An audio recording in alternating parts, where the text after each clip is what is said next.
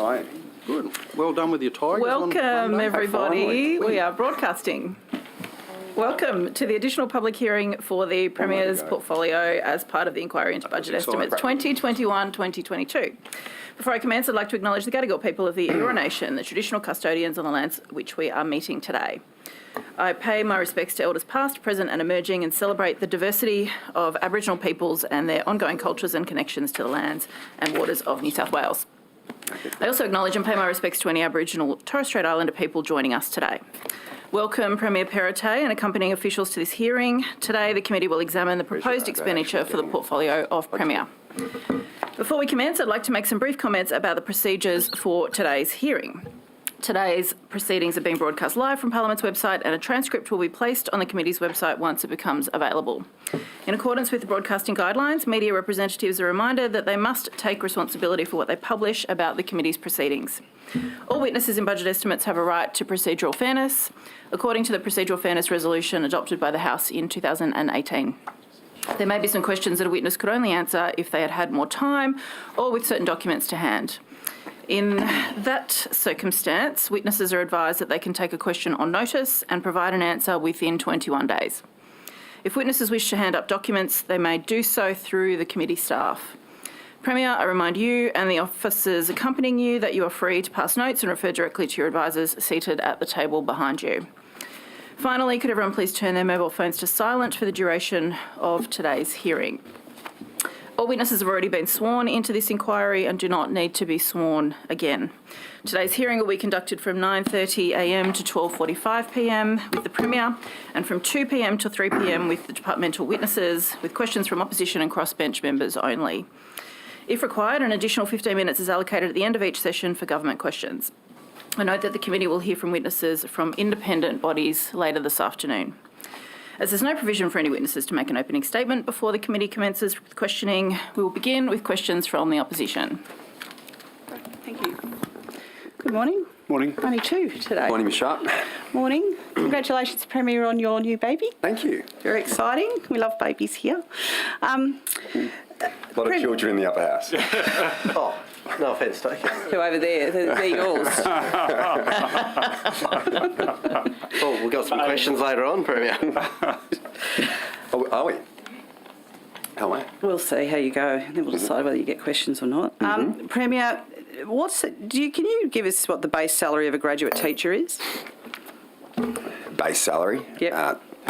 I'd say it's around $70,000. I'll get the $70,000, but I'll get the exact. Yep. No, that's okay. I'm probably in the ballpark there. You are in the ballpark, that's right. And what about a level 1 bus driver? I'm going to go through the entire public service. I mean, I can take them on notice for you, but No, we're just going here. You'll understand why. I can see where this is going. Well, that's great. Well, no, I'm just trying to understand that if you know how much our frontline workers are paid. Yes, I do. Yeah, well, bus drivers, if it's all right, so about $58,000. Yeah. And a hospital assistant grade 1 earns about what? 60. No, how about 50? How do you explain giving every member of your government, except the poor old member for East Hills, a pay bump of between $5,000 and $150,000?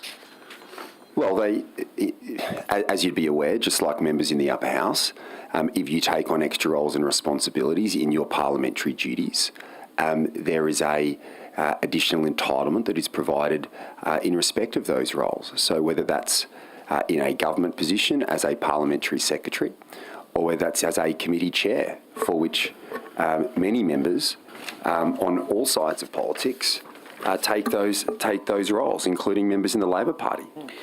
Yes, but Premier, I mean, you've got 62 members. 61 of them have all got a pay rise well and above 2.5%. Is that not correct? Is that not correct as a result of these decisions? Well, you're not comparing.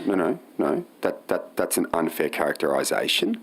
Tell me why. Because the 2.5% pay increase, which occurs for public servants in New South Wales, is an annual increase, not just in the public service, but also with parliamentarians. If additional roles of responsibility are taken on, then they receive additional entitlement. That's the case for parliamentarians. It's also the case for members in the public service in whatever roles they are in. Now, But Premier, just a bit, okay, well, if that's what you want to say, do you believe that it's reasonable then that every single member of your committee, of your government, except of course the poor member for East Hills, gets an extra job?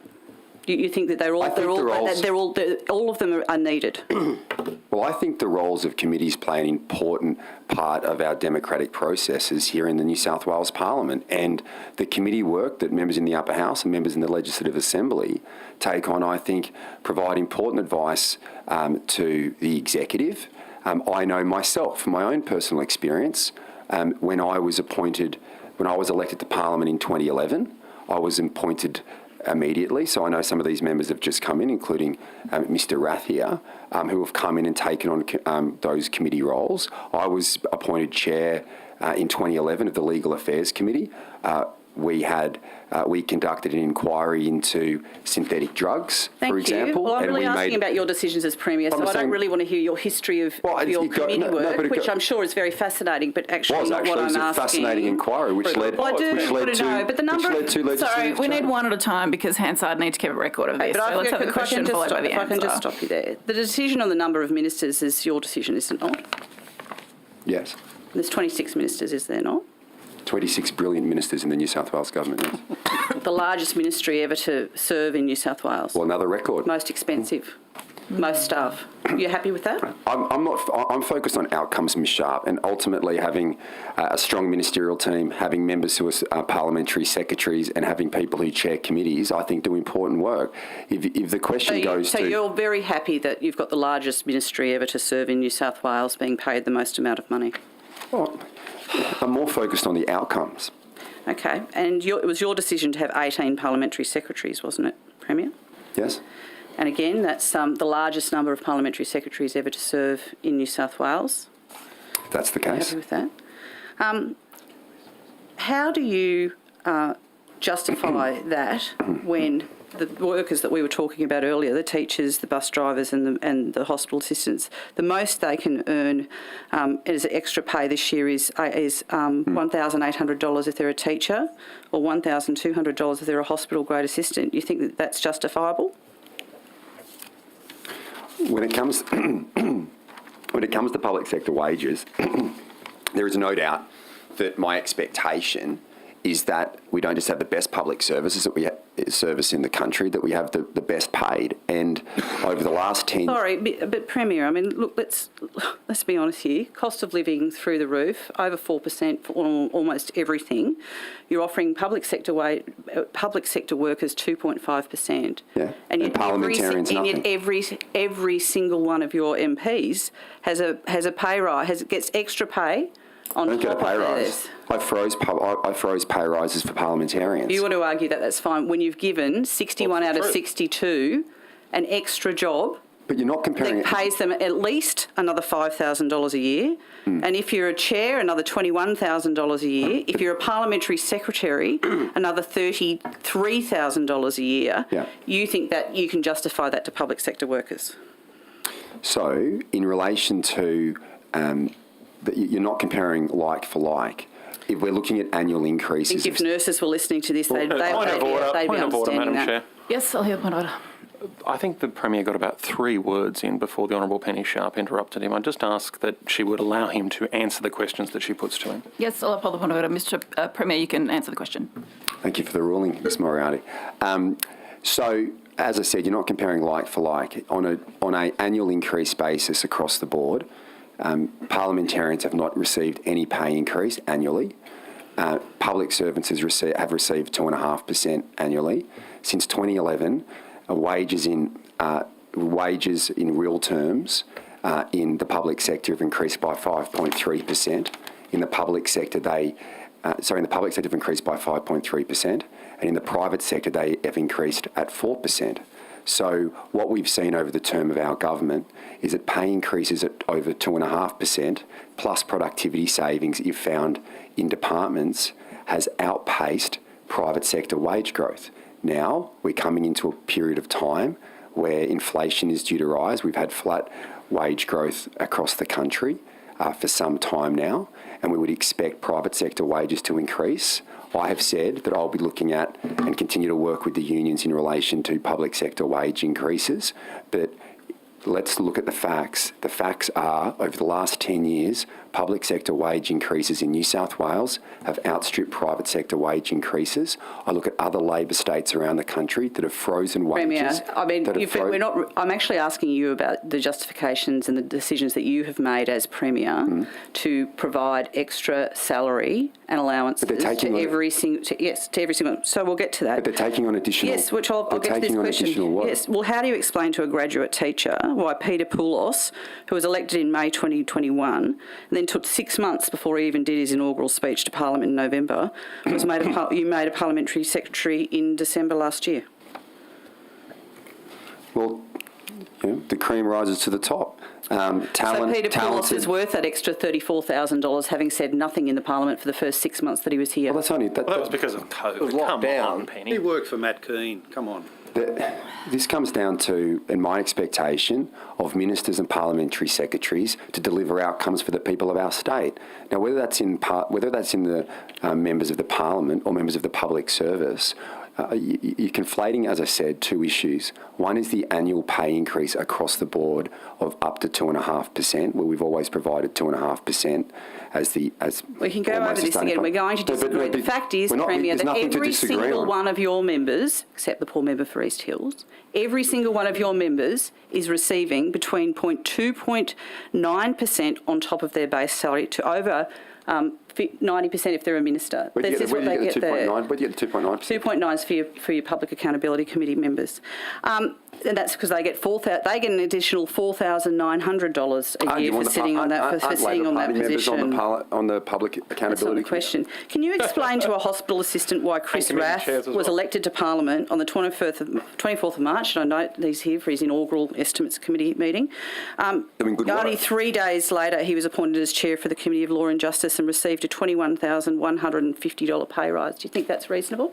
Well, I received, in 2011, I was appointed as the chair of the Legal Affairs Committee, I think in a shorter period of time than that. And that committee conducted important work that led to legislative change in relation to an important issue. Okay, you can just say, yes, you think it's reasonable. That's fine. Just say that. I think it's reasonable. Okay, that's great. Do you? So a level...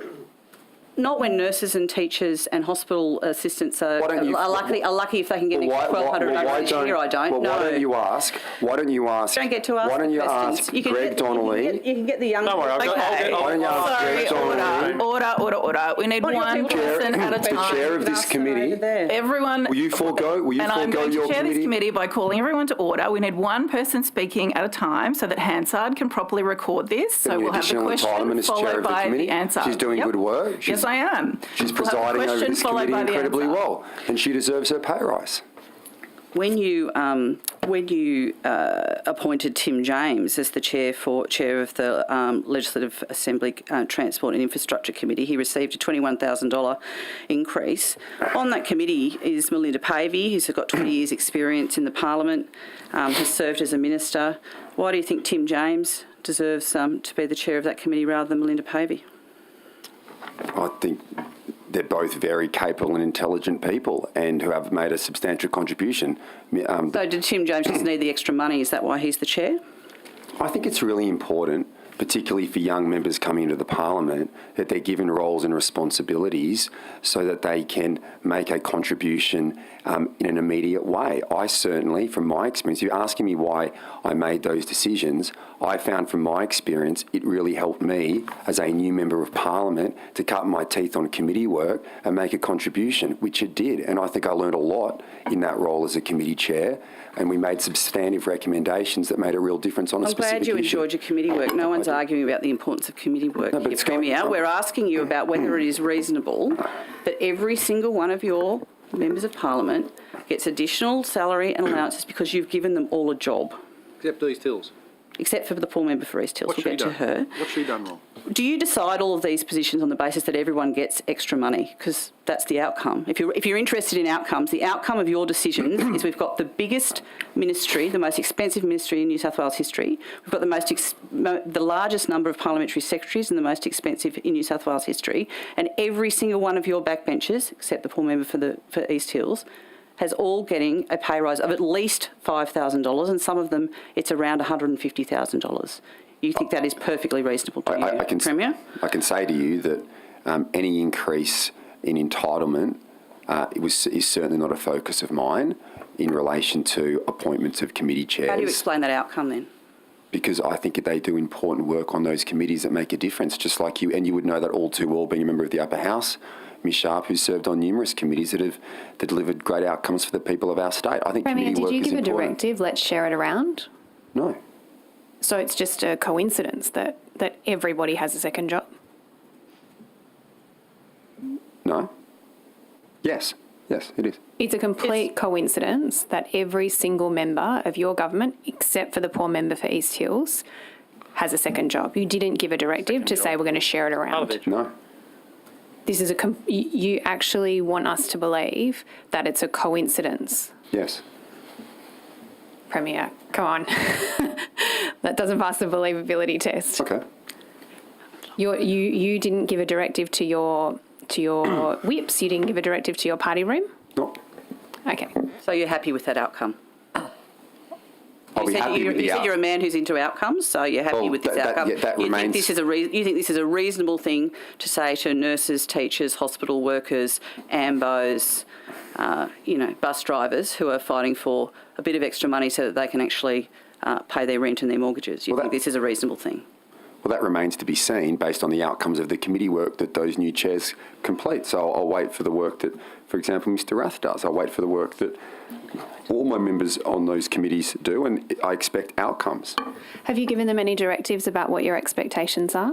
Well, I always spend time with committee chairs to speak to them about what work that they are doing. I ask committee chairs to work very closely with ministers and parliamentary secretaries in terms of lines of inquiry that would provide assistance of public policy development that would make an outcome. I know during so, Premier, your expectation is that they will initiate inquiries within a certain period of time? Well, sometimes, for example, in relation to the time that takes, obviously I would expect inquiries to commence. That's the role of those committees. I know from my... Tim James's committee has done one inquiry in this entire parliament. So just got A appointed. heavy workload. Well, Tim James. That's what I'm saying. If you're saying these committees actually do work, they don't. Well, my experience I'd is like that... to move on, Premier. Maybe Tim will change. I just want to finish Ms Husos's question. I'm comfortable with the answer you provided. I'm happy for us to... Oh, I'm not happy with it because I didn't get a chance to finish it. These guys can mop it up later if you need. No. Premier can answer. Sometimes finding the right line of inquiry may take longer than others, but ultimately my expectation is that the committee chairs work with ministers in relation to those areas which they think would add value, and I expect the committees to do that work and provide substantive recommendations to the government to act on. And that's what I will judge the success in relation to those committees and those members who are chairs of those committees. Premier, why is the member for East Hills, given the largesse and your support of your entire team, all 61 of them, why is the member for East Hills the only member in your government who hasn't got an extra job and extra salary? Well, first of all, I reject the proposition in the question. As I said to you earlier, 61 out of 62 have an extra job. Do they not? Well, that wasn't a focus.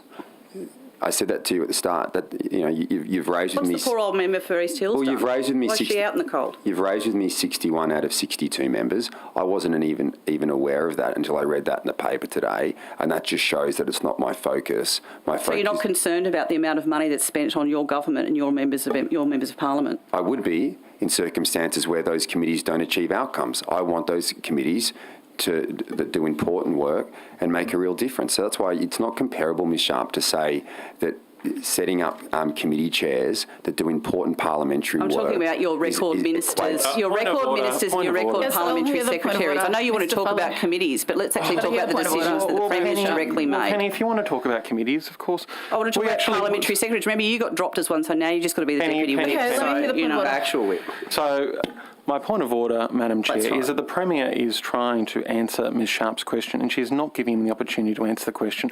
We do allow a bit of to and fro in these inquiries, but allowing the Premier to answer is important. I'd ask you to call her to order. Well, I'm not going to do that. We'll have a question followed by an answer, etc. Thank you. I'd like to move on. Premier, you appointed your cabinet on 21st December last year, did you not? Sounds about right. You've previously said that, unlike Labor, the coalition is not blinded by political and class interests. There's no meaningless quota system to ensure that a cabinet reflects the beautiful symmetry of gender, class, race, age and sexual orientation. Do you still believe that? What eloquent words. Yes. Do you believe that because you've got the largest cabinet in New South Wales history it reflects a strictly merit-based approach from you? Yeah. There's no other factors taken into account? Like what? Well, you tell me. It's your cabinet. Yeah, merit-based. All merit-based. So Yep. there's not a quota for National Party members? Oh, sorry, that's true. Well, it's a coalition, Well, right? So yes. the Liberal Party is Okay. given a certain amount of... Just to be clear, it's all right. If you stand No, by every good, merit-based appointment, that's fine. No, it's just That's fine. it's a bit different, obviously, given our marriage with the National Party. That Some would argue that's a quota, but, that's okay. No, fair enough. Premier, there are 13 Liberal women in the Parliament. Why are only 4 of them cabinet ministers? Well, as I said, I've appointed the cabinet that I believe has the best capabilities of representing the people of our state. Would I like, as I said in the past, that it be a greater representation of women in the cabinet? Yes. Do I think diversity is important in terms of decision making and different backgrounds? I think that makes a real difference, and that's something we can do better on, I'd say particularly in the Liberal Party. So, I've said that in the past. So the 22%, okay, 22%. And Premier, then why is, there are also no Liberal women in senior ministerial roles? Is that correct? No. Please tell me which Liberal woman is a senior minister? Well, how do you describe The senior? ones that get the big pay rise, the ones that basically are earning you're so an focused extra on pay. $157,000. Why are you so I think equal focused pay is on quite pay? important. I think the way that women are paid is quite important too, Premier. Well, you just wanted to kick But a my whole lot. question You just is, wanted to kick you a whole can't lot of them tell off us. committee chairs. Yeah, but sorry, but you, so You've just tell me who your senior minister is. You spent the first Which half Liberal- hour saying all these women shouldn't get pay rises for being Oh, committee that's not true. chairs. Well, you tell me who your senior Liberal woman is who's getting paid as a senior minister. Please tell me. Well, the most senior. There's 2 senior women in the cabinet, and one is Bronnie Taylor, Who's a National Party member. and you the just other one is explained. Sarah Mitchell. But also a National Party. She's also not a senior minister, by the way. There's only one woman in Sarah your Mitchell? cabinet is not paid as a senior minister. It might be a surprise to you. Perhaps you should fix that. Well, I think that's because she's the deputy leader in the upper house. She's so- useless, that's why. Okay, well, now it's time for the crossbench. Ms. Boyd. Thank you very much, Chair, and good morning, Premier. I will just continue in relation to that issue of the number of women in your cabinet. We had a discussion at the last estimate session in November where I was asking about the number of women in your cabinet at that time, and you asserted that you should be judged on your actions and not by what you say, and that we would wait until after the reshuffle. Do you remember saying that? Sounds familiar. So before the reshuffle, women were 29% of your cabinet, and now they're 26%. Do you think that shows that you are committed to increasing the number of women in leadership positions? Well, it's not as simple as that. I mean, let's be fair, Dinkum here. The reality is there are members who are elected to Parliament. I have to make decisions that, in terms of appointments of a team that I believe has the right expertise to take the state forward. I promoted an additional woman into the cabinet from the Liberal Party. The number of women in the cabinet overall has increased. Can we do better? Yes, I've said that. And ultimately, at the last, we had a number of by-elections, and we obviously ran women in those in those seats. Do I think I've always said I think the Liberal Party needs to do better in terms of. Elected. Well, I know. Labor and blokes. Okay, no, I'm not ordering. No, but the point is, I'm not arguing the point. The point is, yes, we need to do better in relation to representation of women in the cabinet. Okay, so of the top 10 most senior ministers in your cabinet, only 2 are women, and they're both nationals, as we've just covered. And of the 10 least senior ministers in your cabinet, 4 are women and 3 of them are Liberals.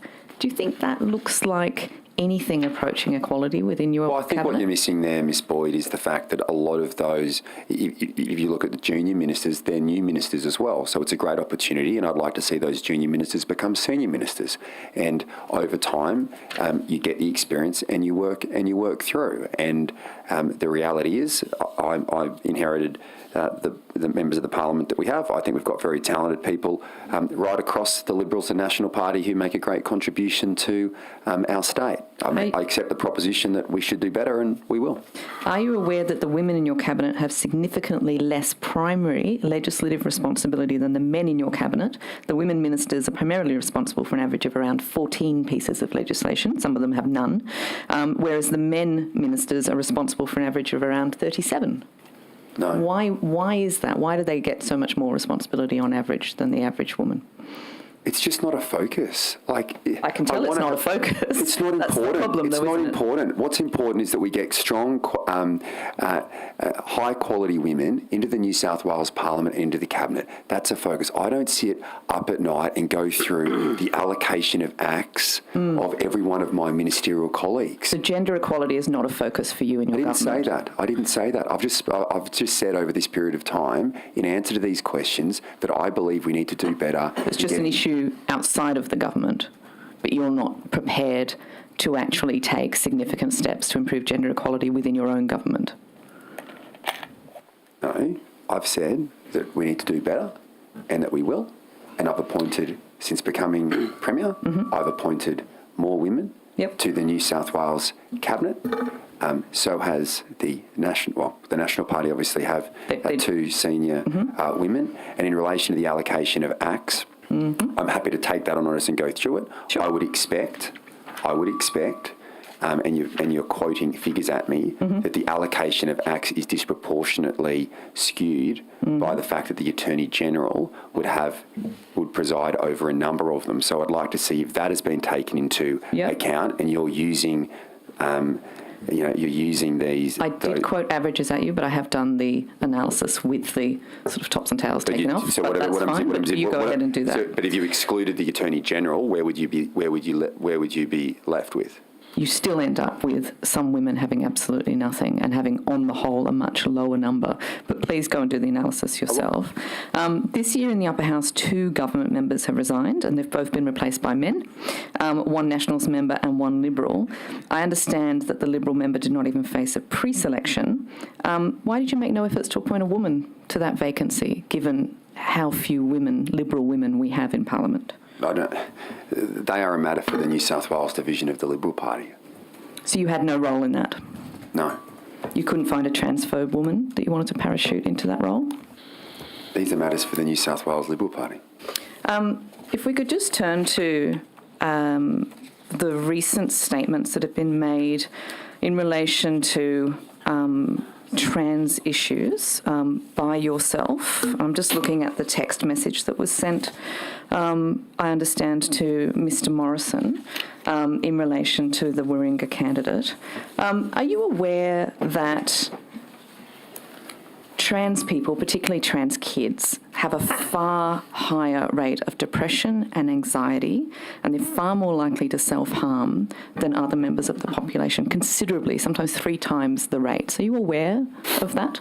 Well, I'm not across that exact figure. What I will say is that I'm certainly aware of the sentiment towards those statistics, and that's why I made it very clear in my statement yesterday, or the day before, whenever it was, that these matters are obviously delicate in nature and need to be dealt with sensitively. And we should be able to have discussions in our country on sensitive issues, but it needs to be done in a way that brings people together. Are you aware that in the last few days, organisations like ACON and 2010 have seen a real spike in the numbers of trans people who are incredibly distressed, contacting them for help? Well, I think that's exactly why, if those figures are true, that any debate in areas of sensitivity, particularly, as you say, in areas where you're talking about mental health issues for young children, that when there are these debates, which are important to have. Sorry, are we debating someone's existence? Is that what you're saying? Or are we What sensitive issue are you referring to? Well, I think that when you're talking about views in relation to women and sport and those areas where people may be transitioning, particularly at a young age, that they are delicate issues that need to be dealt with in a sensitive way. And that's exactly what I said. So you said in one of the news reports that you support girls playing girls, but the Sports New South Wales webpage literally has a photo of girls and boys playing together, as is common in our schools, as you would expect. Are you saying that all sport needs to be segregated? Where are you going with this? We're talking about competitive sport. Competitive sport. What evidence is there that you are aware of that there is a problem with trans women in competitive sport? What evidence is there? There has been a number of cases. There has been anecdotal evidence of this. Anecdotal evidence. Well, right. there's a case in the United States. Oh, in the United States, right. Are you aware that the actual statistics that are taken from people in Australia shows that this is just not an issue and that competitive women athletes do not view this as a concern? This is an absolute furphy. There was a famous swimmer, I think Emma McEwen, was out this morning raising her concerns in relation to this issue. So what I'm saying, Miss Boyd, is that so you want an example of someone. There's a professional swimmer out today who was won medals for our country. I'm sure we can find a person, but if we look at the Australian Human... I just read it in the newspaper this morning. Sure, that's okay, but let's look at some evidence. So the Australian Human Rights Commission put out guidelines for the inclusion of transgender and gender diverse people in sport in June 2019, and they say, quote, "There is no evidence of a person transitioning in order to gain a competitive advantage.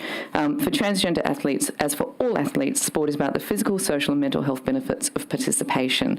This is an incredibly overinflated issue that is damaging the mental health of young people who are doing nothing but seeking to present themselves as who they are. Why would you stand on the side of the transphobes on this issue and sell out the tens of thousands of trans people in New South Wales who are looking for support? I think it's a really unfair characterisation of my statements.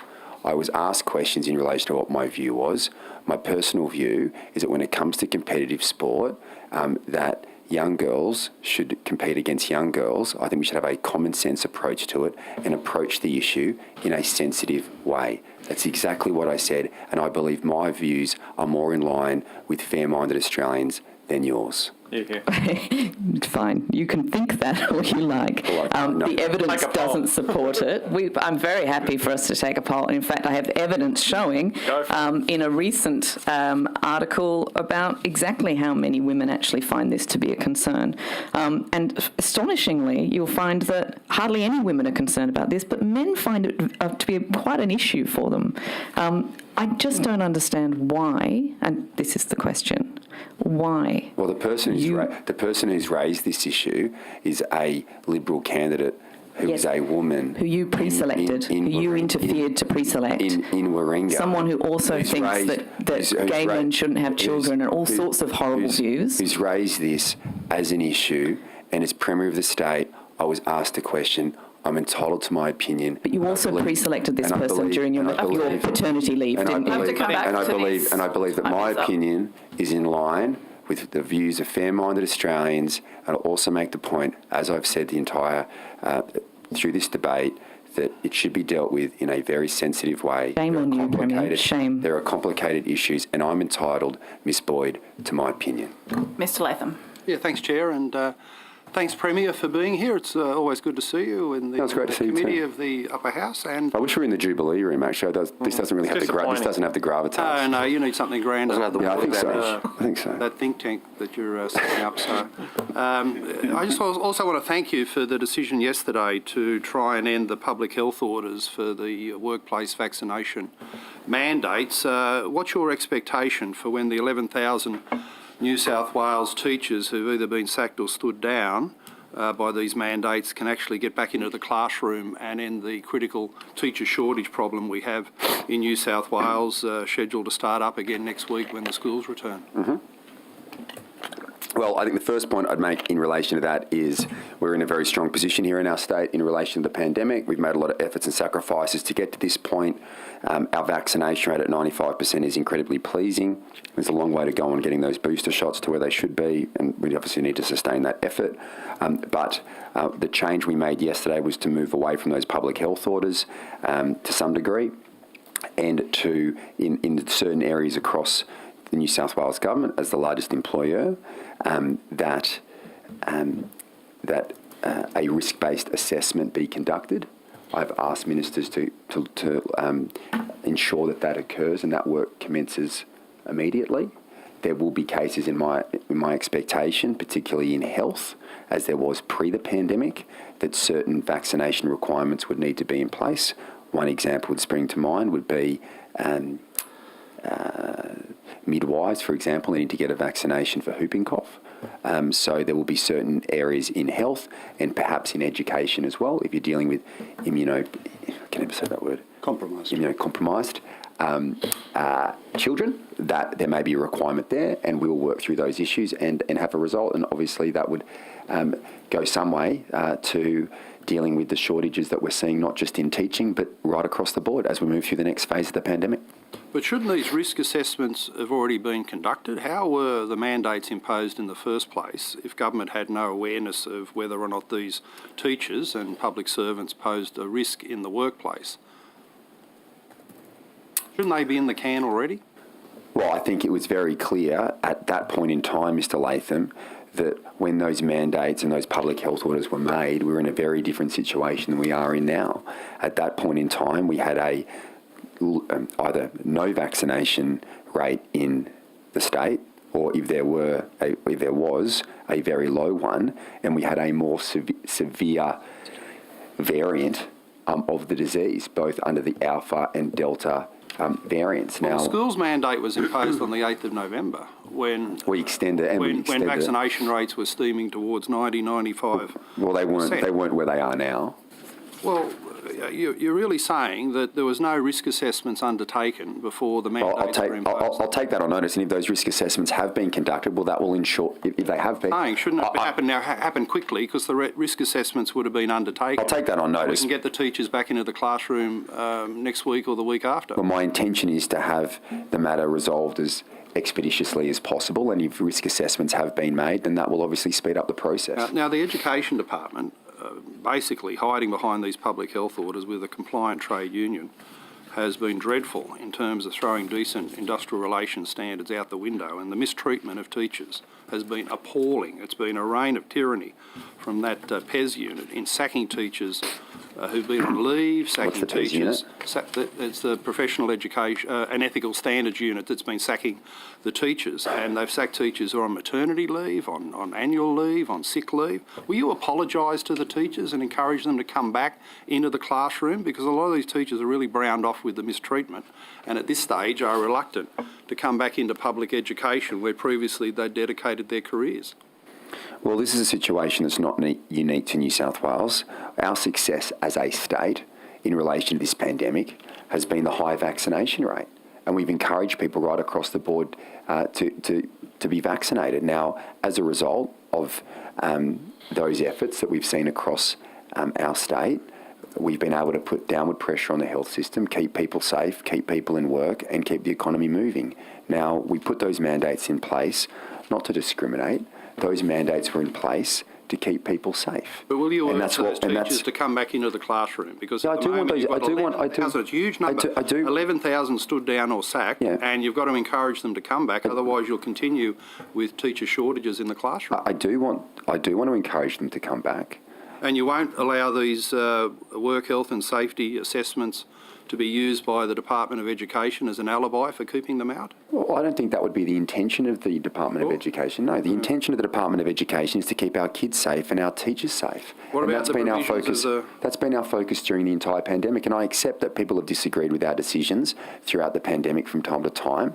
That's just part of life. We're making a number of decisions, and our focus has always been keeping people safe and keeping the economy moving. And in the main, I think we've got it right. Now, I know you disagree in relation implementation of mandates, but I think where we sit today, we're in a very strong position to shift to more of an occupational health and safety approach. To end the mandates, I'm just wanting to make sure other provisions aren't used as an alibi for keeping them. The risk assessments, the Teaching Services Act, that won't be used as an alibi, will it? There's a determination that's been made by Secretary Harrison that's to be reviewed in July. Will you bring that review forward so teachers can actually get back to the classroom before July? I'll take that on notice. I don't know about that. And what about employment contracts and policy in the public sector in general? There's reports that the new employment contracts require COVID vaccination. Again, a mandate by another means. Will you ensure that if you're trying to lift the mandates that you don't have an employment policy of that kind? Well, that will be a matter just in a similar vein to health and teaching,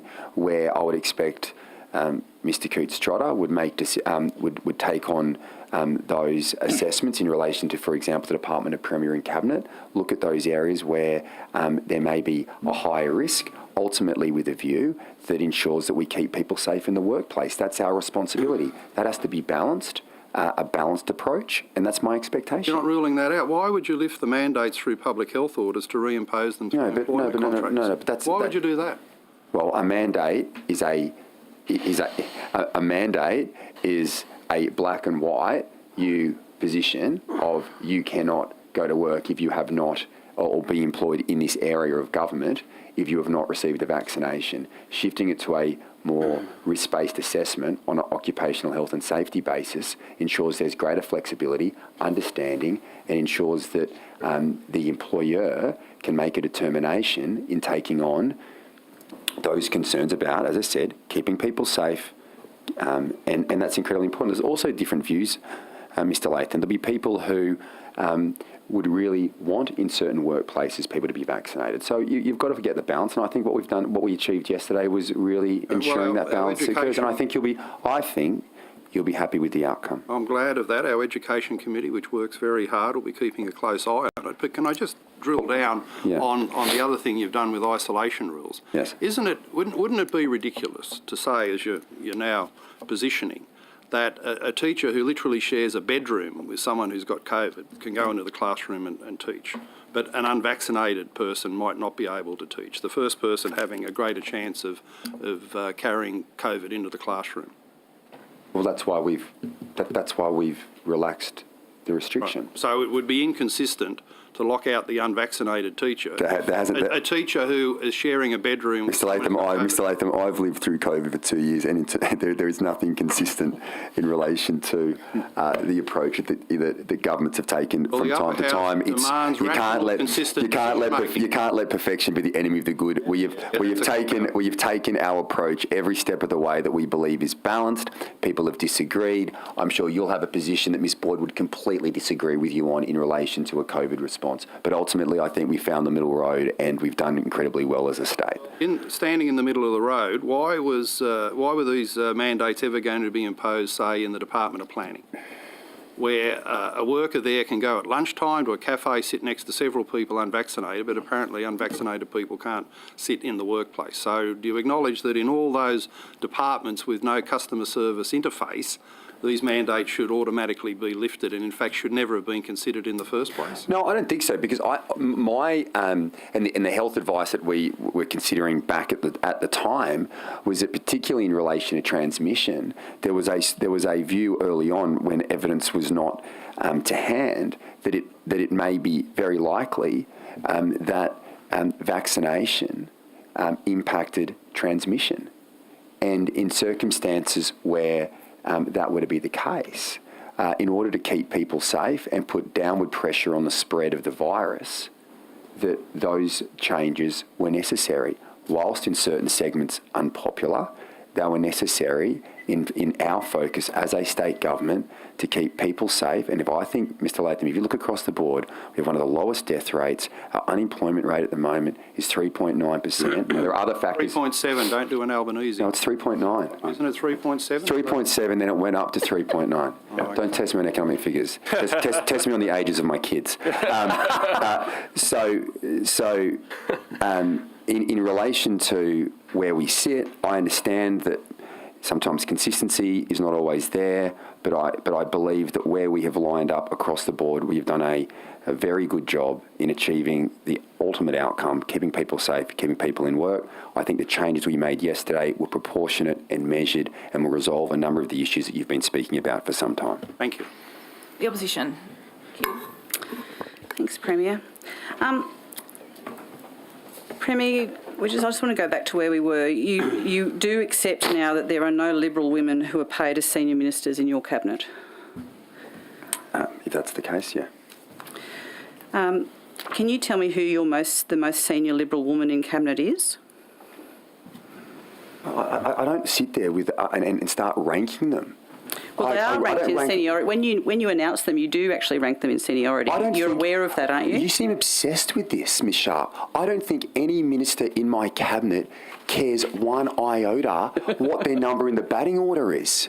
It's not a focus. Okay, so all right. Well, I might ask Natalie Ward whether she's happy that she's 15 out of 26 and she's the most senior woman. We're focused on the people of our state. Whether it's a roads minister, a planning minister, they're all important ministers in the government. I don't sit there and go, well, actually, I'll put this person here because of where they sit on a numerical listing. Yes, but Premier, you Just accept that there are structures in the government that differentiate between ministers, that in the list that you released, that was drafted by you, it announced the seniority of ministers, and the top Liberal woman is at number 15. Do you accept that? Well, I don't see it that way. Okay. So why don't you pay Liberal women at a senior ministerial? One hand you're saying, why are you paying people being committee chairs, women being committee chairs? Now you're running an argument that you're saying I should give pay rises. No, Premier. Your decisions, Premier, let's be very clear. We are asking why you decided that everyone deserves an extra pay rise. Every one of your team deserves an extra pay rise, but there's except for the poor member for East Hills. But at the same time, the line for the day. You can't find a single Liberal MP to be a single female Liberal MP to be a senior minister. Well, I very much appreciate your concern in relation to this matter. I don't believe that any minister in my cabinet, man or woman, is focused on those issues. They are focused on the people of our state.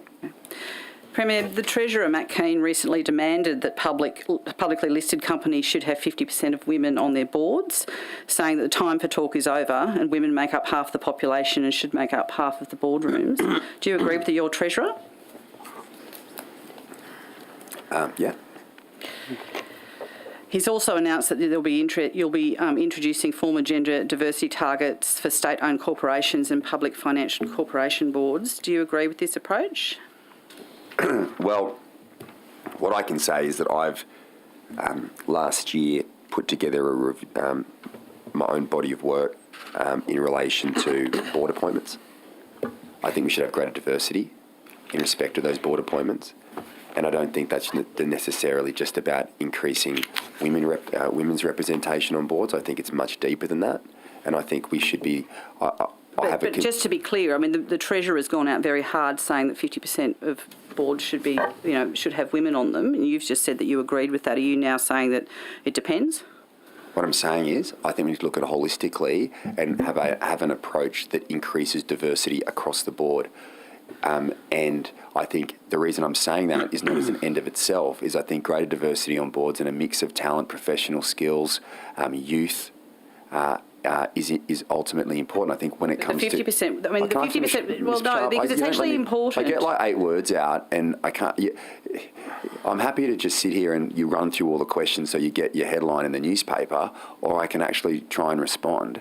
What I'm looking at in relation to overall board composition is a move away from just the same old people blowing their hands up every time to be on government boards. And I think we need to look at doing things in a more expansive way. And that's what I'm looking at. Now, Matt, the Treasurer, is obviously focused and he's got strong views in relation to female representation of boards. I appreciate where he's coming from.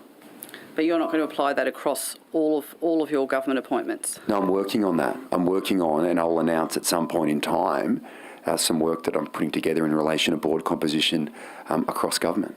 You might have to take this on notice. Can you tell the committee currently how many women chair New South Wales government boards and committees? I'll take it on notice. And are you able to also tell us the percentage of board members that are women? 47%. That's pretty good. Yeah. No, that's 47%. Yep. How good's that? So Well, we're already there. It's a start, but it also... We're already there. Oh, if you're saying that that's the case, well, I don't think that's what we're going. 47%. Do you That's got to be a record. I'd like to see any Labor government in the country that has 47%. Was able to provide that important thing. Can you let me finish asking the question, which is we asked you? We just didn't like the answer. No, I love the answer actually, because some of us actually think this is important. Yeah, 47%. Clearly at 47%, we do too. Yeah, well, that's right. Well, can we also get that provided, please, by a breakdown by the names of the committees and by the boards and committees? Because as you would also appreciate, Mr. Cootes-Trotter, there is a lot of variance. There are some committees where there are no women. Happy to take that on notice, Ms Sharp. Sorry, Premier, are there any government boards where there are no women on them? Perhaps Mr. Cootes-Trotter we'll might take have- that on notice, but at 47% as an overarching figure, that's very positive. I accept that it's positive, but I'm wondering, Mr. Cootes-Trotter, do you know if there are any government boards that don't have women on them? I'll take it on notice so I make sure I'm accurate. I think the answer to that is no, but I will take it on notice. Okay, thanks very much. And you'll be able to provide a breakdown of the number and then number of women? Yes. Yes. By what? By every board? Yes. Okay. You seem to think that it's important, Premier. I do. Well, good. That's good. I've just got one more. Minister, do you think it's reasonable that every government board should have at least one woman on there? Sounds reasonable. Okay. So that would be a target, you would say, that having just one woman on each government board would be a target? That's a target that you would accept? That's your definition. Well, I'm asking you, do you consider that saying there should be one woman? I think that we should have greater diversity on boards as much as possible, because that brings a level of experience from people from different backgrounds that will ensure that we get, I think, the best outcomes, particularly with our state-owned corporations. So that's something that I'm focused on. That's why I've launched that work last year, and I'll be announcing something shortly. And it's great that after a decade in government that you are finally doing something about this, Thank Premier. you. But I'm interested to know then, if there's a target of one woman on each board, then why not 50% of women? 50% of boards should be women. Oh, you just said that. No, I said, is it reasonable for there to be one woman on every government And I board? said that's reasonable. Okay, so why isn't it reasonable that 50% of them should be? Well, 47% at the moment. What about 47%? Okay, great. So why not 50%? Keep using that life raft. Well, it's a pretty good answer. It's not a life raft, it's fact. Well, it's been a surprise to all of you. You've obviously been paying attention. Well, no, because we take it seriously, Ms Sharp. And that's why, but it's, as I said to you at the outset of the Premier, question. I asked you a question. Janice, Do you think Miss- it's reasonable for then government boards to have 50% women? I don't think you should focus on that being the level of success in of itself. It may be the case that you could have a board with 100% of women on the board, and that could be a very good thing as well. So the fact that we are sitting on 47% across the board is a positive thing. I've said from the start, can we look at things in a way that brings greater diversity, and that's exactly what we're doing. And I look forward to reporting on it. And I think based on your interest today, that you will as well. But there's plenty of research, global research, that shows that a minimum of 30% then of women on a board actually makes a difference. Will you commit to 30% of We've got women? 47%. Excellent. I don't want to go backwards here. But why won't you commit to a figure then, Premier? You said one, but you won't commit to I think 50%. you'll see when we release the work that we're doing shortly, that you'll actually be quite impressed with it based on your line of questioning. But it won't just be focused on women representation on boards. It will be focused on greater diversity across the board. Excellent. Okay, so Premier, does that mean that you will extend those to your own parliamentary party, those targets? It's not a target. It's a focus. Okay, but Minister, you're saying your Treasurer is happy to lecture the business community. Yeah. You're saying that government boards, you're looking at a different way of appointing women. Why won't you do that then for the representatives of the community in this parliament, in this place, that are making laws? You yourself just said that greater diversity brings better decision making. That's why I'm working. Why won't you bring targets for the Liberal Party to bring more women into the Parliament? That's a matter for the Liberal Party. Well, no, you're the Premier. You're the one that just wanted to say that you had female candidates in 3 seats in by-elections. Well, they're doing better. And you had 2 blokes. And so why won't you commit at the next election when you're Premier to having targets? Why don't you focus on the Labor Party and We don't need your... to. We don't need any We've got focus, 50%, Premier. thanks. We actually don't need to. We've done that work. Congratulations. Well, you haven't And got we did many it 20 women in years the upper ago. house. Premier, I'd like to know whether you're going to do it now at the next election for your candidates. My focus on the next election is on the people of our state and making sure that we have as much diversity as possible within our parliaments. I think that makes for a better parliament. I've said that's a focus for us. I think the party has demonstrated, particularly at the last round of by-elections, that they are taking that seriously. I think that's positive. And what I will say in relation to representation on boards is that you will see greater diversity. And I think if you look at that 47%, we should also, Mr. Kootstrotter, get some information in relation to how that has increased over time. It'd be very interested to see what the percentage was back in 2010. I'd also like the breakdown of those that are paid and those that are not. Fair enough. I'll take that on notice, Premier. Thank you. Thank you. We'll get you both. We'll get you 2010 and we'll get you 2022. And Premier, perhaps you can provide us the proportion on Treasury boards? Well, that's part of it. Excellent. Because you were the most recent Treasurer who was appointing them to government boards, is that correct? Yeah. Okay, so while you were Treasurer, how many, what was the breakdown? I'll take that on notice.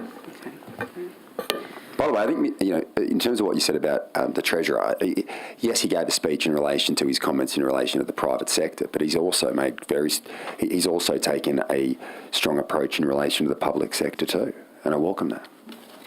He did take the female board chair of Sydney Water and replace it with a man. But that's just one That's example. okay, Premier. We'd like to move on. That's just one example. Have you spoken to the member for Kiama since the criminal charges were made public? No. You haven't spoken to him at all? No, I texted him. I tried to contact him. But you didn't actually speak to him, but you texted him. Did you text him to express the view that he should not be in Parliament? Yes. And you've obviously made it clear that that was the case and were seeking to expel him. He's been suspended. No, I didn't say expel. I said removed.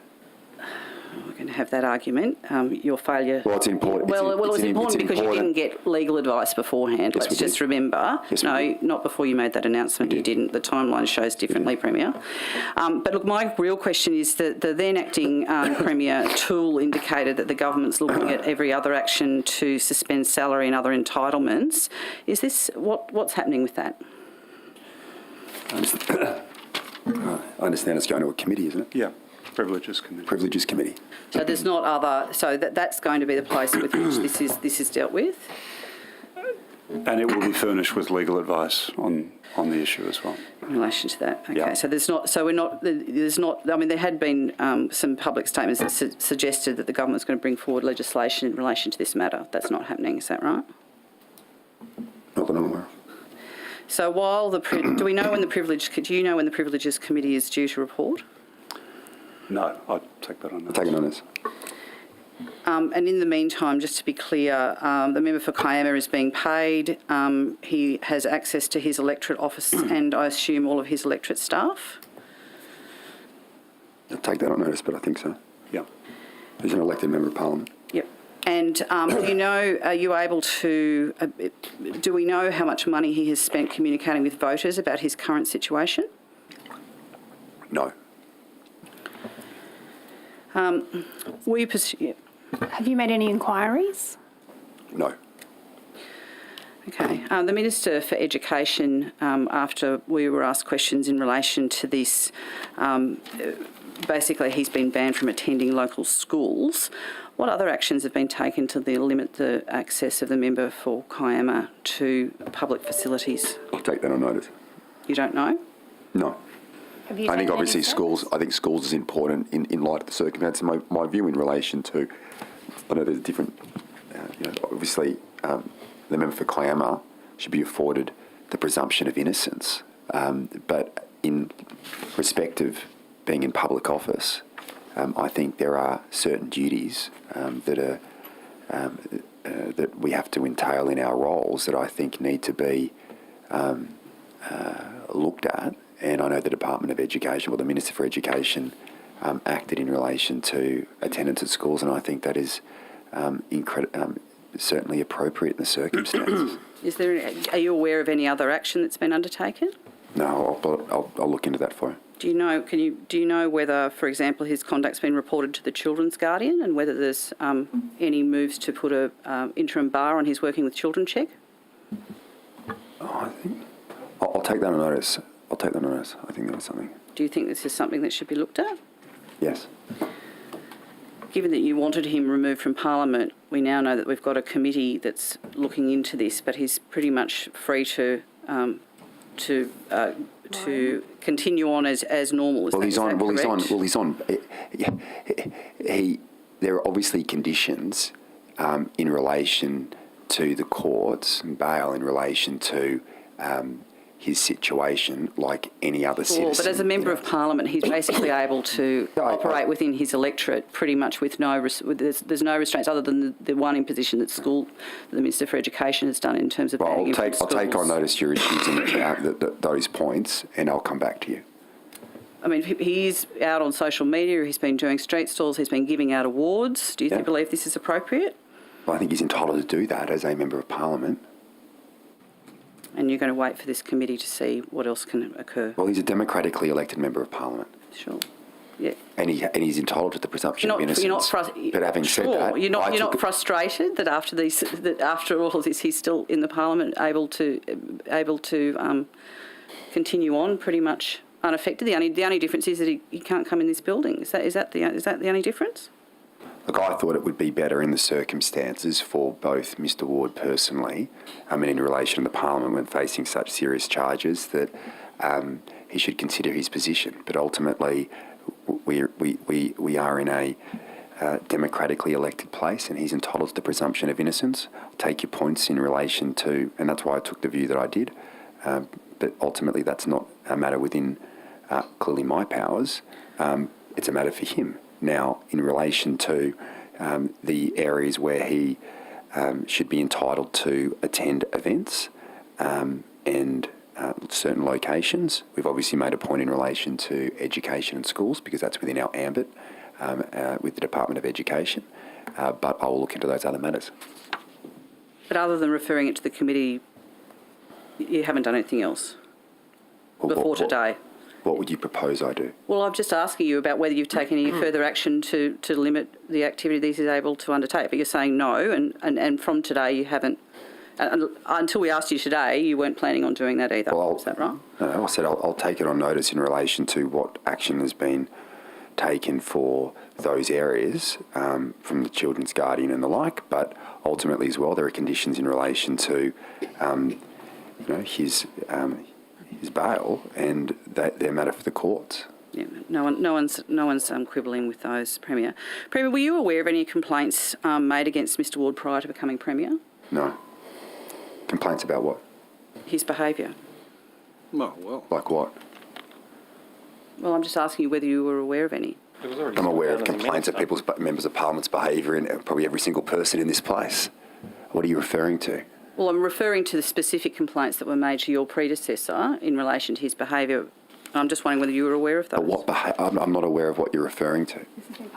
It's been publicly reported. But wandering around King's Cross in the Nicky Noodah, knocking on family doors. No, that's not what I was talking about anyway. Well, it's okay if you're not aware of them. If you're not aware of them, you're not aware of them. I'm aware of what I may have read in the media, but that's it.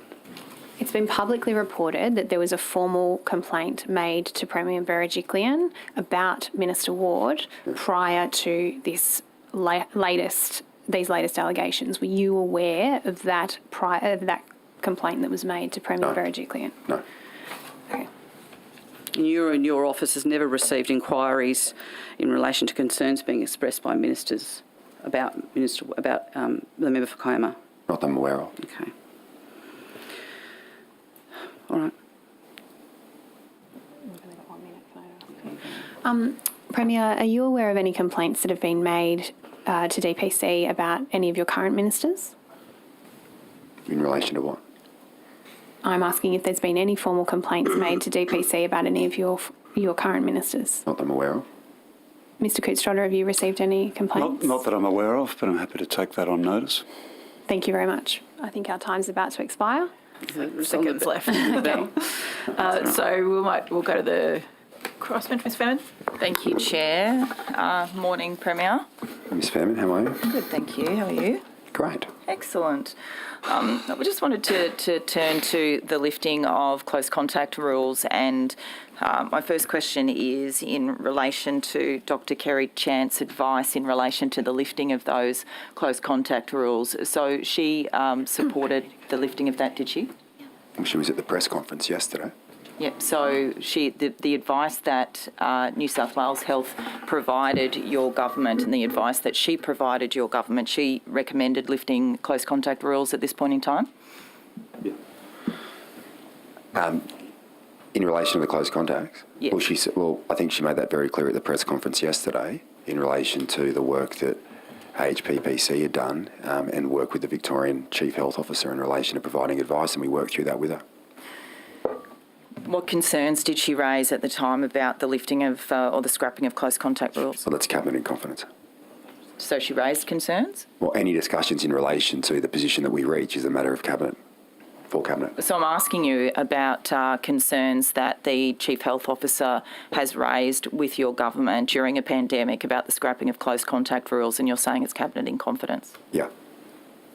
So she's coming out and standing with you beside a press conference. Did she say, for example, that masks should continue to be worn? Was there anything that you would care to tell the public that she did advise you during that discussion, other than the sanitised version that was agreed that she could come out and talk to the cameras about? Well, through the entire pandemic over 2 years, the COVID and Economic Recovery Committee and previously the Crisis Cabinet would receive health advice in relation to the decision-making that we made.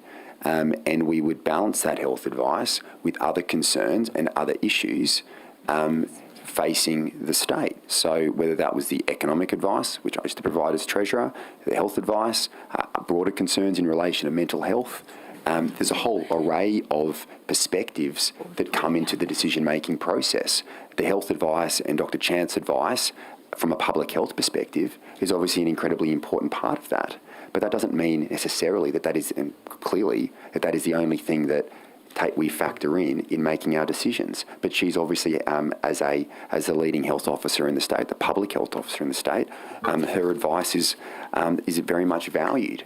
It is valued, Premier, but what is the reason to keep it from the public during a pandemic? Well, it'll probably end up in an SO52 at some stage, won't it? But why wait for an SO52? I mean, because Cabinet needs to make decisions. The whole purpose of Cabinet is that we receive frank and fearless advice from our public servants in relation to reaching a decision. Now, that system is undermined if Cabinet cannot be in confidence. So it's incredibly important to instill public confidence that those matters remain in confidence. But what you did see yesterday was a press conference in relation to the easing of restrictions in this state. And Dr Chant was present at that press conference. Not only did she speak to the easing of the restrictions in relation to close contacts, but she took questions. And what? And the position that we took is consistent with the advice from AHPPC. So what the AHPPC, as I understand, also suggested potentially to continue encouraging people to wear masks. Is that correct? Well, that advice would be cabinet in confidence. Premier, you're suggesting seriously that I'm asking you whether the AHPPC has recommended wearing masks or whether Dr Kerry Chant has suggested recommending wearing masks. You're telling this estimates inquiry hearing that it's cabinet in confidence. Yes. During a pandemic. You are not going to say whether the two bodies that are advising you in terms of public health orders and whether masks should be worn to contain the spread of COVID at this point in time. You are not prepared to release that advice. No, but the position we came out, Ms Fairman, yesterday, the policy position that we came out with yesterday in relation to close contacts was that the guidelines that are subject to the public health order... Which is largely based on an economic imperative. But face masks are required, and certain settings are to be excluded. So aged care, disability care, correction facilities, you are unable to attend if you're a close contact. Just so that the public has is able to be satisfied that this is based on public health advice as well. Is that what the advice you have received says? Does it stop at aged care facilities? Does it stop where you have just suggested? Or would the public health advice suggest it goes a bit further? But the position in relation to face masks that came out of yesterday's decision was that face masks are, as part of the guidelines subject to the public health order, are required in indoor settings for close contacts. So I don't see how further she could... But that's the compromise position, isn't it? From what? From the advice that was given to you by New South Wales Health and Dr Kerry Chant in relation to masks. The question is, was it a compromise position? Have they suggested or recommended or advised that mask wearing should be more comprehensive than what you announced yesterday? But how could it be more comprehensive? Because face masks... That's the question I'm asking you. You can clarify it if you wish, Premier. The advice that you received, has Dr Kerry Chant and her public health officials suggested to you that mask wearing should perhaps be widened beyond what was announced yesterday? It's a simple yes or no. If it's no, fine. I'm seeking information for the public. No. Okay, so it hasn't recommended anything further? In relation to face masks? No. Okay. That's, thank you for clarifying that. We could have done with that minutes and minutes earlier. It's a good build-up. Minister, I wanted to turn to the issue of nurses' pay and conditions and pandemic bonuses. It's been nearly 2 months since you promised a pandemic bonus for nurses, and you stated at the time at a press conference you were asked this question. You stated at the time that the New South Wales Treasurer is working on something. When is that something going to be produced? My expectation would be prior to the budget, part of the budget. Wonderful. So nurses and midwives who are currently struggling through, continuing, as you're well aware, through this pandemic, the budget is in 2 months. 2 months' time, and they may get something then in the financial year beginning July 1st? Well, I've made it clear they will. So that's a pandemic bonus, or just their CPI pay rise? Well, I've met with or below CPI. We've got a minister. I think it is. Well, yeah, true.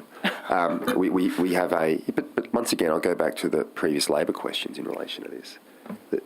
There is, since the federal budget and the updated economic forecasts in relation to inflation and wage price increases across the state and the country, particularly over the next 2 years, is a challenge facing cost of living pressures right across the board.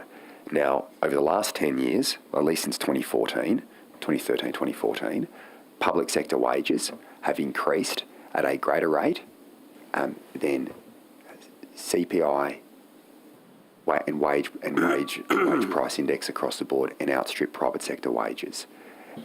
Since 2011 to today, real wage increases in the public sector have been around 5.4%. and at 4% in the private sector. Now, in relation to the negotiations on those sectors, I do want our nurses to be well paid, just like I want all our public servants to be well paid in this state, and I'll work through those issues right across the board. Ms Sharp asked questions earlier on about teachers' pay, about transport workers' pay, and I accept the sentiment and the proposition in the question that we need to do what we can to ensure that we have the highest paid public servants and ensure that we have a fair system in place. Now, obviously, that has to be balanced against the challenges from the budget position. As you'd be aware, since the pandemic, we've invested $46 billion in our pandemic response in order to keep people safe, in order to keep people in work, in order to keep businesses open. In context, that's if you go back a couple of years, that's half the size of an annual expenditure in a budget alone just on COVID expenses. Now, I made the decision when I was former Treasurer to put a pause on public sector pay at a time when 270,000 people lost their job. It was an unpopular decision. I did say at the time that as soon as we could get back to 2.5%, we would. We brought that forward ahead of expectations based on where we sat economically. And once again now, I've said that I will do whatever we can to provide that extra support. I'm working with the unions on it. I've met Brett Holmes. I understand his concerns. I know that we're working with other unions as well to ensure that right across the board, that support is there. And I also make this point, at 2.5%, there's no other jurisdiction outside Queensland that has pay increases for public servants at 2.5%. No other jurisdiction. So we're at the highest point now compared to every other state. Now, that's for comparison, but where we can do more, we will. I'm working through it, and as soon as we get to a landing, we will announce it. Mr Latham. Thanks, Chair. Premier, here this morning and elsewhere over the last couple of days, you've repeatedly said that in competitive sport, biological girls should compete against biological girls. Can I draw your attention to the recommendations of the Upper House Education Committee, a recommendation supported by Mr Farlow? Where's I knew you were going to do that. Catherine Cusack from your government? Name yeah, the shame. committee, yeah. But you're doing good work. Yeah. Well, you've got to support more of it, yeah. With the chair? Great chair. And also Ms Housos. Do you believe that chairs should be paid for the extra work that they do? Well, I work very hard, harder than any other chair, so I'm happy. Well, Ms Moriarty, do you believe in the proposition that Let chairs... Mr Latham continue with the question, do you believe in the proposition because Ms Sharp's arguing against your financial Latham support? has the call. But Mr Premier, you're not back in Ministers, 2011 when most you're asking the parliamentary questions secretaries all on on the you, committee. Premier. You're supposed to answer the questions. So, and if you're so supportive of our committee and the good work we're doing, why is it, with the support of 3 members of your own government, we made a recommendation, I quote, in school sport, once students reach high school year 7, they should not compete outside of their biological gender. This policy recognises the strength advantages teenage boys develop over girls, and the government response is not supported. So why aren't you supporting something that publicly you say you do support? Can't work. Number 8. Ben Fordham quoted it to you this morning as well, so it should be top of mind. Where did you get that from? He got that from going to the website, undoubtedly. Known for his research. They get well paid for research too.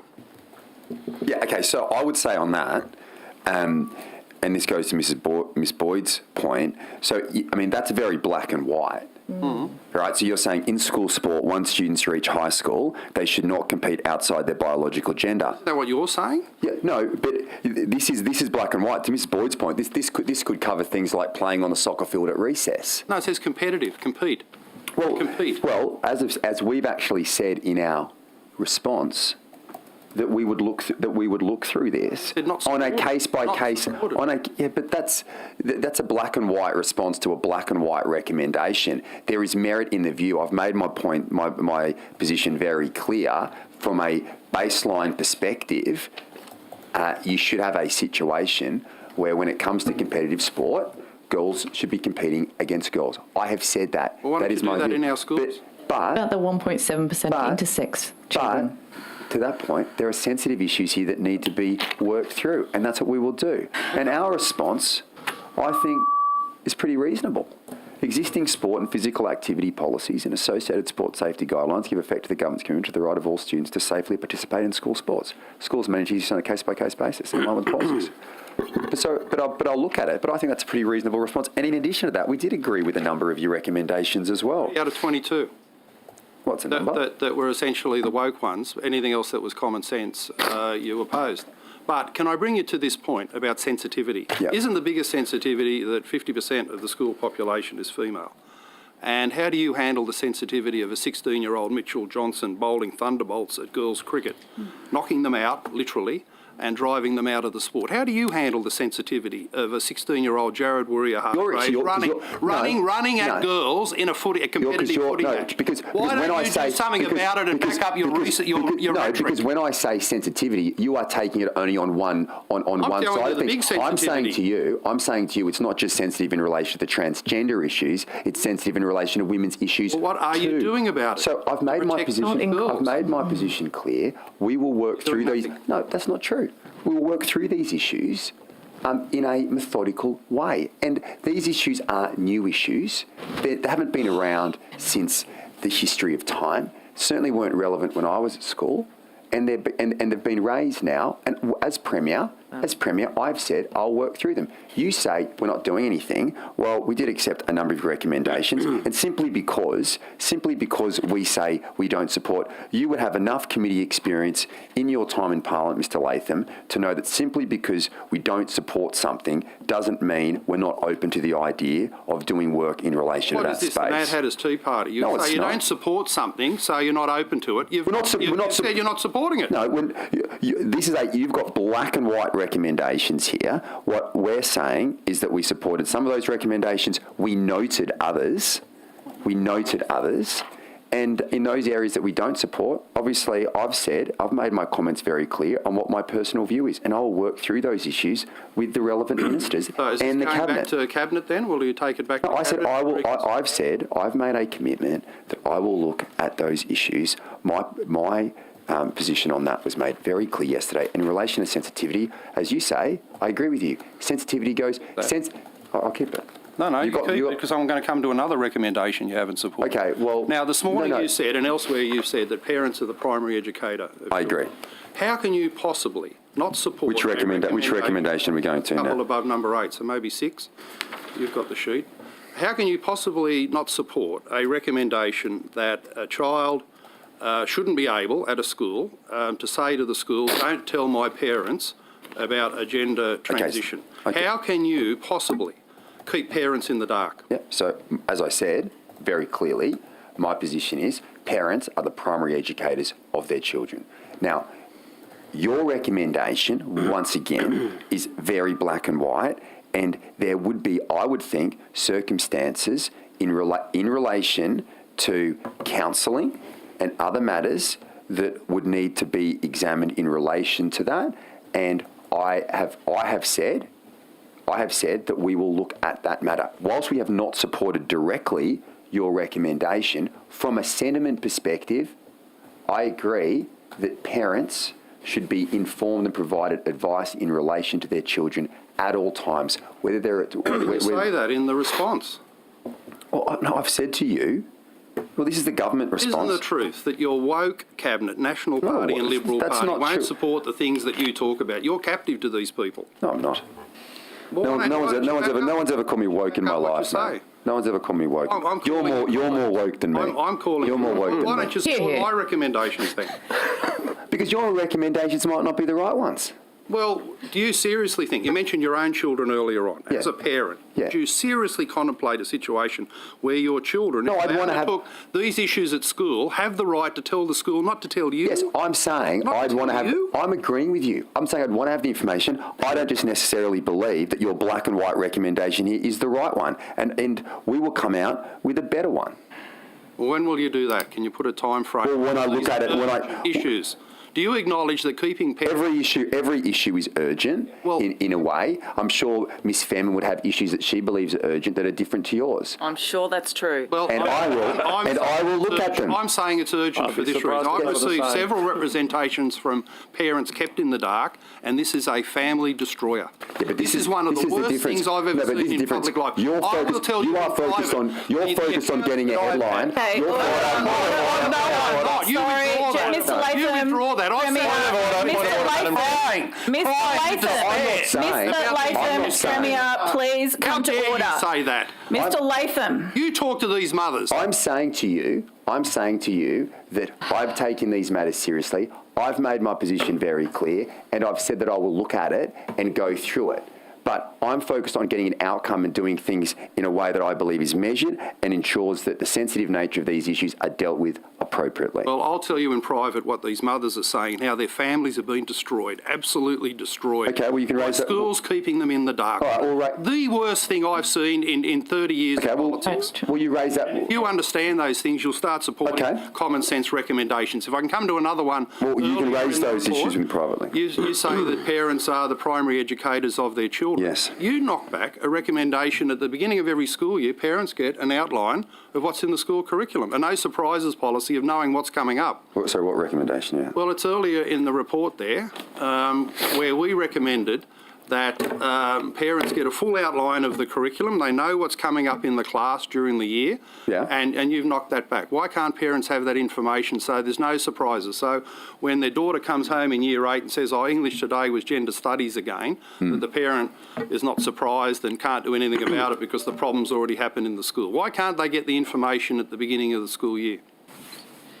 A review in relation to the curriculum here in our state. Knocked it back. Yes, but no, hold on. But we're systematically working through a review and the implementation of those of that review. Now, in respect of K1 and 2, so those early years, as you know, we want a greater focus of going back to basics of numeracy and literacy, a greater focus on phonics, and I think this is an absolute step in the right direction. Answering the question, why can't parents have an outline of the curriculum at the beginning of every school year? Well, I'll take that on notice and raise that with the Department of Education. There may be merit into the reasons as to why, and I'll look at it. Okay, so it's 10:57. We're actually due to have a break at 11, so we'll break now and we will return at 11:15. Thank you, everybody. Why are you so upset?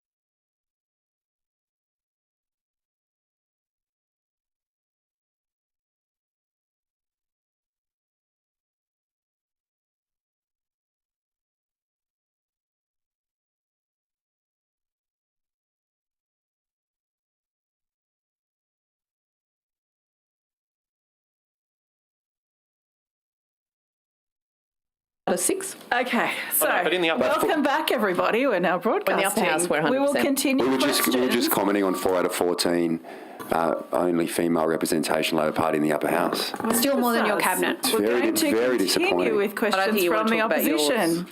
No, I'm just saying. If you want to talk about that, that's Well, okay. It's well below our board rate. Premier, do you agree with the convention that parliamentary secretaries are considered part of the executive and are required to follow cabinet solidarity conventions? Yes. Are you aware of the comments made by your Parliamentary Secretary for Planning, the member for Mulgoa, in relation to vaccine mandates, questioning health advice of the government and spreading misinformation in relation to vaccines? I'm aware she has her personal views. As I've said, I have my own personal views, which I raised in relation to an issue yesterday. But I'm asking about this as her as your Parliamentary Secretary. This is not just personal views. This was standing out the front of Parliament House at a protest, basically attacking the government's position in relation to vaccines, its role with children, vaccine mandates. She's a Parliamentary Secretary. Do you believe this is behaviour befitting a Parliamentary Secretary? I think she's entitled to her views, obviously. But you don't believe she has to follow Cabinet solidarity? No, well, my position yesterday in relation to the transgender sport and my views in relation to that was probably out of kilter with based on your previous questions in relation Premier, to I'm asking you about the member for Mulgoa and her role as a Parliamentary Secretary that you appointed. I respect the member for Mulgoa. She's a talented woman who's been promoted to the Parliamentary Secretary, and I'm all in favour of promoting talented women into positions in the government. You're okay with any of your Parliamentary Secretaries standing at the front of Parliament undermining all of the public health messages in relation to vaccines, Well, that's untrue. in relation to its role in terms of its role with children and the need for public health orders. You're okay with that? Well, I disagree with the member for Mulgoa's views in relation to a number of matters, but you believe she's got the right to say them on the front of Parliament House in directly contrary to the view of the Cabinet and the executive government, which she is part of as a Parliamentary Secretary. She's not bound by the Cabinet decisions. But you just said to me that they should be Parliamentary Secretaries should follow Cabinet solidarity conventions. Well, what is it, Premier? She's not bound by them. So she doesn't have to follow. I would prefer that we would have parliamentary secretaries, cabinet chairs all singing from the same hymn book. From time to time, that doesn't happen. That's okay. People are entitled to their different views. So your parliamentary secretaries and you've now just given them a green light to be able to go out and say whatever they like. Well, I hope they don't take that to... Well, that's clearly what you're doing for the member for Mulgoa. Did Ms Davies consult you prior to attending the anti-vaxxer rally? No. Okay. But, you know, the thing is, even some of the member for Mulgoa's views in relation to mandates are in line with some of the changes we made yesterday. So, look, she's entitled to her views. We shouldn't hound people at it. She gets paid $34,000 extra to do this role, and you said that she should follow the conventions. But that's okay if you're okay. Hound people out of town because they have different views. You've got 18 parliamentary secretaries, never been higher. You think all of them are there on merit. You've got them running around, standing at the front of Parliament House, basically, completely undermining all of the public health messages that your government has actually worked very hard over the last 2 years to share with the public. That's okay. I just wanted to ask you, you're clearly okay with it. So you're not going to... I disagree. I'm saying I disagree with her views. I respect her capacity as a member of Parliament to have different views to me or to you. That's okay.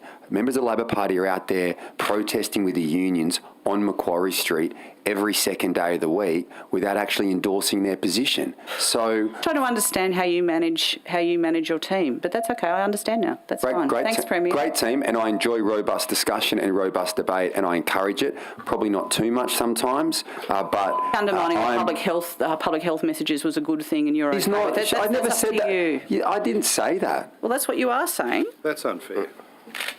Premier, not true.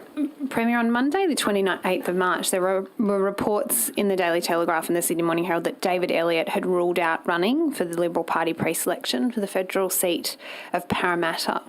Prior to those articles appearing, did the Transport Minister tell you he intended to resign as a minister and from Parliament and run for Parramatta? It's private discussion. How's that relevant to anything? Well, I'm asking you whether a minister indicated to you whether they were going to cease doing their role. He told me he was interested in running for the seat of Parramatta. Okay, and when did those discussions occur? Prior to the article. In the days leading up to that article? Perhaps. Okay. Perhaps. Perhaps. Yes or no? Perhaps. I can't remember. Black and white. Can't Like, remember. seriously, Can't like, remember, For a few perhaps. things on, he was having a seventh child. Seriously, I've sat here now for an hour and a half. You haven't asked a question on floods. You're asking me all these questions about batting orders of the lineup in terms of the ministerial team. You're asking me about points on salaries which you're not comparing like for like issues. I'm demonstrating to you these are not matters that I'm focused on every single day. I'm focused on the pandemic, getting people through floods, building the infrastructure that makes a difference to people's lives and keeping the cost of living down. You haven't asked one question. Premier, we are the ones asking the questions, and I'm asking you. And also, did you tolls up, infrastructure blowouts everywhere. Like, seriously. Well, where are those Do you want to go there? Well, ask me the question. Where we're coming. Who else? Did you subsequently have a conversation with the minister where you've told him he'll need to resign as a minister prior to the next election? I'm not going into my private discussions with ministers that aren't relevant, that are not relevant to the issues facing the people of New South Wales. I have discussions with ministers, with parliamentary secretaries, with members of the parliament every single day. And Ms. Husso, just ask me the question where you want to go, and I'll answer it. I'm not going to go into private discussions unless you're in a text message and they get leaked. I'm not going to go into those. You've got a lot of experience with that. Yeah, I do. Premier, have you committed to making Melanie Gibbons the Minister for Veterans Affairs prior to the next election? I think Melanie Gibbons would make a great minister. She's a very talented woman. Have you made that commitment?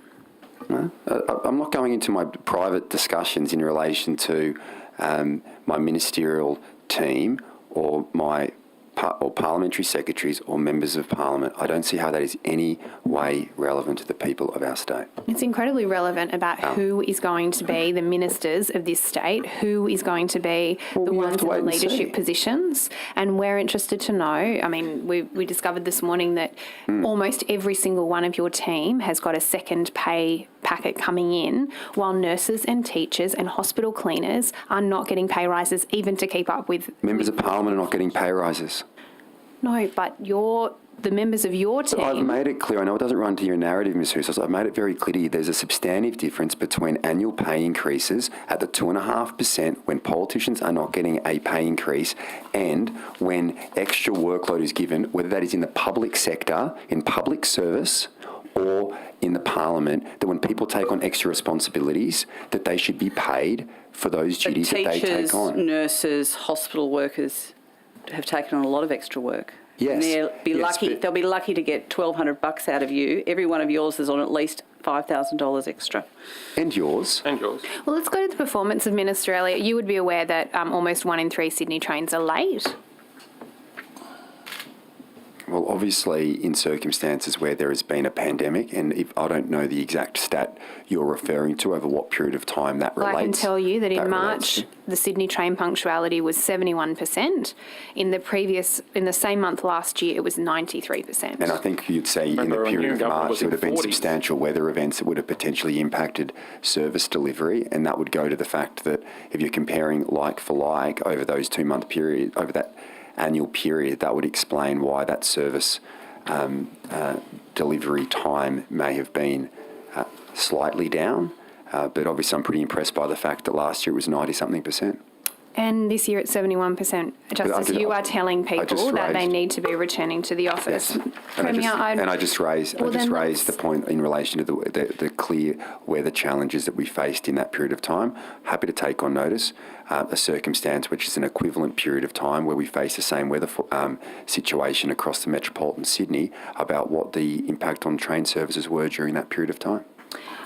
Premier, can you just tell us once and for all if you have a business case for stage 2 of the Parramatta Light Rail? I forgot that. I'll check. We'll take that on notice. You would be aware that this was first promised in 2017. Construction was supposed to start in 2020. Stage 2? stage 2? Yeah, we're working, as I've said, in terms of the infrastructure agenda of our state, we're obviously well on the way with Parramatta stage 1, and we see investment, particularly in Western Sydney, on infrastructure projects as incredibly important, and we've never been building more in the history of our state. Now, we know that certain projects may, in terms of timelines, have been at a challenge, particularly as a result of COVID and particularly as a result of labour shortages in the market. So we're working through that. They're not unique to New South Wales. They're not just nationwide. They're global issues that we're grappling with. Mr. Cootstrotter, do you have an answer? No, not to the specifics of your question. There's $50 million committed to advanced planning work on stage 2, but I'll take on notice the status of that work. So you would be aware, Premier, though, that you had 2 of your ministers out there, one's calling for, and who's also the member for Parramatta, saying the federal government needs to give us some money for this project, and then you had your minister saying, I can't give him a quote, I can't give him a business case, so why would he even consider giving us the money? Like, it's a pretty incredible situation where you've got ministers fighting over a specific project. Not really. Sorry? I mean, not really. I mean, the Minister Lee is a passionate member for the seat of Parramatta. I would expect nothing less of him than to be prosecuting the case to get funding from the federal government. We do that all the time. I think the federal government does need to do more when it comes to providing extra support for infrastructure investment in New South Wales. I feel many times that we're taken for granted because we are building so much here in our state, and that other states that don't have the infrastructure agenda that we have in New South Wales, typically Labor states with the same philosophical approaches of the Labor opposition here in our state against privatisation, against asset recycling. What does that lead to? That leads to poor infrastructure investment, and they cry out to the federal government to get further financial support. So I think it's incredibly fair for the member for Parramatta to be saying the federal government should be providing more infrastructure investment in our state, particularly on a project that's important to him. Okay, thanks very much. Thanks. Brilliant. I think we'll move on to a different issue. That's okay. Premier, how many grants for flood disaster recovery grants have been approved as of today? So, small business grants, there's been 13,000 applications. Of those 13 applications, 1,074 have been paid out. There's 8,180 in progress. In relation to primary producers, which is those grants up to 75,000, it's been 1,968 applications and 575 have been paid out. The average damage quote is $55,000.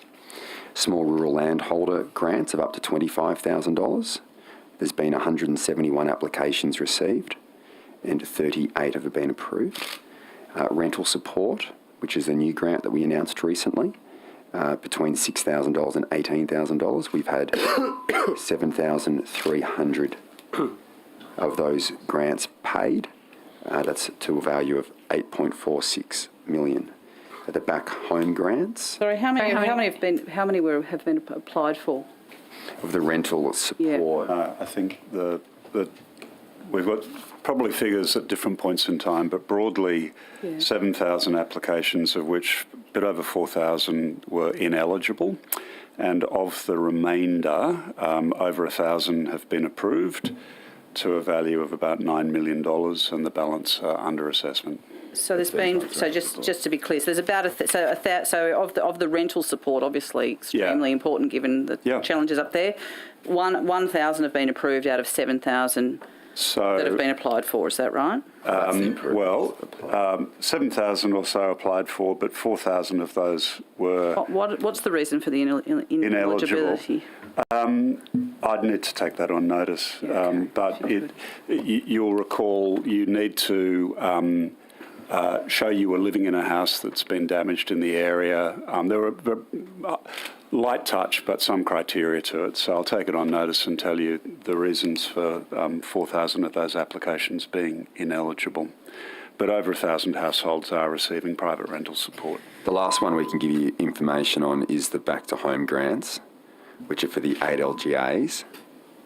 7 up in the Northern Rivers and 1 in Hawkesbury. So that's up to $20,000. So there, 5,900 people have pre-registered and 125 have been processed this morning. So they were opening this week. Okay. And can you explain why those back to home grants weren't extended to areas of Blacktown and Penrith? Well, these Also flood affected? Well, these back to home grants, well, I'm very happy to look at that. But from my perspective in relation to these specific grants, we believed that this was a important focus for those areas in the Northern Rivers, and we look at those areas that have been affected outside of the Northern Rivers. Obviously, the Hawkesbury LGA is the next most substantive one.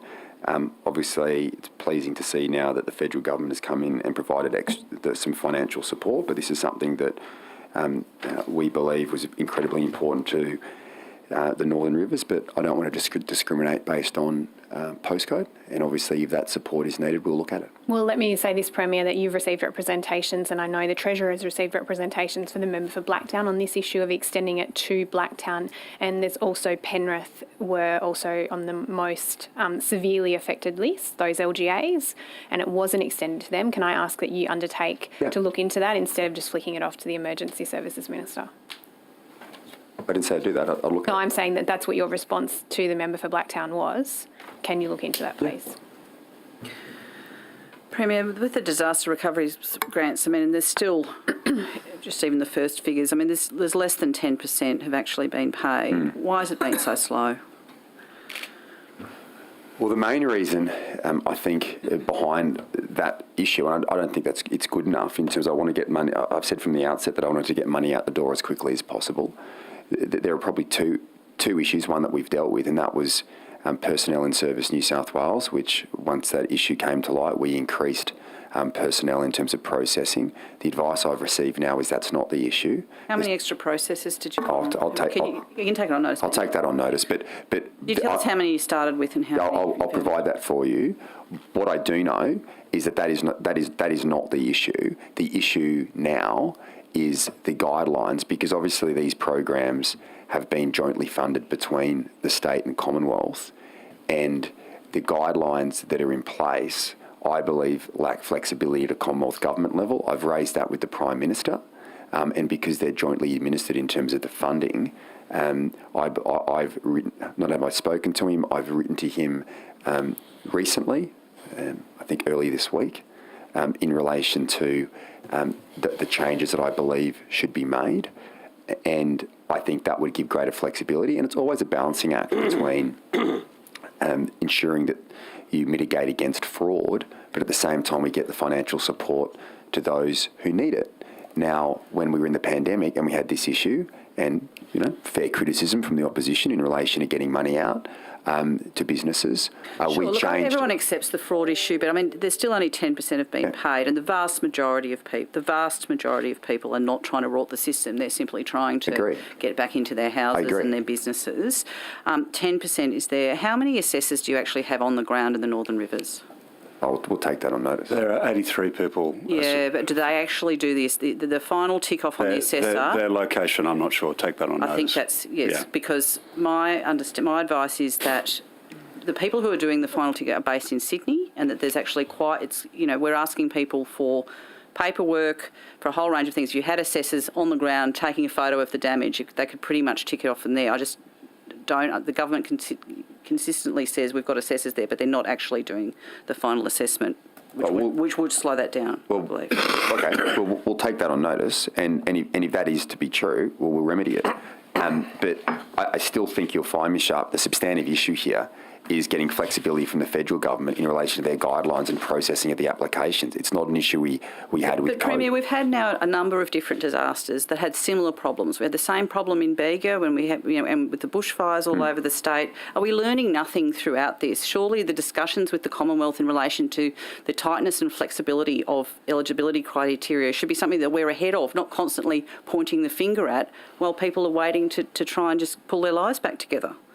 I think that's disconnected from the concern on the ground. I think there's no doubt that the money needs to get out the door as quickly as possible. I think we have learnt many things from the natural disasters in the past. Certainly things could be better. 2 months on, we're 10% of grants have been A lot has paid? been achieved. A lot. No one's saying that, but I just don't understand how you say you want it to be better.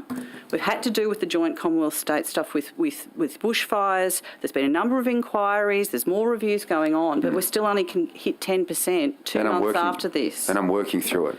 I've been anything that was in the control at a state government level, we've enhanced to mitigate against that. And we're working with the Commonwealth Government to get greater flexibility in relation to that. I'm hopeful we'll get a response from their teams, and that flexibility, I believe, will get money out the door in a more expeditious way. Crossbench.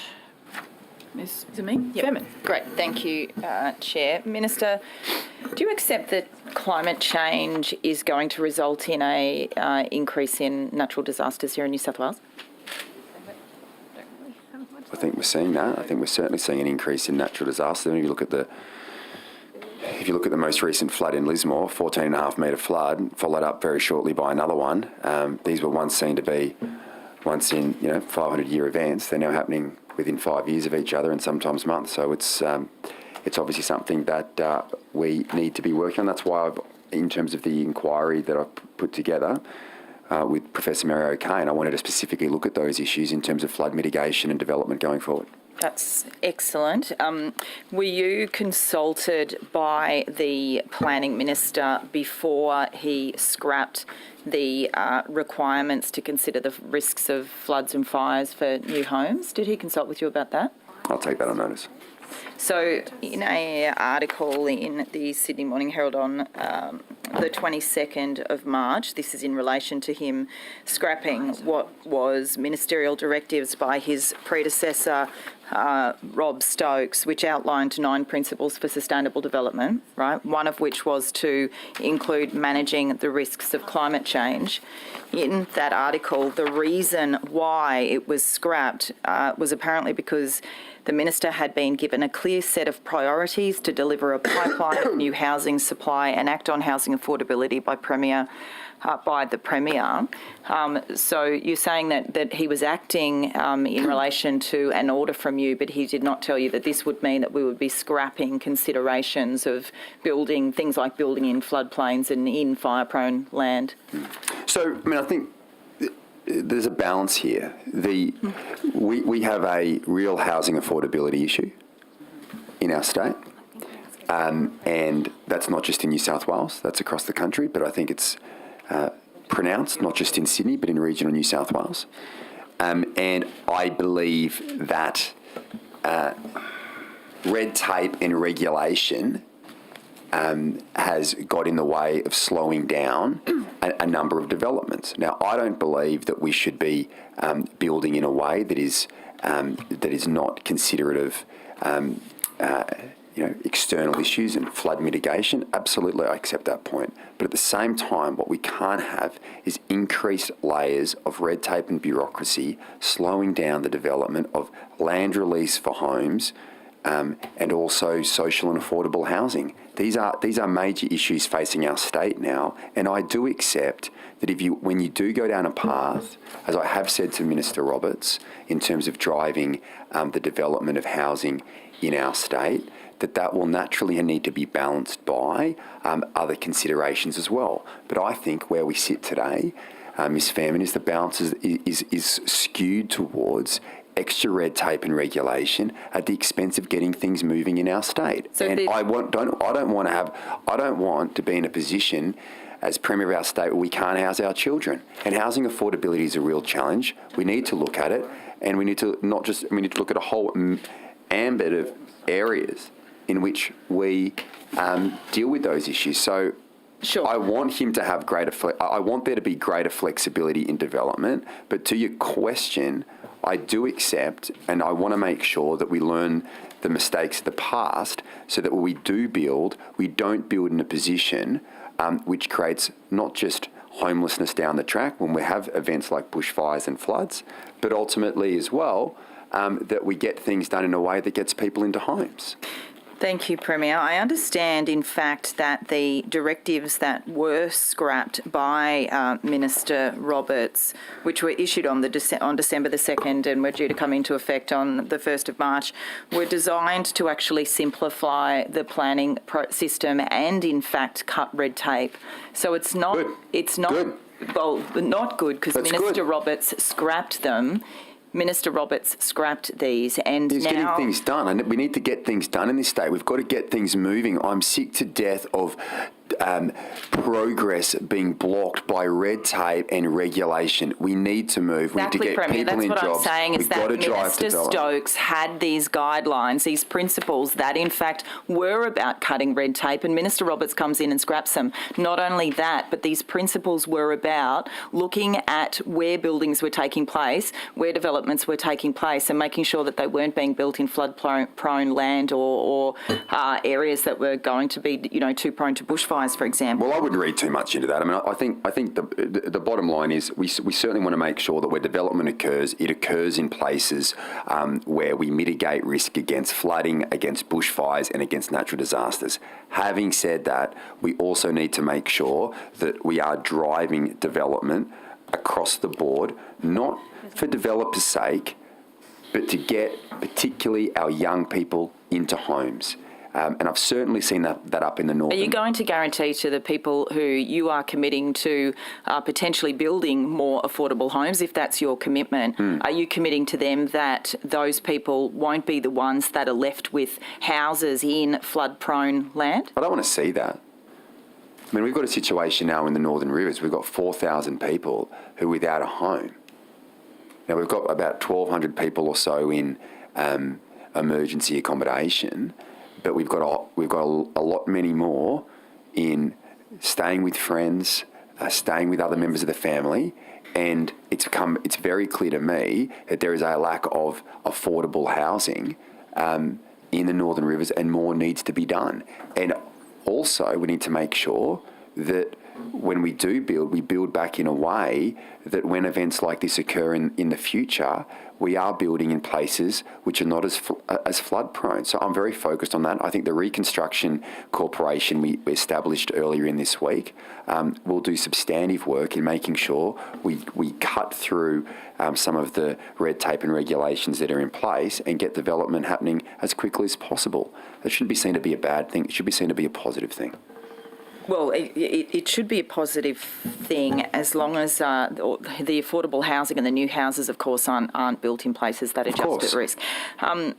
Premier, I just wanted to ask you about the Reconstruction Corporation as well, just to get your confirmation that when they are referring or looking at land swaps, that's not just for businesses, public utilities and infrastructure, but that will also include land swaps for homeowners. We haven't made a commitment in relation to that, but in my view, I will look at those issues and make a determination on them, and everything should be on the table as we work through this. So, the way I see the corporation operating. It will sit within regional New South Wales. It will look at various areas, including land use, reconstruction of infrastructure, but also it'll look at the findings that come through the work that Professor Mary O'Kane and Mick Fuller put together. I would expect. What's the reporting date on that again? I haven't given them a deadline, but my expectation would be sometime this year.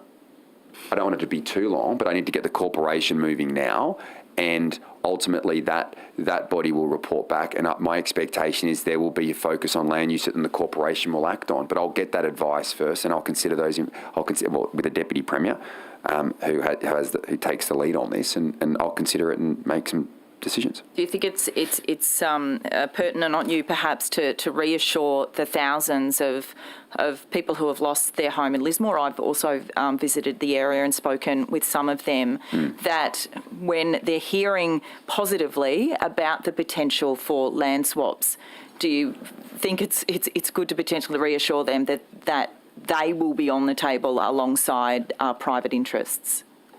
Well, what I've said is that I will look at every aspect of it. We haven't made a commitment to that. I do accept the sentiment in your question in relation to providing certainty. I think certainty is important, but I can't rush to certainty and get a poor outcome. We need to make sure we go through that process.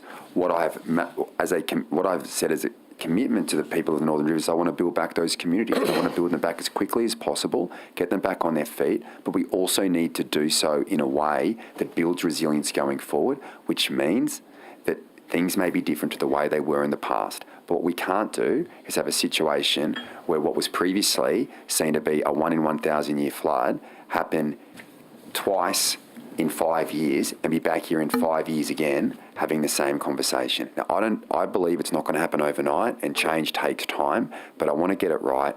And unfortunately that means, and I accept the sentiment in your question in relation to lack of certainty, but sometimes it's important. Sometimes you've got to accept a lack of certainty to get the right outcome. Okay, thank you, Premier. Appreciate that that response. Wanted just to move to paramedics in the short time I have left, which is just very quickly a survey just released today by the Australian Paramedics Association has found that 80% of paramedics have said they are too tired to drive home safely at the end of their shift. They've been asking for 1,500 more paramedics from your government for quite some time now, and in fact your predecessor as well. Do you think they're acceptable working conditions, and why isn't your government responding to their request for more paramedics? Well, the first thing I'd say in relation to increase in paramedics is that we did exactly that a number of years ago, and we increased paramedics in this state. I may be incorrect, but I think it was 750. Yeah, 790. I thought. 790. Yeah, okay. Yeah. In that vicinity, and where we can do more, we will. I've met with the HSU twice, I think, in relation to this specific issue. And the Australian Paramedics Association, because that's the union I just quoted as well. They're not even. I can't recall. I can't recall if it was the Paramedics Association, but either way, the issues are similar, and I'll work through them to get an outcome. And I don't want to have a situation where our paramedics are tired. We need, they've done an amazing job during the last 2 years and always have. So as much support as we can, we will. And I'll work through those issues. I'll continue to work through those issues like I'm working through all the issues with the union movement right across the state. Mr. Latham. Thanks, Chair. And Mr. Premier, earlier on you mentioned housing affordability. Why have you failed to move forward with your stamp duty reforms, given that they're a big boost to growth, productivity and affordability? Even the upper houses voted for my motion to support the reform whereby people can avoid upfront stamp duty and pay a lower long-term recurrent payment. And I'm very, very struck by this piece of data in your modelling, that 25% of people feel stuck in their home, their current location, because they can't cope with the upfront stamp duty costs, now averaging over $50,000 in Sydney. So there's a big micro reform, isn't it, in a more mobile labour market, a more mobile workforce, to give people the flexibility to move to where their job might have moved. I agree, and that's why we need to progress this in a way that puts downward pressure on house prices and getting younger people the opportunity to get the keys the very first time. So I reject the first part of the question about, why haven't you progressed it? Reform like this takes time. We've been, by going down this path of consultation progress report, we're identifying issues in relation to the model. One of the most substantive issues we have is obviously the cost of the state in foregone stamp duty. Now, having said that, stamp duty is a terrible tax. It is the worst tax that we have at a state-based level, and it was never envisaged to be operating when it was established in the first place to increase in such a way that would provide an impediment to people. Well, two things. One, an upfront cost so that people can't get in the property market, but B, I think, as you've correctly identified, the transfer, an impediment to transfer of property.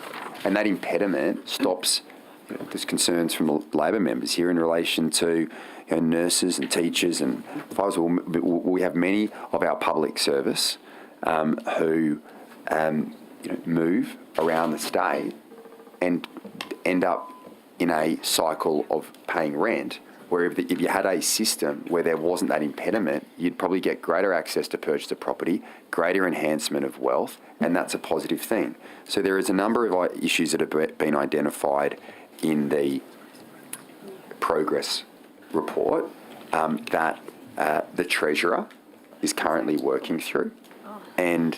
But ultimately, there are substantial issues in relation to the fiscal cost by the removal of stamp duty. Mentioned that, and we're in furious agreement. And secondly, but isn't this the big question we come across with your administration all the time? When will you stop talking about it and actually do something?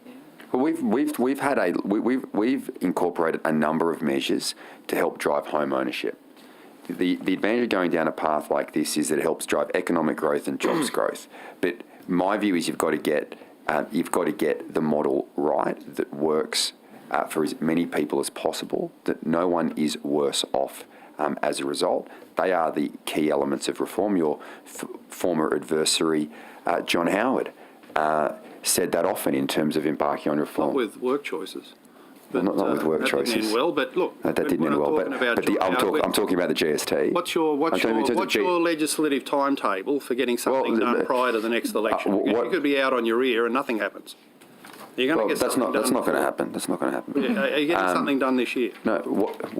I'll work through those issues. The challenge that we have is getting federal support. And we have approached the federal government in relation to it, but whether it's healthcare reform, stamp duty reform, all these productivity enhancing areas, we need to have that coordination and cooperation with the federal government. So nothing will happen. No, that's not the case. I'm not saying that. Just indicate. No. What I'm saying is, if you look through the progress report and some of the issues that are there, some can be addressed, others are more of a challenge. And if we can get to a point where those reform issues can be addressed, namely a lot of them, some support from the federal government to progress these areas, we should do it. And there is, if we learn anything from the pandemic, it's become very challenging for state governments, given our balance sheets, given the level of revenue and our sources of revenue, to actually take on sustained change without the support of the Commonwealth Government. And I would like to see whoever wins the next federal election, whether that be the Liberal Party or the Labor Party, that we go back to those periods of times where there were competition payments, where there was asset recycling incentives that drive reform at a state level, that incentivise, that provides that financial benefit, so that those changes, which end up driving economic growth and GDP across the country, of which the Commonwealth will benefit from, to make it a reality. Okay, well, back to education and the parental rights response. Do you acknowledge, Premier, that under the current Public Education Act, people of religious faith have got a legal right to withdraw their children from classes that don't accord with their religious beliefs? Do I what? Do you acknowledge that in the Public Education Act... I'm assuming that is... That's the truth. Well, okay. That's in the report, and when you read the report, you'll see it there, and it's a long-standing part of the Public Education Act. Yeah. Why is it that people of no religious faith haven't got the same right? Someone like myself, for instance, I'm not able to say that, and basically hundreds of thousands of like us around the state, are not able to say that if our children are in classes that are being taught critical race theory, unconscious bias, white privilege, attacks on Australia Day, Black Lives Matter, gender fluidity and gender studies, why haven't we got a right to take our children out of those classes in government schools? So what's under the current Act? Religious people have got a right to take their children out of classes that don't accord with their... I don't know the answer to that question. Well, you had a chance to support the extension of these rights to non-religious people, and in the response to the Parental Rights Bill report, not supported. The government response was not supported. So why don't you support? I'll look at it. Why don't you support? I'll look at it. You looked at it here and said not supported. Yeah, I'll take another look. Okay. Are you aware at your minor... But you're saying under the current Act, if you can take your children out for religious reasons, but you can't. A person of religious belief, you can take your kids out if the teaching doesn't accord with your religious philosophy and beliefs. But if you're of no religious faith, then you can't take your kids out for any of those classes that I mentioned. And why don't you just convert? Well, I'm waiting for the signal. I'll look at it. And do you acknowledge that extending the right of parents to take their children out of these classes will actually keep more families in government schools? Because if you're so annoyed and unhappy with these classes, we're seeing the rise of homeschooling and non-government enrolments. Don't we need to give parents more rights in government schools for them to have faith to stay in the government school system? Well, I'm not sure that one necessarily leads to the other. There's no doubt that there has been an increase in relation to homeschooling life, but I think the pandemic's probably played a substantive role in relation to that. But more than happy to look at it. Okay. Are you aware at Yamina Beach Public School, as part of what was called a child protection unit, year 2, so these are 7-year-old children, were taught a lesson about gender diversity? Excellent. And are you aware that the deputy principal who sent the note out to parents said that the lesson provides students with the opportunity to explore the topic of gender and gender diversity? Gender refers to the way that you feel on the inside. Do you think that's how gender should be taught in our schools? It's a feeling, not a biological science reality? Gender versus sex, they're two different concepts. Look, Or gender something you feel on the inside? No. Or anyone else? No. look, what I'd say is I don't. I'll talk to you. I'll answer your question in some way. I don't think kids who are in those early formative years, in kindergarten, year 1, what year was that? Year 2, Year 2. should be being taught about gender fluidity or anything like that. I think. Well, why are they? I don't. What? Well, I'll look at that. I'll look I into know why that. they are, Mark. I'll look. You know why. I'll look into that. But I'll make this point. Like, there is something beautiful about the innocence of children that should be maintained. And when I hear those things, they do not sit comfortably with me at all, and I will look at it. Yeah, what was the point in banning safe schools if this gender fluidity class for 7-year-old students at Yamina actually used the Safe Schools document?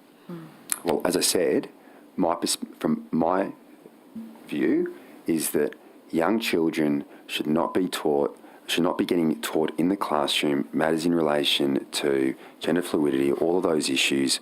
We should be preserving children's innocence, and I will take a look at that. The Deputy Principal said it was child protection. Are you aware that the Director of Education Leadership for Brisbane Waters actually said it's a legitimate part of the PDHPE curriculum? No. So what are you going to do to change the curriculum to make sure that no primary school student is taught this kind of stuff? I said I'll look at it. You'll look at it? Yeah. Will you do something? Yeah. Okay. You as Treasurer, in a very fine notional reform, announced the beginning of outcome-based budgeting in New South Wales, and you said schools would be the first instance of this reform. How do you think that's all going? Really well. We'll come back. Opposition. Oh, you're not done? The bell went. You follow the rules here. You're saved by the bell. Next round. Premier, when is your review that you ordered by DPC and the Productivity Commissioner into government grants due? Very soon. I'm happy to take it on notice or maybe respond this afternoon, but very, very soon. Okay. We're at the phase of finalising the report. Yeah, think June. I think it was originally due by April. I think we can make the April timeframe based on what I've seen. Okay, excellent. Hold on, are we sure it was April? That's the information that I have here. That's right. I'm 21st accepting that as an today. assumption. That's true. Yeah, let's not accept the assumption in the question from Ms. Hughes. April-ish. Okay, It's coming. it's coming. Sounds like it's imminent. That's excellent. So I'm going to ask you the next question, Premier, which sounds as though it's a yes. Do you have have you seen the outcomes of the review? No. You haven't seen draft outcomes of the review? No. Okay. I'll see them when they're ready. Okay. Will you accept all of the recommendations from that review? Yeah. All of them? And they Well, Mr. Coote-Stryer is working on it, so I have full confidence in relation to the recommendation. to this. Yeah, this is, yeah. Well, Mr. Coote-Stryer and Ms. Boyd are conducting that review. And Peter Acterstrat. Peter Acterstrat, yes. Productivity Commissioner. Yes, so I'd see no reason as to why I would not accept those recommendations. Okay. And will you release the review to the public? In full? I'll take that on notice. Okay. Well, it's a pretty simple question, Premier. Are you prepared to release a report into the way that the government should conduct grants? Premier's giving you a simple answer. Well, I'll take it on notice. I'll just get some advice on that. Okay. But I would obviously always err on the side of transparency and accountability because that's what this government's all about. I think when it comes to your track that with record straight on face. government grants, I roll it's for that. He's under oath. What? yes, exactly. You are under oath, Premier. Peter Bay. Are you will you give an undertaking? Sorry, will the recommendations... How is this government not transparent? Like the accountability and transparency of this government, never before in the history of any government has there been more government documents that have been provided to the upper house. Yeah, you have completely, I love this committee, I love the upper house, but you have completely abused those documents from you have because abused, you've been you have abused the production of papers through SO52s. We are building teams in the public service just to keep up with the SO52s that you are issuing. And that is why I am asking you, Premier, if you will release that's why I'm this saying report under to the oath we're the public, most accountable and transparent government in this sit there with state's a straight history. face and tell us that you have been open and transparent when it comes to administering grants programs in this When have I state. not been? We have produced 2 reports into how you can improve grant administration in this state, and you could have just adopted either of those, but instead you're conducting your own review. So that's why I'm asking you. I'm getting the experts to do it. I'm asking you about this review. Will the recommendations apply to all future grants programs? We haven't seen the recommendations. How do I know? I would reserve judgment. This is a review that is going to tell haven't seen you it how recommendations... It's an independent review that's going to provide you with advice about how government grants should be administered in this state. Do you commit to saying, yes, I will take this independent advice? You should trust my judgment on those matters. No, we don't. Well, you should. You were the treasurer when $252 million of public funds was raced out the door, including for the pet project in the government treasurer's project. Hold on. I was the chair of the Expenditure Review Committee. The way we structure those grant programs back at that point in time, 90%. That required an application form that was pre-completed. As a former treasurer, my responsibility and my role, and let me make this point to the question, my responsibility and my role is to set the guidelines, to set the framework and to set the envelopes. Then it's up to the ministers, who I completely agree with the proposition you question. They need to be accountable, it needs to be transparent, and they are the ultimate, they are the ultimate person who is responsible and accountable. Always someone else, isn't it, with you, Premier? Treasurer, No, it's not. Point of order. Hold on. Point of order. The Premier is trying to give a very detailed answer to Ms Hughes-Hoss's question, and he can't get it out with the interjections of the Honourable I've demonstrated. He's had a pretty good go. I have demonstrated that I am completely focused on driving greater transparency and accountability in relation to grant programs and greater ministerial accountability. And the best thing to do in those circumstances is to have a practice where Expenditure Review Committee sets the guidelines, sets the envelopes, and in the majority of cases, the minister makes the decisions, and they are responsible. They're responsible to the public. They're accountable to the Parliament through the upper house, and any additional changes that need to be made to drive transparency and accountability that come through this review, I will endorse and adopt. And Premier, you are saying that as the chair of the Expenditure Review Committee, you are comfortable with guidelines that said that they had to be, that $252 million, $250 million of public money could be spent. The only guidelines that applied to that was that they were projects that had to be identified by the New South Wales government. This was a grants program that councils received the application form when they were told they were going to get the money. You think that that's an appropriate way to be administering a grants program? The what is? The stronger... Are you not familiar with the... You were the chair of the ERC, you might remember. No, I'll just go back to... I'm just... You oversaw the guidelines. Yes, but what aspect of the guideline are you referring to, Ms. Hughes? The only criteria for the Stronger Communities Fund was that it had to be a project identified by the New South Wales government. And the only time that an application form was received was after they had been told they'd received the funding. It was pre-completed by the Office of Local Government. Yes, but that was not a matter for me. That you're for transparency. That wasn't a matter for me. You just said that you claimed the credit. But you said your role is to set up the guidelines. Yes, in the original form. Now there were amendments made. But well, how is it possible? So now it's someone else's fault. So the ministers can just change the guidelines, can they? No. What I'm saying. That's what you're saying. Is that look? Let's take a step back. We have processes in place in relation to driving accountability and transparency. The fact that concerns have been raised in relation to grant programs is a good thing. because ministers should be accountable for the decisions that they make. They need to operate within the guidelines that are set by the Expenditure Review Committee, and following that, they're accountable, and all those grant decisions should be completely transparent. Because if you can't, if you're concerned about transparency, well, then the grant shouldn't be issued in the first place. Now, I have said on becoming Premier that we will do a review in relation to the grant programs and guidelines and all the issues that are involved in that. I have full faith in that review to come back with strong recommendations, and I will adopt them.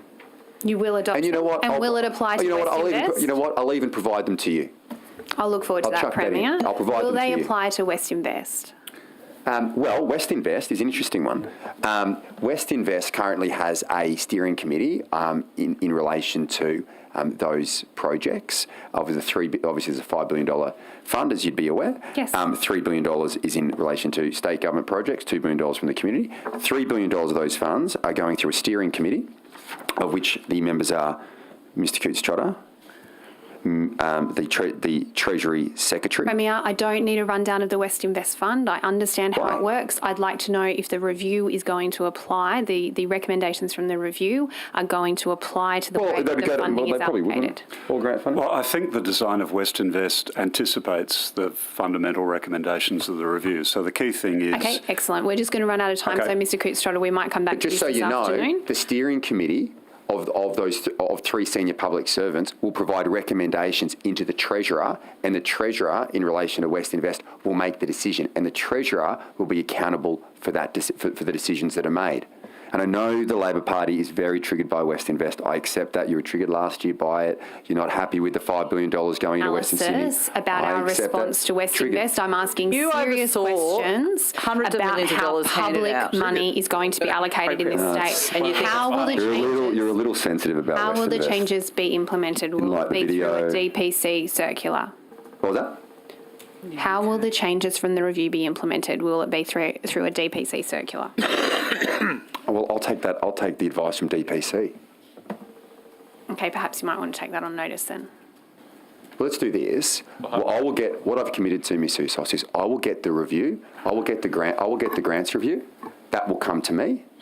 I will accept the recommendations in that review. That will be applied across government. I'll take on notice in relation to whether we provide that report publicly, but my sense is to always err on the side of transparency, but I will come back to you in relation to that. I don't have to wait for the period of time. I'll just seek advice and I'll Premier, you accept respond. that we had an upper house inquiry into government grants that spent months trying to find out who was the actual minister responsible for signing off $250 million of public funding, in relation to the Stronger Communities Fund. I've said I don't believe that's acceptable. You accept that will not occur again? Yeah, I want to make it abundantly clear to this committee that my expectation as Premier is that ministers are completely accountable for the decisions they make in relation to the provision of grants. So and any recommendations that come through from this committee, we will adopt.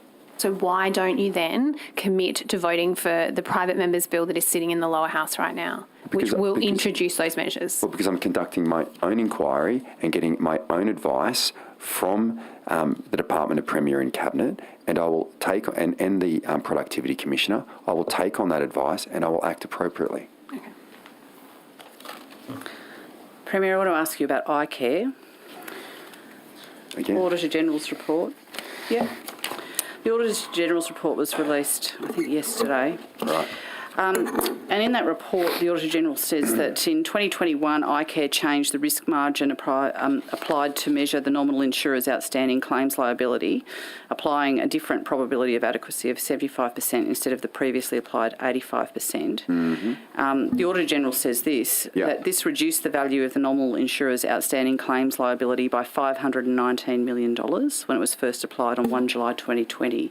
And caused the reported outstanding claims liability to be $557 million less as at 30 June 2021. Mm-hmm. Consequently, the net result is a positive of $63.3 million instead of the $494 loss that the previous risk margin had the previous one been applied. Yep. Do you want to explain why that's been changed?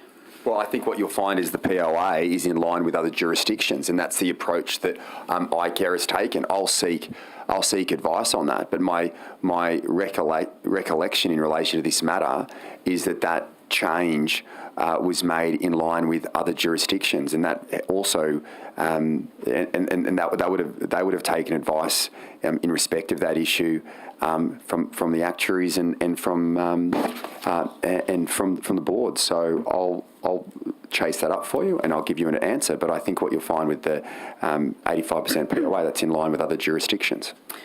So I think it's certainly in line with Victoria, but I'll take that on notice. Yep, if you could take that on notice, that would be great. The Auditor General's also talked about how Icare changed, assessed its capital position from using accounting ratio basis to insurance ratio.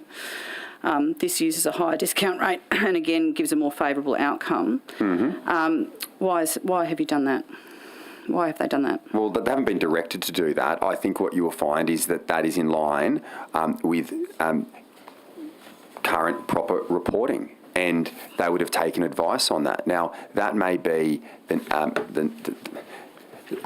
impact of that change may be in line with the proposition you're making. That in of itself doesn't make the change the incorrect one. So I will get... So you see where our concerns are. I mean, there's been, you've had, headline after headline. There's been, it's a pity that Mr Mookie wasn't here today, as you know. He's worked very hard on this issue and worked through all of the issues with oversight from the Parliamentary Committee. Well, where is he? Ladies are in charge. That's right. Yeah, but if you could let me finish, that would be great. Daniel. But no, the issue here, though, is that you've used... This is... by making these two changes, there is a massive change in terms of the reported position in relation to Icare and its ability to actually provide support to injured workers, which is actually its purpose. So the question here is, where are you... If you can't explain to these changes, I mean, are they just simply accounting tricks to make the books look better than what they did before, in the similar way to how you treated Tahi? Well, I just reject the proposition in the question.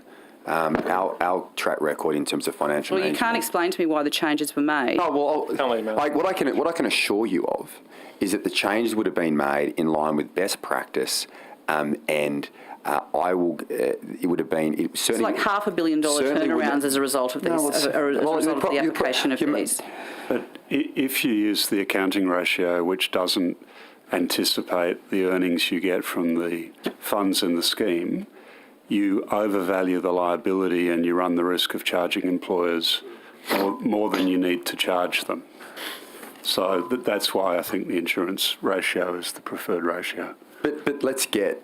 We will provide for you from Icare the rationale behind the change. But, Ms Sharp, I would completely reject any proposition in the question that the motivation behind... You're not cooking the books, Premier. Motivation behind that change was not to provide a better looking financial result. Ultimately, these schemes are there to provide support for injured workers, balanced by putting downward pressure on business premiums for having a sustainable system now and into the future. I will get you, I'll take on notice those specifics, or I can send them straight to Mr Mookie in relation to the rationale from Icare for that change. Premier, I want to come back to the question on grants. So you will now give a guarantee that any minister who acts outside of these guidelines will be sacked?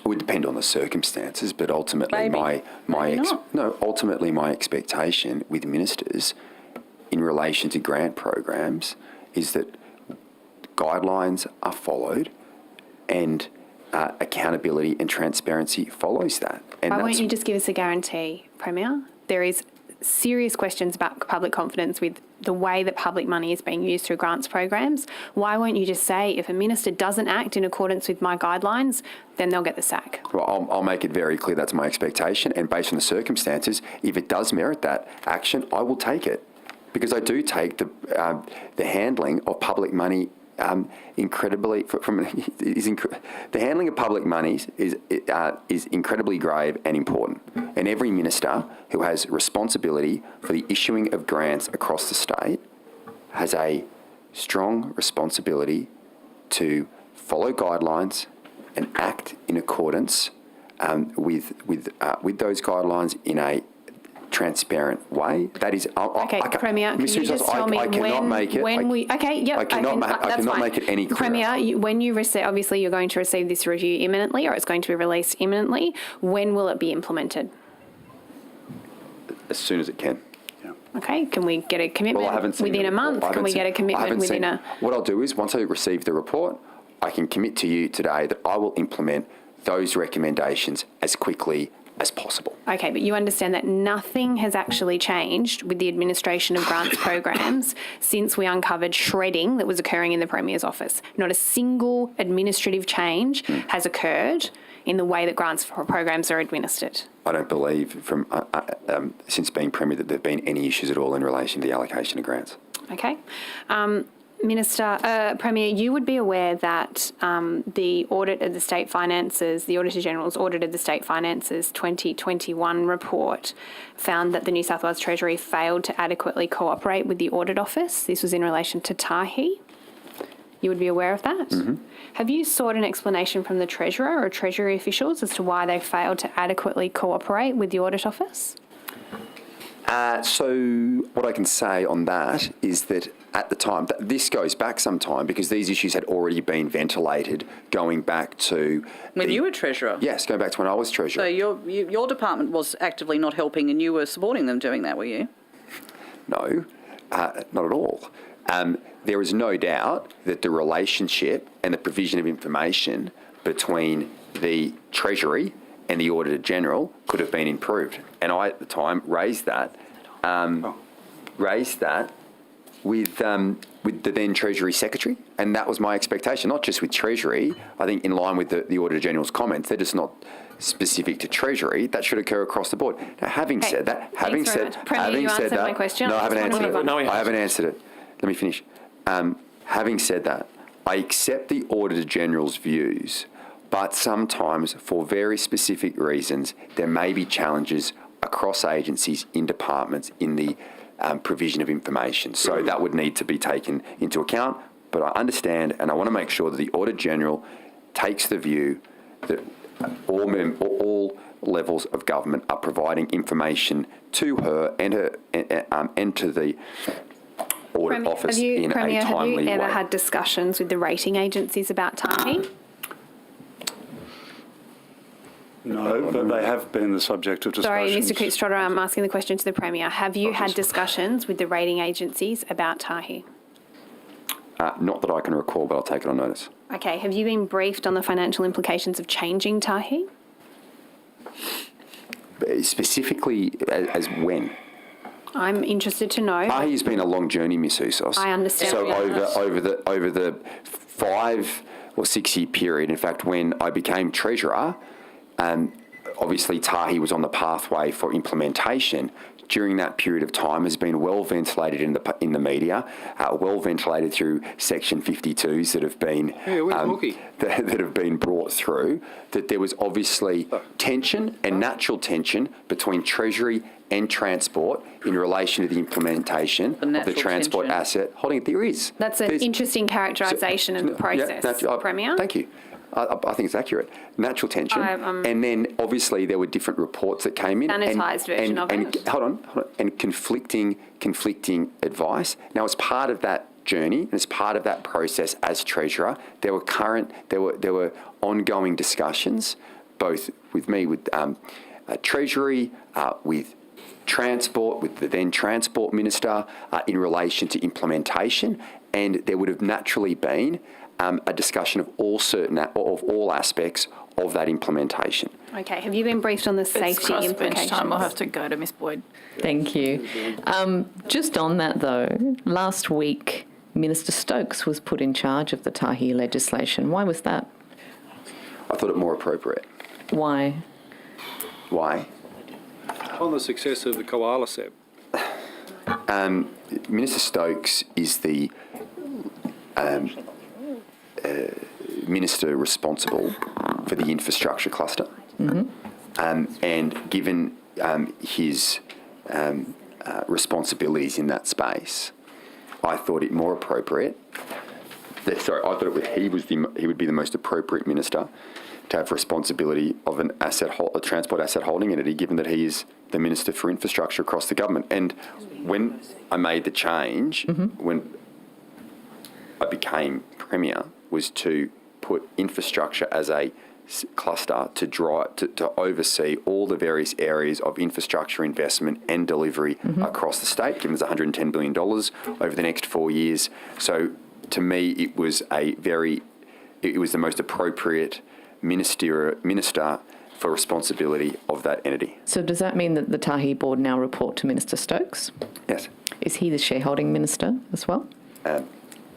I'll take that on notice. That would obviously be the expectation. Thank you. In relation to the recent quite horrific floods and the damage and the delays in services, as you said, including to transport infrastructure, etc., do you believe that your government could have been better prepared for that disaster? I'm not sure. And obviously that's why I have set up an inquiry with Professor Mary O'Kane and Mick Fuller. And ultimately, from my perspective, I want to be in a position where, when those major events occur, that not only are we prepared prior to the event, also that the response is the best that it can be, and that we recover well from it. Now, I think there are things, Ms. Boyd, that went well. I think there are things, just from my observations, being in the Northern Rivers, that could have been better. And I have given. I've spoken to both Professor O'Kane and Mick Fuller in relation to my views in relation to that, and I'll wait their findings, and anything that comes through, I will adopt those recommendations. Why is New South Wales the only state not to have a climate change adaptation plan? I don't know. In 2016, under the Baird government, the New South Wales government made a commitment for that statewide climate adaptation plan to be completed by the end of 2017. So it's 5 years out of date. So what was that? So there was a commitment made by your government in 2016 to have a climate change adaptation plan put in place by 2017. We're now in 2022 and there's still no such thing. For a big period of that time, you were Treasurer.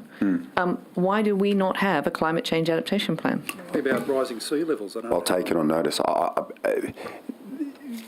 take it on notice. Is there one now coming?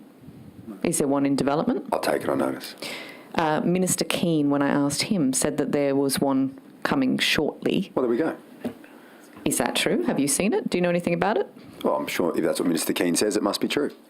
The flood's a pretty important topic at the moment. Very much so.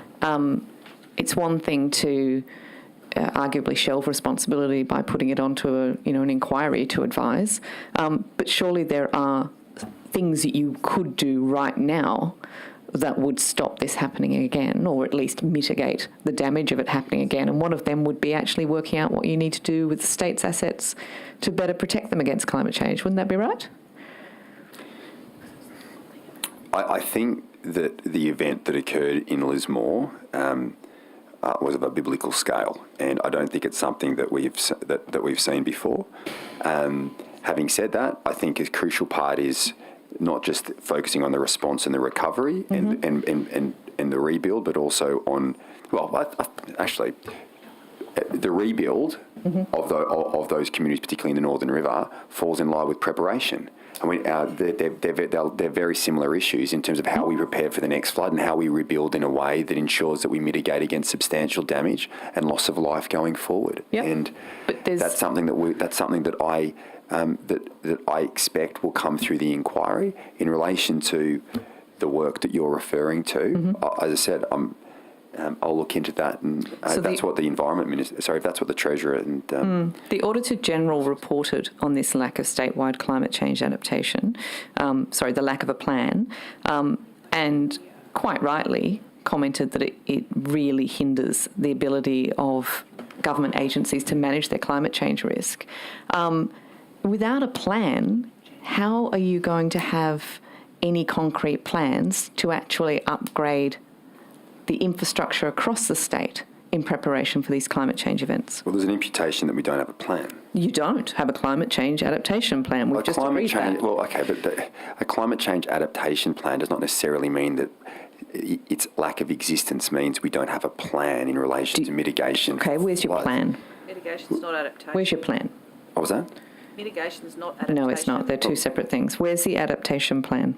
Well, you raised with me that Minister Keane said it was imminent. Okay, the Auditor General said that you didn't have any plan, and the lack of that plan has led to to the agencies of the government being unable to prepare itself for climate change risk. Mm-hmm. And yet we still have no plan. Mm-hmm. Okay, so we definitely don't have a plan. You're now agreeing with that? No, I know what I'm saying. Everyone else is saying you don't have a plan. The Treasurer is saying that there is no plan. The Auditor General is saying that there is no plan. No, you're we talking have about $365 billion in physical assets owned by this government where there's no plan to actually protect them from the risk to climate change. That is untrue. I think there's a distinction between an overarching plan and the plans that individual asset-owning agencies have in relation to their own assets. And I know that agencies have been doing work, do work over the last few years to try and better understand the risk of And I'm glad you climate mentioned change. that, because there's a bunch of those agencies that aren't covered by the Treasury's internal audit and risk management policy or asset management policy. Like what? For example, TAHI. TAHI is not required by this government to have any kind of plan in relation to adapting the state's rail infrastructure for climate change. Okay. Are you not concerned about that? We will look at it. Right. So when I asked you before whether or not you thought the state could be better prepared for not just the damage and not just the horrific damage in Lismore, but across the state from the floods and the ongoing delays in services that have resulted in trains not running on time for quite some time, etc., the answer to whether or not your government was adequately prepared on the basis that you've had no plan would have to be no, wouldn't it? No, not necessarily. You made Minister Steph Cook on the 5th of March the new Minister for Flood Recovery, but that's not actually a ministry as listed under the allocation of acts and agencies. So how is that is that a real ministry? Yes. No. So there are other ministries listed under that order that don't have acts or agencies allocated to them, but they're still listed. Yes. That's how you appoint the ministry. So how has Steph Cook been appointed as Minister for Flood Recovery? I'm assuming she walked down a government house and the governor was there and she got sworn in. And you've not reflected that in the allocation of acts and agencies?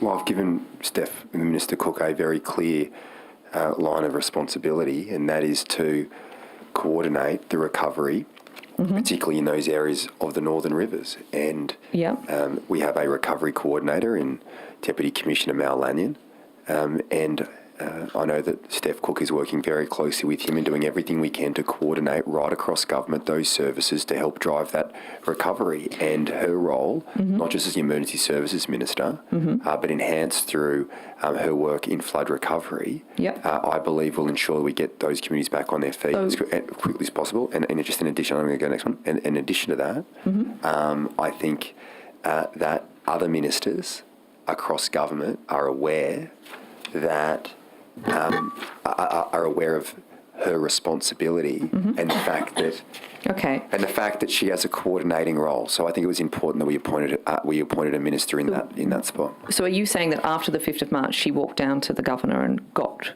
an additional ministerialship at that time, and it was the Minister for Flood Recovery? I don't know if that was the date, but that's how you generally get sworn in. She was sworn in as a minister for the other portfolios. I accept that. But in terms of this additional Minister for Flood Recovery that was announced on the 5th of March... It's a trick question.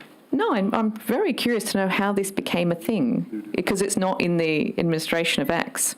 The allocation of acts. Okay, so I called Minister Cook and the Deputy Premier, and the Deputy Premier and I said, Minister Cook, we're going to appoint you as the Minister for Flood Recovery. Yeah. You need to go and get sworn in. And because of the urgency of the matter, as quickly as she could. My recollection at the time was that we were up in the Northern Rivers, and I expressed my view to Minister Cook, that she needs to go to Government House as soon as possible to do that. I understand that DPC then would have spoken to the Governor's residents and said, can you please make the Governor available at some point in time? Okay. That would have been coordinated with Minister Cook. So, Minister Cook either walked or drove down to Government House. They would have opened the gate, they would have opened the door, she would have walked in, nice use the of paper, waste she would of have signed, time. she would have signed Premier, the document, and therefore that's how we appoint a minister. And so there's just been an oversight with the allocation of acts. Mr Latham's time. Yeah, thank you, Chair. And Premier, a while back there, you said you thought the outcome-based budgeting in schools was going very well. Have you had a chance? Did I? You did, yeah. Just as the bell rang, you said very well. Very well. And have you had a chance to look at the strategic improvement plans of any schools around New South Wales that are a product of this reform of yours and Minister Mitchell? I can take you to this one, Ashcroft High School. So what is this? This is a strategic improvement plan. The Department of Education said they were going to set statewide targets for school improvement and measure school performance in uplifting student results. And as a product of one of our SO 52s, we've uncovered this Ashcroft High School document. If I just take you to page 3, column 3. Mr Latham, are you tabling this just for the record? Yeah, to table it, and I've distributed copies of it. Does every school have one of these? Yes, they do, yeah. Okay. Yep, this is where the rubber hits the road for your reform. And Ashcroft... Are you talking outcome-based, linked to the outcome-based budgeting approach? Yeah, and setting targets for school performance. Yes. Yeah, and uplifting Okay, student results. You'll see at the top of page 3, Strategic Direction 1, Student Growth and Attainment, the core purpose of why a school exists. If you look at column 3, the success criteria for this strategic direction, can I just say that Ashcroft, which I know very well, it was part of the Green Valley Public Housing Estate and now still a fairly disadvantaged area. The expectations of parents have always been around, well, can my children learn to read and write and hopefully get a job? Can you explain what Target 2 would mean to parents in Ashcroft trying to understand what the school's trying to do to give their children those skills? It reads specific trial matrix including 1 QT plus Alpert. You got all that? We're in column 3. Yeah, have you got your Rosetta Stone handy? Okay, well, I can understand what 10 means. Increase the proportion of students meeting or exceeding expected growth for NAPLAN numeracy in 2023 by at least 8.2% from the 2016-18 baseline. Can you explain the rest of it to the parents of Ashcroft? Increase the proportion of students meeting or exceeding expected growth for NAPLAN reading in 23 by 6% from 2016-18 baseline. The earlier points that I started to quote, it's just... Well, no, I don't understand what continued development of integrated learning SSS and are you plus aware LC means. in this supposedly statewide system... But hold on. Let me get an understanding. I mean, is this a public interfacing document? Yeah. Yeah, it's on the website and parents can go to it and be dazzled by that gobbledygook.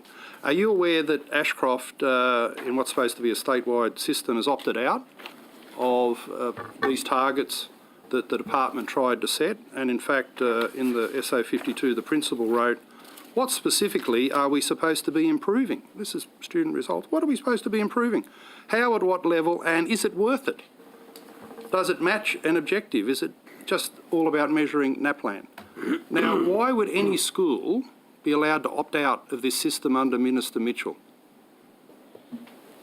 And basically say to the department, you're trying to set targets, we don't believe that they're needed, valid, or in fact, what's it actually all about?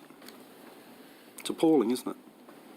Are you further aware, I'm assuming your answer to that is you're not aware, are you aware that this system is a dog's breakfast across the state, that some schools have got 3-year targets, some have got 4, some have got 5, well, and there appears to be a suite of targets that schools can adopt, and they cherry pick the ones that might suit them. There's about 12 that you could possibly adopt, and schools are picking the 3, 4 or 5 that suit them. There's no standardised uniform system of performance targets across the state. Your minister's useless, isn't she? Well, I reject the proposition in that question. I think Sarah Mitchell is an excellent minister. Well, how has this been allowed to happen? How has this been allowed So a couple of things. I haven't seen this document before. I've not seen this document before. Did you know that these hold on. plans existed? Hold on, let's get to the point. I haven't seen this document before. I don't know what, to your question, I don't know what these things mean in terms of trial matrix, including whole person for plus faculty identified skills. Okay, I don't understand that, probably like yourself. I do think having clear, specific outcomes for schools and for parents is the best way to go in achieving great educational outcomes. I think we've made a lot of progress in relation to that. In respect of your point of why would certain objectives be over different periods of time, well, get different schools, I would expect, would have different needs, and that may lead to different periods of time for those assessments to be achieved. Now, in respect of this, I'll take it on notice. If this is it would appear to me what is set out here as targets in terms of the language that is used is probably more appropriate for internal dissemination and understanding within the department than it would be for the public. So even though this was online, it doesn't necessarily mean that it was set up for a guidance for teachers or for parents. But having said that, I want to instill confidence in the system, and I will look at this. Yeah, well, I visited Ashcroft High and studied this improvement plan. Can you have a read of the whole document? Because what's happening at that so-called high school is that the principal is opting out of performance targets and openly turning the school into a community health centre. And do you think that's a legitimate role for a school? I mean, in New South Wales, we've got the fastest falling school academic results in the world. I don't know, Ms Latham, I don't know what the specific circumstances are around that. How can any school in New South Wales turn its back on uplifting student performance and become a community health centre? Well, I'm not aware of that information. Have a read of it. And I will see, what I'll do is I will read this. Is that set up in there? Set out in there? That's for you, and there's lots of things happening in education that we need I will read this. I will get advice from the department, and I will directly come back to you on it. But I think we're on the same page in terms of if you have clear metrics and it's easy to consume and understand, that leads to better outcomes. Yeah, well, there's lots of things happening in schools, and it ain't pretty, I can assure you.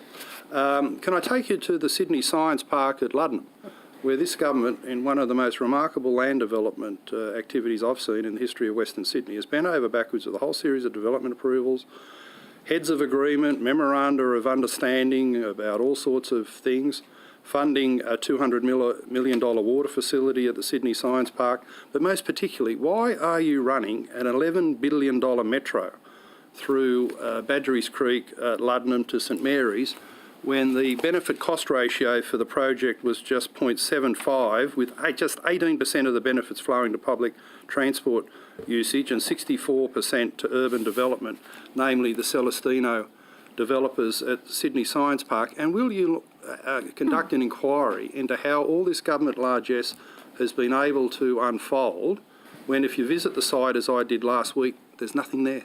It's cow paddocks and horse paddocks across a vast area of Luddenham, with Sydney Water spending $200 million in the middle of it for a water facility to service who? The cows and the horses? The blades of grass?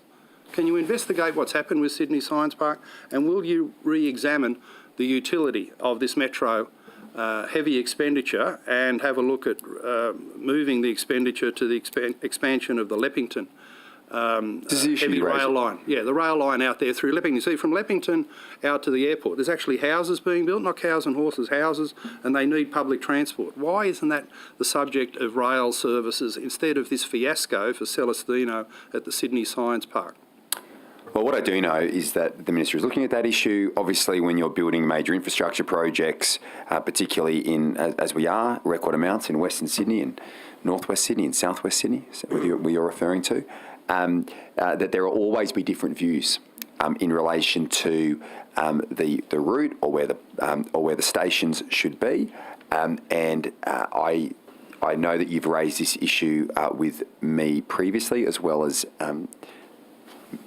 Rob Stokes. Minister Stokes, and we'll look at it. And I know he has looked at it, and we will see. But simply, there will always, when you're building so much as this government is, there will always be different opinions in relation to consultation that comes through ahead of the construction phase.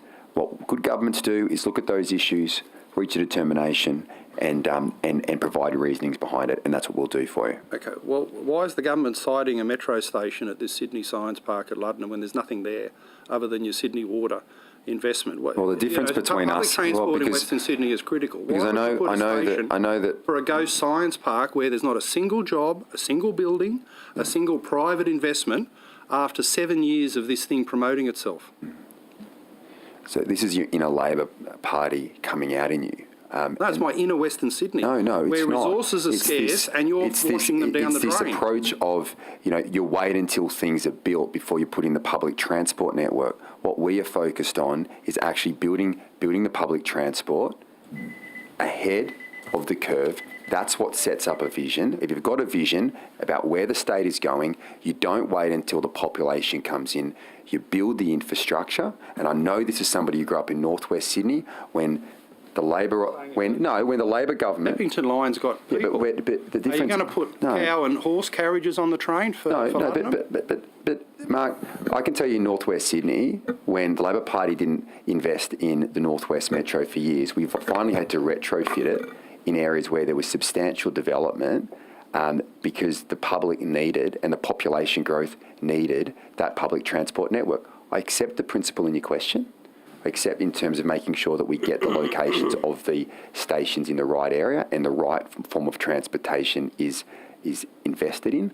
As I said, I will look at that, but simply because... Someone needs to investigate this scandal. It's scandalous, I'm telling you. No, well, I'm saying, but simply because there may be paddocks there now, does not mean there'll be paddocks there in the future. So, for everyone's information, there's a couple of minutes left, so we'll split it evenly for a last couple of questions. Are you happy with that? Do you want me to come back to you on that? Yeah, if you can, yeah. I said that 6 months ago. Yeah, but I can assure... Premier, we've only got a couple of minutes to go. I can assure you we were looking at it. Premier, since becoming Premier, have you received any complaints regarding any of your ministers, formal complaints? No, not that I'm aware of. Okay, has your office received any complaints? I'll take that on notice. Okay, and are there any existing complaints that are currently being investigated? I'll take that on notice. I don't think so. Okay. If you can, just when you've taken those on notice, if you can come back to us with, if there are any, who the ministers or who the complaints are against. Well, I'll take advice on whether I can provide that information to you, but my understanding is I can assure you, Ms. Housos, from my understanding, me or my office has not received any complaints. Okay. But I will take that on notice, and if I'm wrong, I'll let you know. Okay, thanks very much. So, do you have any final questions? I do, thank you. Why is it that the new Northern Rivers Reconstruction Corporation will report to the Deputy Premier and not the so-called Minister for Flood Recovery? Good question. Because the remit... That's a good question, Ms. Sharp. It is a very good question. Because a lot of coordinators. Well, I'm acutely aware of that, and I took that... New South Wales. Well, I took that into consideration. He gave you a compliment, and look at you now. All right, an answer to the question. Well, Ms. Sharp, you know what? It's actually Our time is short. the member for Lismore, Janelle Saffern, Who is a legend. Absolutely, and she's done a great job up there. I'll give her credit for that. Extraordinary job. And she also supports the view of setting up a corporation. Now, to the question in relation to why does the corporation report into the Deputy Premier? Well, because the Minister for Flood Recovery focus is more of a shorter-term horizon in coordinating the public service issues and the needs that are there on the ground now. That includes the clean-up, which has gone incredibly well, in my view.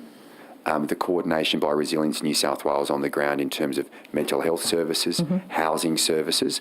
That is a here and now issue that she needs to be focused on. Yep. What I expect from the corporation is more to a medium long-term horizon as we go into the future and we rebuild those. Just a final question then. Yep. Given the difficulties that people with disability have had during the floods and have been overlooked in a lot of ways and have experienced particular discrimination and hardship, will this new Northern Rivers Reconstruction Corporation ensure that all new housing will be built to minimum accessibility standards? I'll take that on notice, but my expectation is that wouldn't just be relevant in the recovery, that would be relevant into the medium to long term, as you say, and I'll factor that. I'll make sure that's factored into any advice that we receive. Thank you. Mr Latham, final question? Yep. Thanks, Chair. Premier, I'm sure you acknowledge that the Hunter Valley needs jobs because of all the unacceptable attacks on the coal industry from most parties. No government's done more for the Hunter Valley than the Liberals and Nationals over the last 10 years. Okay. Well, what are you doing to unscramble the shockingly anti-competitive arrangements you put in place, stopping the construction of the Newcastle Port Container Terminal, which would not only be an employment boom for the Hunter Valley, but a major productivity and micro reform. They're well below. Okay, I'll have a look at that, but they're well below capacity. You know, they're well below capacity as it is at the terminal, but. Well, they haven't got container facilities, so obviously they're well below capacity because you haven't let them. Yeah, it's also, but you are also aware of struck by Berejiklian and Constance. But you're also aware of the importance of having an overarching transport strategy that brings in obviously freight and port, and hold on, and the road network that supports that, and that takes state investment in those networks. It's not as simple as saying, here's the Newcastle port. We should be lifting restrictions in relation to it. The decision that was made all those years ago that has been subject to proceedings which found in the favour of government, that decision was made to provide greater coordination, Port Botany, Port Newcastle, and also the road networks that ensure that we get our freight to location as quickly as possible. And that investment from the state needs to come off the back of it. It's not an isolated issue. Having said that, I accept there are legitimate concerns, and whenever there are legitimate concerns, the benevolent government that I lead will always look into them. On that note, does the government have any final questions? Well, benevolent government has just a few. Really? Yeah, it'll only be quick. You might like this one. These are the ones you don't want. Peter Phelps has been busy. No, this doesn't come from Phelps. This comes from me. Mr Premier, just wanting to say we spent a lot of time today, of course, talking about parliamentary secretaries and the like. Are you aware that Labor and crossbench members changed the LC standing orders, Standing Order 25, to actually prohibit parliamentary secretaries from chairing committees? Here. No, I'm not aware of that. That would have been great. Yeah, so that happened in 2019. So when was that? What's your point? 2019. Labor did that. It's not the case in the LA. But that would have been just 4 of their 14 women who were members of the upper house. Been the 4 of the 14 were part of it, yeah. Still more than your cabinet. And less than our boards. And Mr Premier, are you aware that the government has indeed actually through We have 2 women in the through LC. the procedure committee's review of standing and sessional orders tried to remove this prohibition so that parliamentary secretaries could serve as committee chairs and thereby saving further additional... I wasn't aware, but I find that very interesting. That's all from me.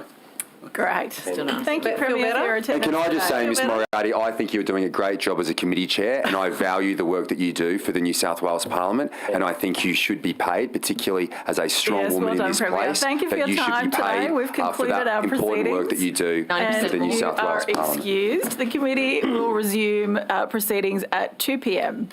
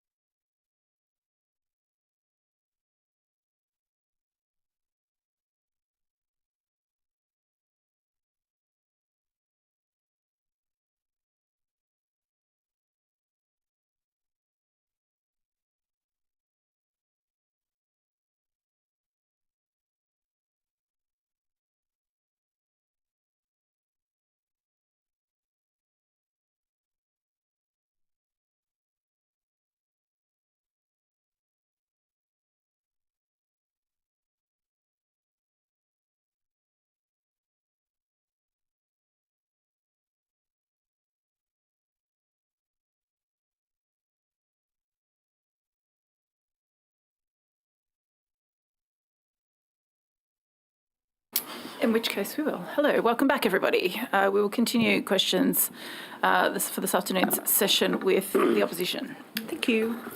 Thanks for coming back. Hello, Ms Boyd. I wanted to, my understanding is when the new ministers were sworn in with the larger ministers is that there's have to be renovations done and offices created. Can you just take us through the upgraded facilities that have had to be required as a result of the new ministry? Sure. So as you'd recall, most of the ministry are located at 52 Martin Place, Correct. together with DPC and some other agencies. And we're just sort of squeezing in a bit tighter. So some of that space will be given over to the creation of offices for 2 additional ministers. Is that for Minister Coure and Minister Franklin? It is for Ministers Tuckerman and Franklin, I think. So the lease costs remain the same. We're in the process of getting quotes for the modest refit, creation of the offices, but we're going to squeeze up a bit tighter in the building. And so, I mean, can you take on notice for us how much those renos will cost? Yeah. And have you had to do changes also to Parliament House arrangements? Not that I'm aware of, but I'm happy to take that on notice. Yeah, that DPC wouldn't be. Yeah, that's what I just realised. As soon as I said that, I went, it's these guys. Yeah, it should have occurred to me too. That's okay. I just wanted to check that. Are you able to tell us what the total budget for the Premier's office is, please, for salary and wages and employee-on costs? Let me see if I've got that to hand. I think I probably do.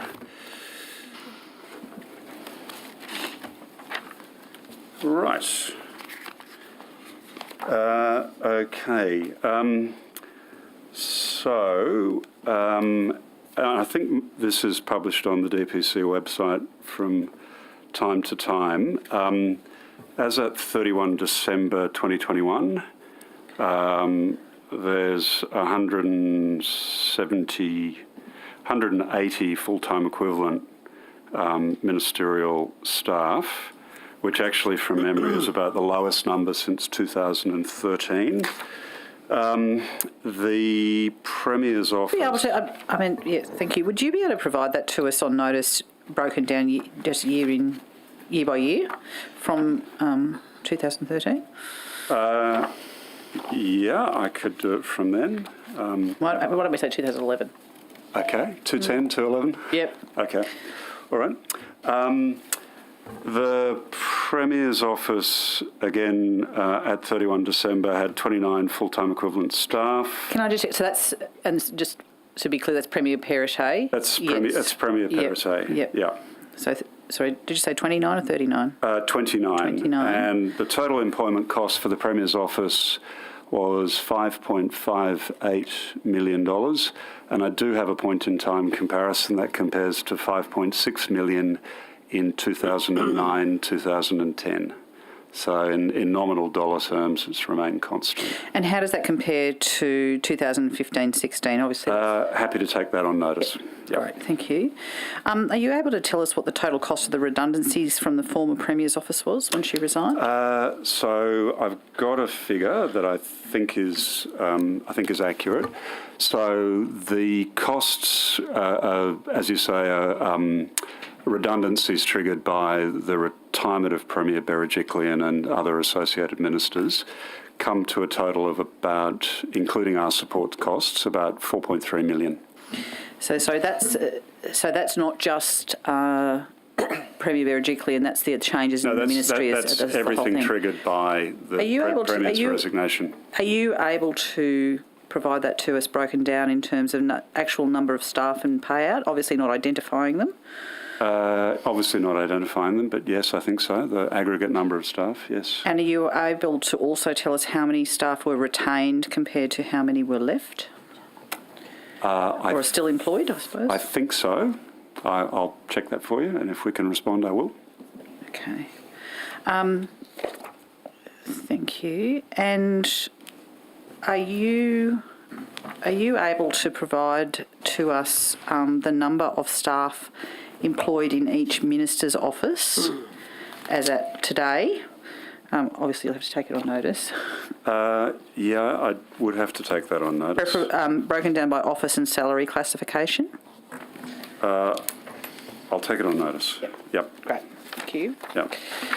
Can I ask one follow-up to that? Can I ask, in terms of, obviously there's been a lot of new ministers who have come in and there is some changeover that would have occurred at that period. Are all of the ministerial offices fully staffed now? I suspect not, because typically it seems from looking at the financials for the last couple of years, available budgets are not fully spent. And I don't think they're fully spent at this point in the year either. So my assumption would be probably not, but I take that on notice. Yeah, if you're just able to provide us with a list of the vacancies per office as well, that would be helpful. Okay, I'll do my best. That's great, thank you.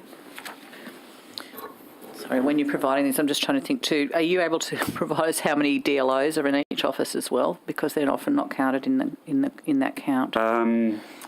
Yep. Yeah, we can. Great. Yep. Thank you.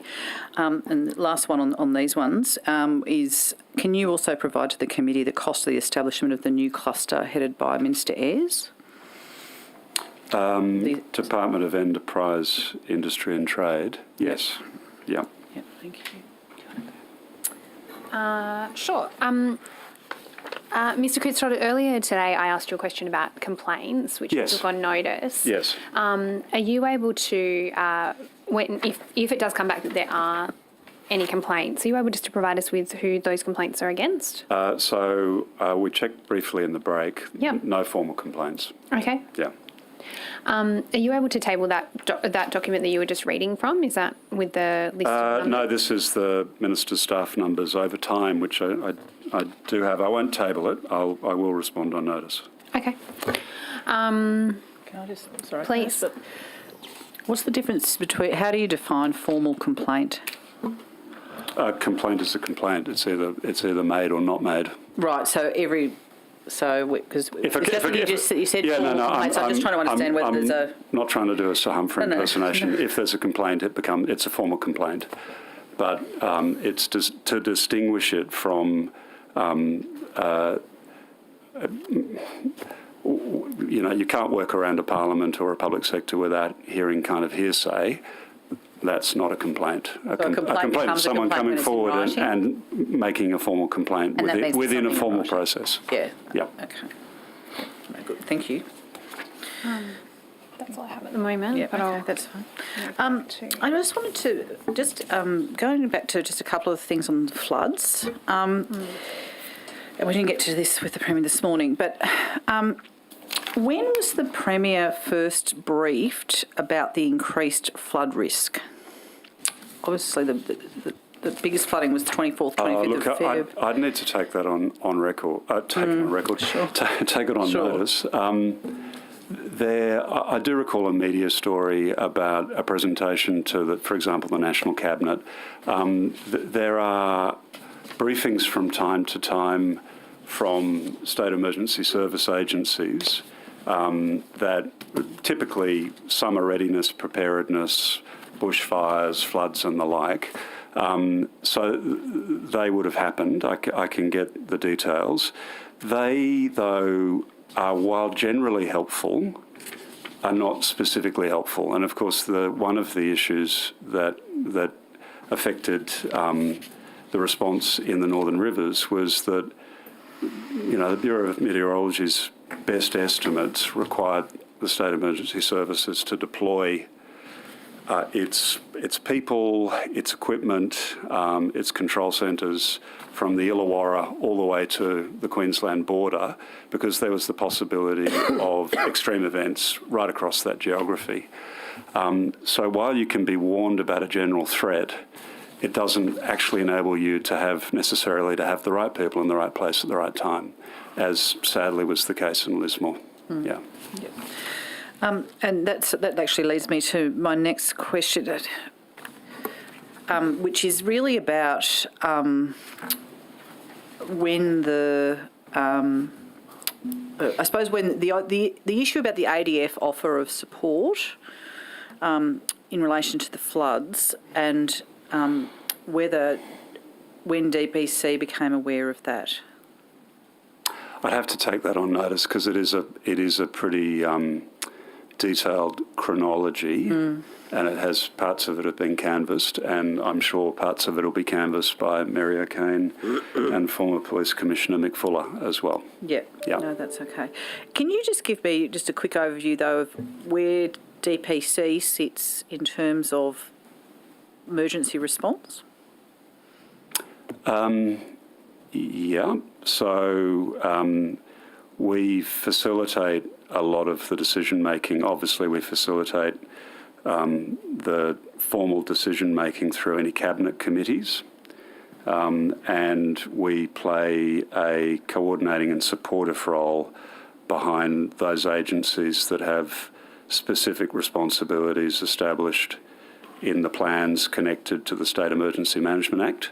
So, we are involved, but those plans are very clear about who the lead agency is and the specific roles performed by committees that are then established to support that response. So the response phase, in this case, of course, led by the SES, the recovery phase led by Resilience New South Wales with associated governance that comes into play when you move into recovery.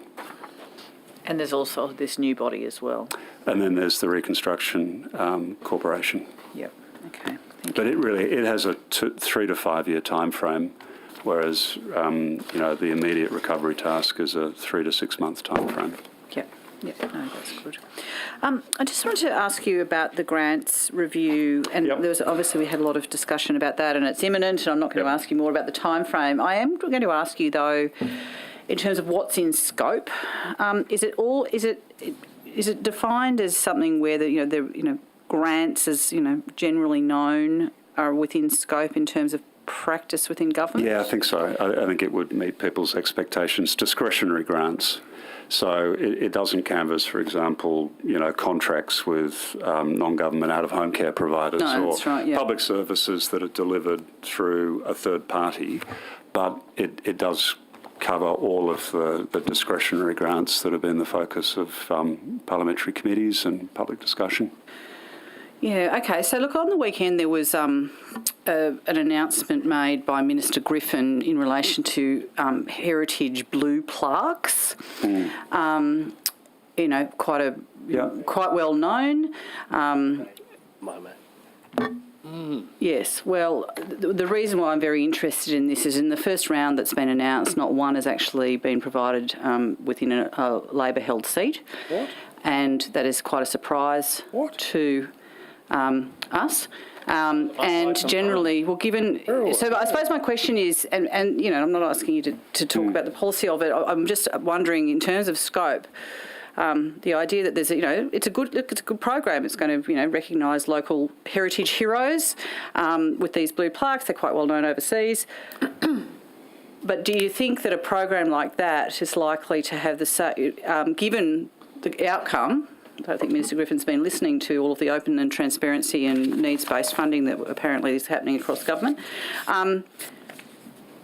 Is there any way that can fall within scope, or do you think that that's out of scope? I don't know a lot about the detail of the program, but I would assume it's out of scope. Blacktown Civic Centre, surely. But I mean, they're administrative decisions by a minister. Yes. I assume that's out of scope. Yeah. Okay. Yeah. Blacktown Sports Club, 93. Sure. Can I just ask, so in terms of the current requirements governing grants, is it still the DPC circular from 2010 that governs the grants? Yeah, that's the operative circular. Okay, and how is that communicated to government departments? It's published online, and all government departments have codes of conduct which require their employees to comply with all circulars and memos. So that's generally how it's communicated. Okay. No, I mean, we spent a very frustrating couple of hours with the Office for Local Government trying to ascertain whether circulars actually applied, but that's the most succinct and helpful answer that I've got. So thank you very much, Ms. Boyd. Estimate's over. I think that's a compliment. I don't think so. I don't think so.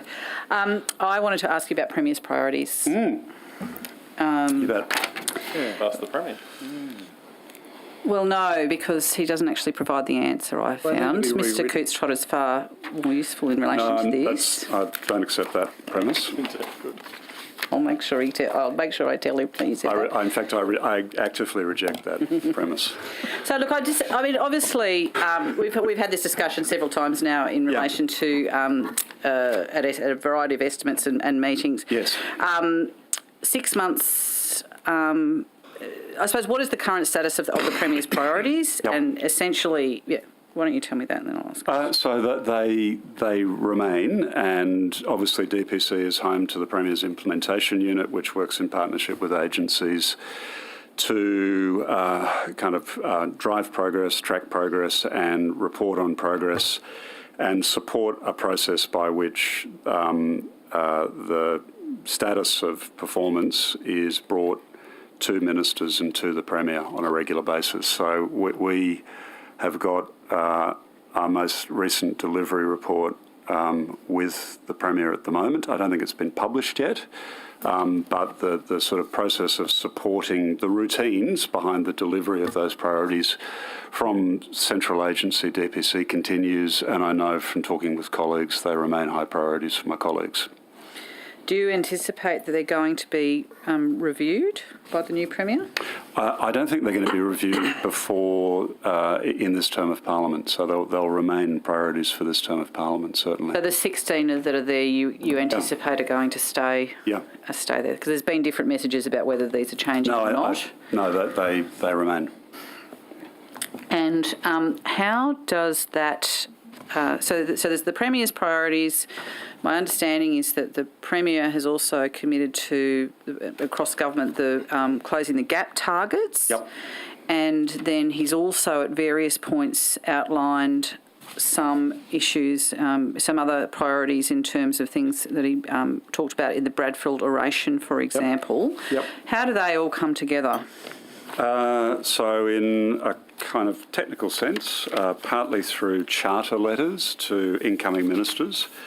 So charter letters went out and they articulated to ministers focus areas of government, so quality of life, strong foundations, lifelong learning, home ownership, modern services, manufacturing in New South Wales, 6 cities.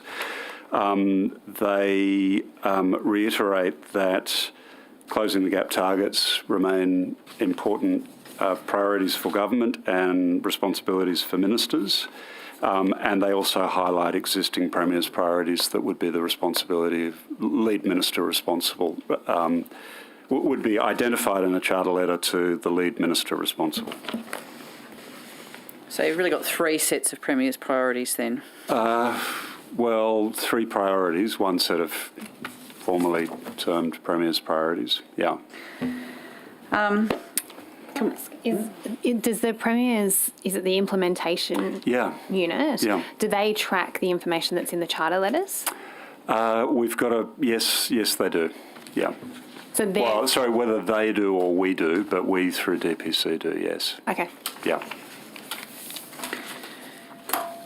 And so in terms of how is it, so you've got the implementation unit and then there's the Board of Secretaries. What's their role within these? We meet every 2 weeks to hopefully mostly make decisions, but sometimes just to share information so we all know what's going on. It's an administrative body in the sense that it's not established by regulation or statute or anything. It's just the heads of agencies plus the Police Commissioner and the Public Service Commissioner coming together to ensure that we try and act as good stewards and leaders in the sector. So we do have a pattern of regularly dealing with quarterly reports of progress on the Premier's priorities. We do meet prior to connected closing the gap proposals going through to cabinet committees. So we try and make sure that agencies if there are any points of disagreement or issues of concern, they kind of get ventilated there before something goes in either directly to the Premier or into a Cabinet committee. And the oversight of the charter letters and what's set out in there, where does that rest? So we're supporting that and supporting the Premier and his office in that. So that's separate from this sort of closing the gap in the Premier's priorities? Well, yes, in the sense that they identify further priorities for ministers, but obviously, as you know, because you know them all very, very well, some of the closing the gap targets are actually the same quantified target as some of the Premier's priorities. So there's that overlap. And so there's been 16 targets. Just to go back to the the Premier's priority targets, leaving aside the others which are a little bit more opaque in terms of their tracking. There's been 16 targets. I mean, there's 6 that are going backwards or have made no progress. What's is there just an acceptance now that these aren't going to be met? What is being done about trying to turn those around? I might take a couple by way of illustration. So there's a target to try and reduce the proportion of children reported to the child protection system who are then re-reported. The latest figures are worse again? I don't want to...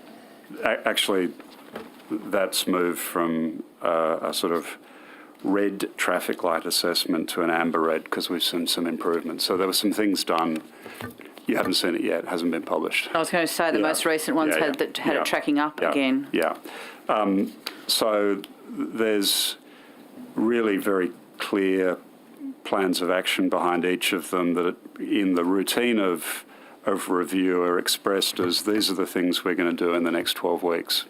And then there's a check at the end of the 12 weeks to say, well, have those things been done or are they on track? And then most importantly, are they having an impact on performance? So in terms of the 6 that are not going well, the numbers in terms of Aboriginal students attaining Year 12, not on track. No. What's the time frame for being on? I mean, we're heading, obviously there's an election in less than 12 months. These have been in place for a long time because they actually were similar to the ones that Premier Baird had, and Premier Berejiklian kept those, as I understand them. I probably wouldn't be doing my colleagues in education or elsewhere justice in summarising their work, but I'll just talk about the ones that are clearly not on track. So, the proportion of Aboriginal students attaining the HSC is going backwards. So, are we basically accepting that these are just not going, that these are not achievable? No. I think there's clear-eyed assessment both by the agency and through the Premier's implementation unit that leads to those green, amber, red. And if something's red with, 12 months left to run, it's unlikely to be met. But it doesn't mean that the broad objective is not still being pursued. We're still trying to reduce the number of domestic violence perpetrators who reoffend. We won't hit the target, but we're trying to do it. Lock them up. The policing interventions seem to have worked really well. A lot of people. We'll see. I wanted to ask just about... sorry, I just struggling. Where was it? So in terms so that you've got the 6 that are not on track. That have gone backwards or are making no progress. Then there's another 6 that aren't on track. So I think... I suppose what I'm looking at is, if you're looking at overall performance, the 16, what I'm getting to is that there's 16 targets. 2 have been met. Yep. And at this point, only another 2 are on track to be achieved by 2023. That means that essentially 12 of the 16. Well, I'm not sure about that. So, improving outpatient and community care looks to be on track. Reducing street homelessness, the most recent statewide street count was a slight increase on the year before, but it's still actually below the target we've set for ourselves by 2025. So right here, right now, the target's been met. But of course, it's never static. The cost of housing is rising. The pressures on street homelessness are rising. So, you know, there's caution about declaring victory because it's just a constant and consistent effort required. Reducing recidivism in the prison population. We've now seen 6 consecutive quarters where the reoffending rate on that measure has fallen. That is really good news. Towards zero suicides looks to be on track. And then in terms of the diversity measures in the public service, female senior leaders, target of 50%, we're sitting at 43%. Senior Aboriginal leaders, 130 against a target of 114. The element of diversity where we're not doing well enough is recruiting, retaining and helping develop the careers of people with disability. Because that's been going backwards for a while too. Actually, it went backwards. It's come forwards, but only modestly. The numbers are small. Yeah. No, that's fine.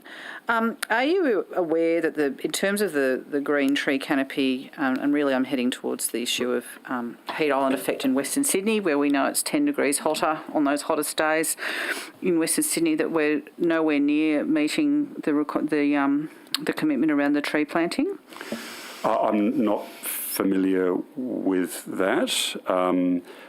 The note I've got says there's 708,926 trees planted against a target of 1 million. That was supposed to be done by this year. And again, the assessment is the target is on track to deliver in 2022, so calendar 2022. A lot of spade work, but that does look achievable. Yeah, I don't believe it is. Can I just ask specifically then around the obviously the increase of proportion of public school students in the top 2 NAPLAN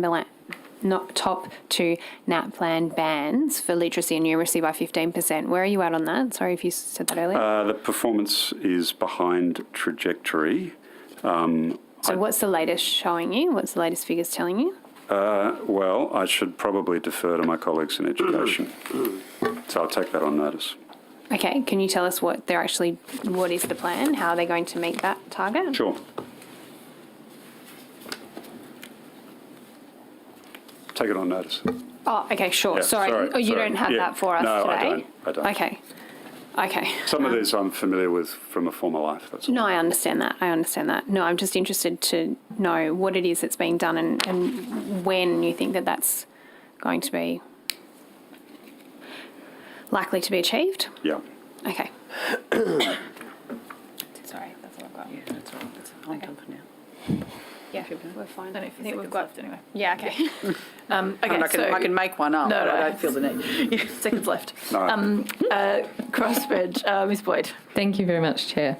And I'm going to use the excuse that the opposition has stolen most of my questions, so I may not have a full 15 minutes either. So just coming back to those Premier's priorities then, in relation to the numbers or the proportion of people with a disability working in the public sector, I understand the target is 5.6%, and it's been around the mid 2% pretty much forever. Yes. I have been asking about this for at least 3 years, and I keep being told that there are measures in place to improve this.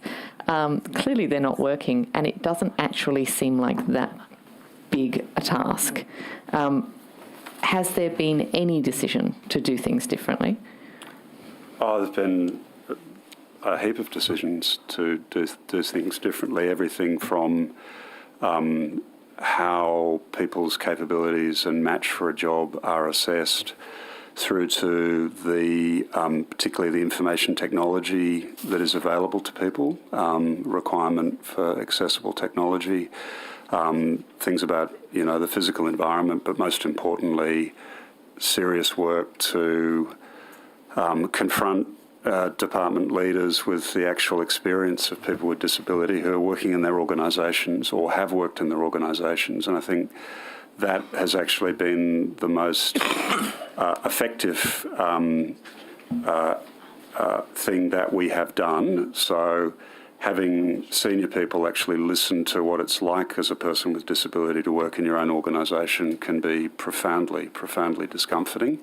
They're simple matters of respect, simple things that could and should have been done to adjust the workplace to enable someone to do the job that they want to do and that they have the capability to do, don't get done. Often that's less senior people in management not feeling like they have the organisation's authority to do that. It costs money to make some of those changes. So, from that, there are all sorts of practical things that have been done to change where budgets for workplace adjustments are held. So they're not held by less senior managers, they're held centrally. So the decision you take is not a decision you have to worry about in terms of delivering your own budget. It's funded by the organisation. We're working on passports so that if you move from one job to another, one department to another, you don't have to tell your story all over again. The kind of supports that you need in the workplace go with you. That can change over time, but it gets updated and moves with you over time. There are networks of public servants with disability, so disability employee networks are now important, decision makers with other department leaders in a whole bunch of issues associated with recruiting, retaining, developing people with disability. You've got people identified as disability allies or champions in organisations. We've got formal supports for those people. It's attitudinal, it's cultural, it's frustrating, it's way too slow to move. Mm-hmm. But if you look across different workplaces, you've got legal aid with, 6.5% of its employees are people with disability. So there are standout examples where people who really bring a bit of attention to it can really demonstrate to the rest of us what's possible. So it sounds like there's been some inroads made into sort of challenging a culture of ableism, I guess, and sort of culturally once people are in the job. But what has been done to recruit more people with disability into the jobs, and specifically what accountability measures are in place to ensure that at every step of the recruitment process a certain percentage of people with disability are being considered? So there's been a lot done to try and help departments become better recruiters and employers of people with disabilities. So quite a number, including my former department, sought accreditation as disability confident employers through the Australian Network on Disability. So using external expertise and really a kind of a process by which you learn from really good employers, you assess yourself, but then you have somebody outside the organisation that challenges you on your sometimes too sunshine and lollipop self-assessment. So it's a process of trying to measure yourself against agreed standards of what disability competent employers look like, what they do well, what people know and can do in leadership and management positions. There is a lot of data gathered on the proportion of people approaching the organisation who identify as people with disability, the proportion who make it through various stages of a recruitment process. We've got disability-specific talent pools, so we've run particular recruitments for people who are neuro-linguistically diverse, who are in hot demand in a whole range of roles in the public sector and the private sector. So there's a bunch of things happening. It's just across the whole of the workforce, it's just not moving the aggregate number sufficiently quickly. So it sounds then like there's quite a lot of subjective measures but you did say that you do take data on percentages approaching the organisation, etc. Are you able to provide on notice then the percentage of people who do apply for a job in the public sector who identify as person with disability? And then also, if there are other stages, for example, those who then make it through to an interview, what percentage that would be? Okay. And then if you could tell me what you proactively do to identify those departments or managers who are under performing on the basis of those numbers. Yeah, I'm not sure about the last bit, so I'll take it on notice. I don't think the data would allow you to go, Michael Kurtz-Trotter's doing less well than someone in his role should be expected to do it. It's not at that level of refinement, and possibly never could be, but certainly at a kind of broader workplace and certainly agency level, we do know, who's doing well and who's doing less well and who's moving forward and who isn't. You said earlier in response to Ms Sharp's questions that on a lot of these Premier's priorities, we won't hit the target, but we're trying to do it. Yeah. It's quite frustrating, though, when we see something like this measure that has stayed at this 2%. And although, it sounds like some work has been doing, we're trying, we're certainly not hitting the target. At what point does a priority actually result in significant action being taken to ensure that the target is met? Look, I wouldn't say, I couldn't claim it's consistent across a very, very big collection of agencies, but this is a target that's taken very, very seriously by certainly a lot of my colleagues and by people at every level in the organisation. It's not a sort of nice to have. People are held to account for it. We talk about it every 3 months as a group of secretaries. There is a focus on it.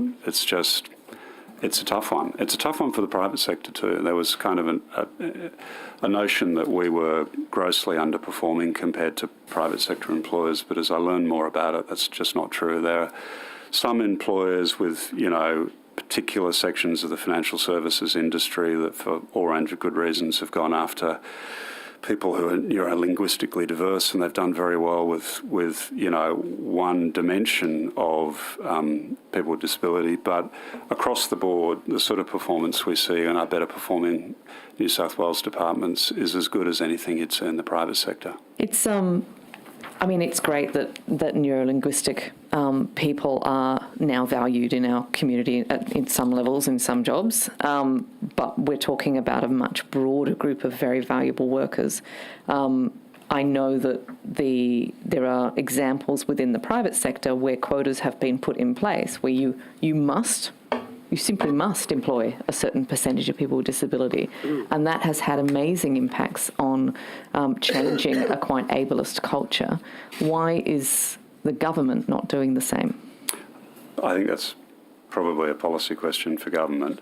I think, and this is always, it's kind of what you conclude from this is a little uncertain. But when you look at how people identify themselves for the purpose of the annual staff engagement survey, completely anonymous. You've got reporting rates where workforces are seeing 5-6% of respondents, and it's like 75% of their workforce responding. So it's incredibly...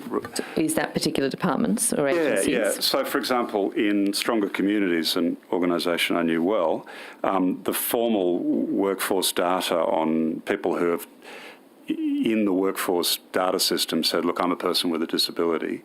That's 3% of the workforce. But the respondents to the annual staff engagement survey, it's 5.2% of the workforce of people who identify as people with disability.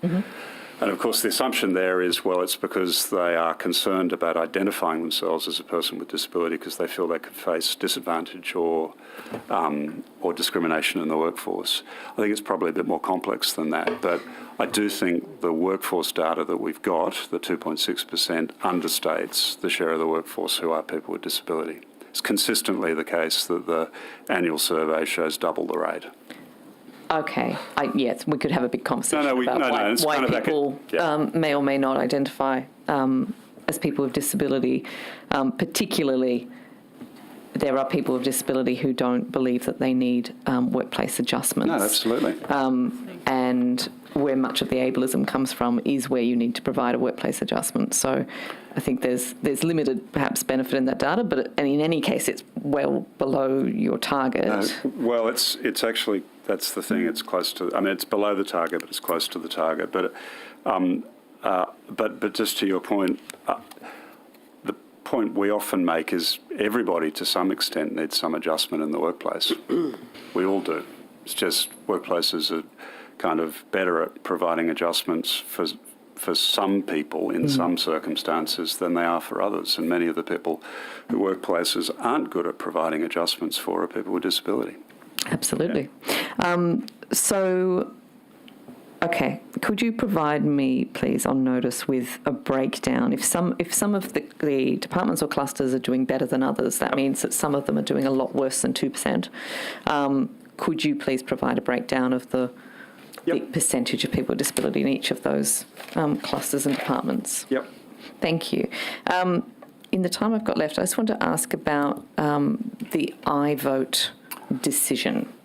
That's a decision for the State Electoral Commissioner. His call. And I will be asking him on this also later. Yep. But when that decision was notified to the Premier's office, which I assume it was notified at some point, yes, I'm getting a nod for the benefit of Hansard, was it considered what measures the government could now put in place to ensure that voters with a disability, particularly those who are blind and low vision, are able to cast anonymous and independent votes? I think the short answer is yes, but I really think I should leave it to the State Electoral Commissioner to talk about that. So the Commissioner's letter to the Premier advising of the decision specifically addressed the fact that the Electoral Commission would be looking at alternatives to facilitate independent voting by low vision and blind electors at the upcoming state election. So the government doesn't see itself as having an additional role in that. We're trusting that the Commissioner will make it so that that's going to happen, and that. Yeah, I think that would be consistent with the Electoral Commission's statutory responsibilities. Yes, but the government still has a responsibility to provide for people with disability to ensure that they can participate in democracy. And we have and will stay in close contact with Mr. Schmidt as he works through it and provide him any assistance he asks for. I will take that up with him later. Thank you. Mr. Latham. Thank you, Chair, and thank you, Ms. Boyd and Mr. Secretary. Mr. Secretary, what's the definition you use as the head of the New South Wales Public Service and applies across the public sector for the meaning of woman? What is a woman? So you're asking me a personal opinion? No, the position as head of the public sector. Both, if you can. Sure. A mature biological female, so that's a definition of sex, but the definitions that are applied in other contexts include concepts of gender and gender identity, and that is in line with both the New South Wales Anti-Discrimination Act, the Sex Discrimination Act at the Commonwealth level as well. So it's possible, say, in the New South Wales Woman of the Year Awards for someone identifying as a woman, having been born biologically male, to nominate and to win them. Yes, it is. And from memory, there was a trans woman of that nature who was a local awardee a couple of years ago, and it was a really lovely story. This is from Wagga. Yeah, I think so. Right. Yeah. Well, there's a backstory there that I won't go into, but this is a definition then different to the one the Premier's been giving publicly, that for him a woman is an adult female, and I think he means biological female. Well, again, there is a distinction between sex, gender identity, and there's requirements in anti-discrimination legislation that we've got to satisfy. I haven't listened closely to the Premier's comments, so I wouldn't comment on that. They're on the public record, and that law then, the Premier's definition really doesn't matter because you've got a different one that's applied in the different statutes that you've mentioned. I wouldn't summarise it that way, but there are concepts that apply in anti-discrimination legislation that we respect and adhere to. Mr Secretary, what role do you play at Infrastructure New South Wales? Because of my taking on this job, you automatically become a board member of Infrastructure New South Wales. And have you been briefed on irregularities in the way in which the Central Barangaroo development has been handled? I wouldn't agree with the characterisation. I'm aware that there are negotiations that Infrastructure New South Wales has been engaged in through that process, but I'm not across the detail. Okay, you wouldn't agree with the characterisation. Why were the sightline notifications, effectively the harbour views, sold twice, to Lendlease Crown and also to Grocon? So I would have to take that on notice, Mr Latham. What deal with Lendlease Crown did the state government, originally under Barangaroo Development Authority, now under the organisation where you're a board member, do with those organisations after they sued and won, and why has the nature of the arrangements never been made public? So, again, I'll take it on notice. I'll point out that the board is an advisory board, not a kind of core governance board. It has some distinct responsibilities, but the day-to-day management of those kind of details were questions best directed to the Chief Executive, Simon Draper. Central Barangaroo at the moment is a hole in the ground. With no sign of completing what had been a grand vision, also with the construction of a very expensive metro station in a place where there's no development nearby. When you say you're an advisory board, do you give some advice about how this conundrum, how this debacle can be sorted out? The detail of that has never come to the board. It's not come to the board on the two occasions I've met as a member of the board. Are you aware of why Grocon was promised sightline notifications consistently over a 3-year period, 2016 to 19, always promised day after day, time after time, they were coming soon, but never delivered? No. No. Are you aware of a series of WhatsApp messages in 2019 where Tim Robertson from Infrastructure New South Wales, formerly an advisor to Mike Baird, was collaborating with the Department, the Premier and Cabinet officials, Infrastructure New South Wales officials and commercial competitors to Grocon to do in Grocon, or in Robertson's words expressed in this WhatsApp message on the 10th of May 2019, if we give a 110 notice, the sightlines notice to Daniel Grocon, we'll all be fucked? No. Do you believe in general there's an obligation for an outfit like Infrastructure New South Wales to be neutral between companies rather than making a deliberate decision to do in one company and advantage others? Well, the general proposition's an easy one to agree to, but I just have no knowledge of these details, Mr Latham. What sort of guidelines does Infrastructure New South Wales have for its senior staff on how to avoid this example of crony capitalism? Happy to refer to Infrastructure New South Wales, the thrust of the question, which is what are the internal policies to manage, the code of conduct and related policies. Is this a matter that has been raised at board level at any stage? Look, only the conduct of the negotiation, but I'm sketchy on the details, so I'm happy to take it on notice. And get back with information. Are you aware that Tim Robertson wrote a memo to your predecessor, Tim Reid, and also Simon Draper, on the 23rd of August 2019, saying as follows: the project team considers that the best opportunity for the Central Barangaroo project to progress in a manner that's consistent with the sender and minimises ongoing risks to Infrastructure New South Wales is for the transfer of development rights from Grocon to Aqualand. Why would this level of favouritism to one commercial party exists to the disadvantage of a different one. This is quite extraordinary, isn't it? I can't accept the premise of the question, and happy to again refer the question to Infrastructure New South Wales for a response on notice.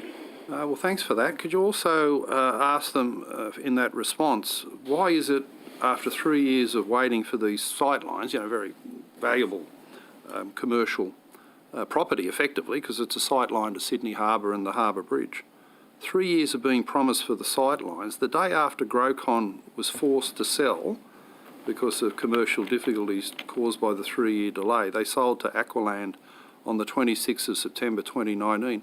The day after, the sightlines were then delivered to Aqualand.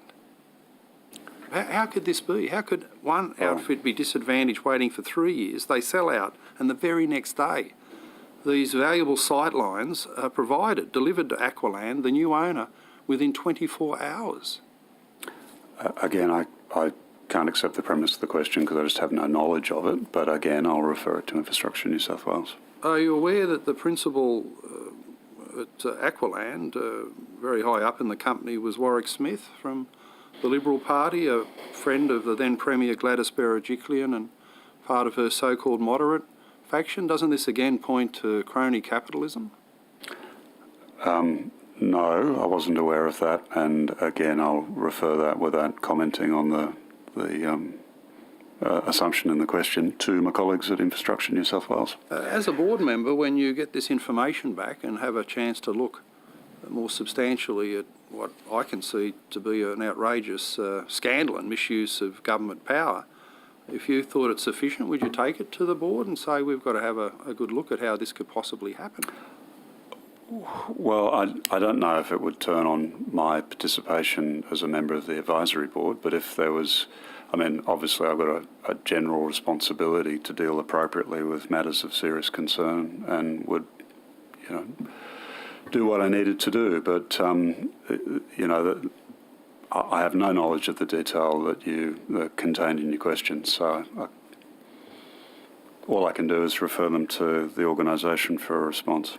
And head of the public service, what guidelines are there? What sort of training or instructions do staff get about the neutral treatment of commercial and corporate interests, being told to avoid the favouritism here that's quite stunning in the central Barangaroo development debacle? Well, again, I'll took earlier a question on the policies, the code of conduct, and the governance structure within Infrastructure New South Wales, so happy to respond. And Ms Boyd, as the General Counsel, can you shed some light on what legal parameters, training, instructions are given to senior staff to make sure they remain neutral in matters where there are competing commercial interests? I would just confirm what Mr Coates-Trotter said about codes of conduct, statements of business ethics, other, internal policies and, legal obligations that apply to all public officials in terms of conducting themselves ethically and appropriately. In your experience, did Mr Reardon ever enforce any of those codes of conduct or have concern that at Central Barangaroo they were being breached and seek advice from you? No, I'm not aware of that, no. Right, can you supply us with the documents that you've mentioned that would be available to Robertson, Draper, Reardon at Infrastructure New South Wales that should have guided their conduct? Yes, I can take that on notice. Thank you very much. Thank you. I've just got a little bit of time. Yeah, can I just ask, Mr Coates-Trotter, has any of the independent organisations who have to make requests to DPC for additional funding, Icac, the Auditor General, the Electoral Commission, have any of them made additional requests for funding this financial year? So obviously the government received, sorry, it's a long-winded, the short answer is we're working in support of a number of independent agencies, but what we are doing is no longer mediating their relationship either directly with the Treasury or, more importantly, with the Expenditure Review Committee of Cabinet. So the Premier has written to the heads of independent agencies proposing a range of changes to the the way in which funding decisions in respect of independent agencies are handled. And he, as he undertook to do, so he undertook to consult with those agencies in response to the Parliamentary Inquiry report, the Auditor General's report. He's done that, and I would expect that there'll be further decisions made about making some changes to the way it works. Okay. With respect, Mr. Coote-Strada, have they made requests? Have they, I understand if you're not mediating those responses anymore, are you aware of any requests from the Icac, the Auditor General or the Electoral Commission that have come in? Yes, but I should let them speak to those. Okay. And that the process has changed? Yes. So does that mean that DPC or the Premier is no longer required to support those applications? Premier remains the Minister, together with the Attorney-General, who are responsible for the agencies, so Premier remains involved in the process. But the previous process saw DPC as a cluster lead effectively receiving, considering and then forwarding the proposals from independent agencies. We are taking ourselves out of that mediation Not role. a brief on top of those that goes to the Premier. Is that the change? The process of consultation and decision making about a new way of dealing with funding requests has not been finalised, so I shouldn't talk to it until it's done. I think so you're talking about supplementary funding requests rather than requests through the budget process. That's exactly right. Oh, okay. I'm sorry. I was confused. Yep. So there have been no supplementary funding. No, I'm sorry. None. Yeah. Okay. But this is for the budget for the new financial year. There's a different process and that's still being New year, finalised. new dawn, new start. Okay, right. I understand. That's very helpful. Thanks very much, Ms. Boyd. Anything else? No. Government? Nope. Lost in this session. Thank you very much for your attendance today. We really appreciate it. The Secretary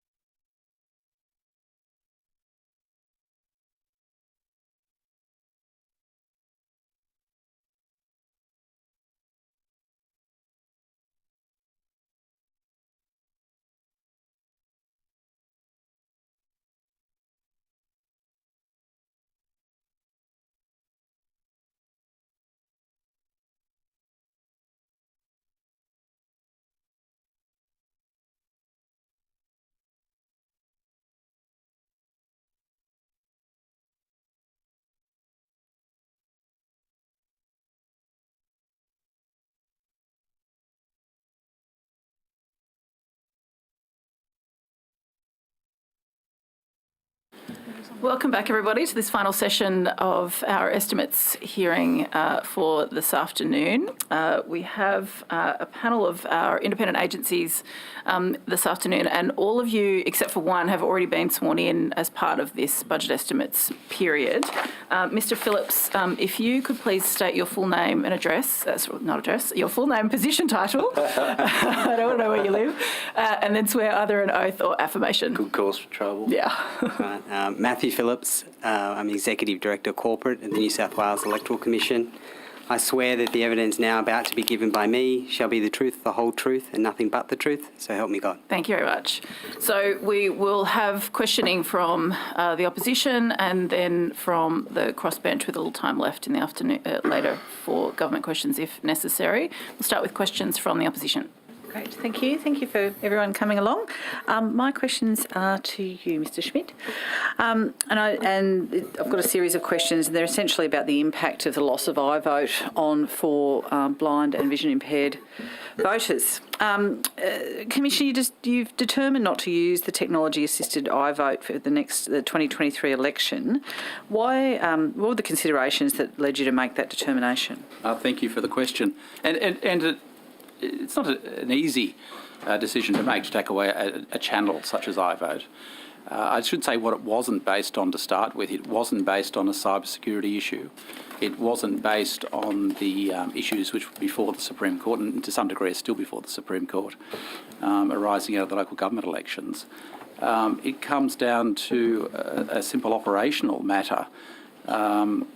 We use a software provider, Icare, who provides the system.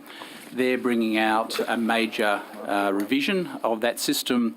It should be released. If it hasn't been released now, it'll be sometime in April, according to their timetable. I first became aware in early March that not only that was the new version coming out, but the existing version wouldn't be supported. So that's fine. We would have to implement and install and, more importantly, test a new version of the software if we were going to use it for the March 2023 state general election. So, sorry, Commissioner, when were you informed of this? Early March. Early March this year? This year. Right. And the answer is we simply do not have time to test. I mean, I have appeared before this committee and other committees in recent times pointing out some of the challenges I have with my systems across the board. And we have to do, as you'd expect and hope, massive testing of the systems and the integration of those systems in the lead up to major events. We're starting that very, very soon. I do not have time to have a new system come out, which then has to be customised because they have a base frame of a system. We would have to customise it to our particular legislative requirements. We would have to test those customisations. There is no way that I could have, with my hand on my heart, said that I could roll out to the community in March next year a system that we could rely upon with that lead time. What are the barriers to? I mean, you say that you can't do that. I believe you, but what are the specifics that mean that you can't do it? Is it a lack of people? Is it the complexity of this? You know, like if you were to get 10 more people, could you get it on deck? You know, like what's actually the barrier to being able to test and have this ready for 2023? There's a number of levels in answering that.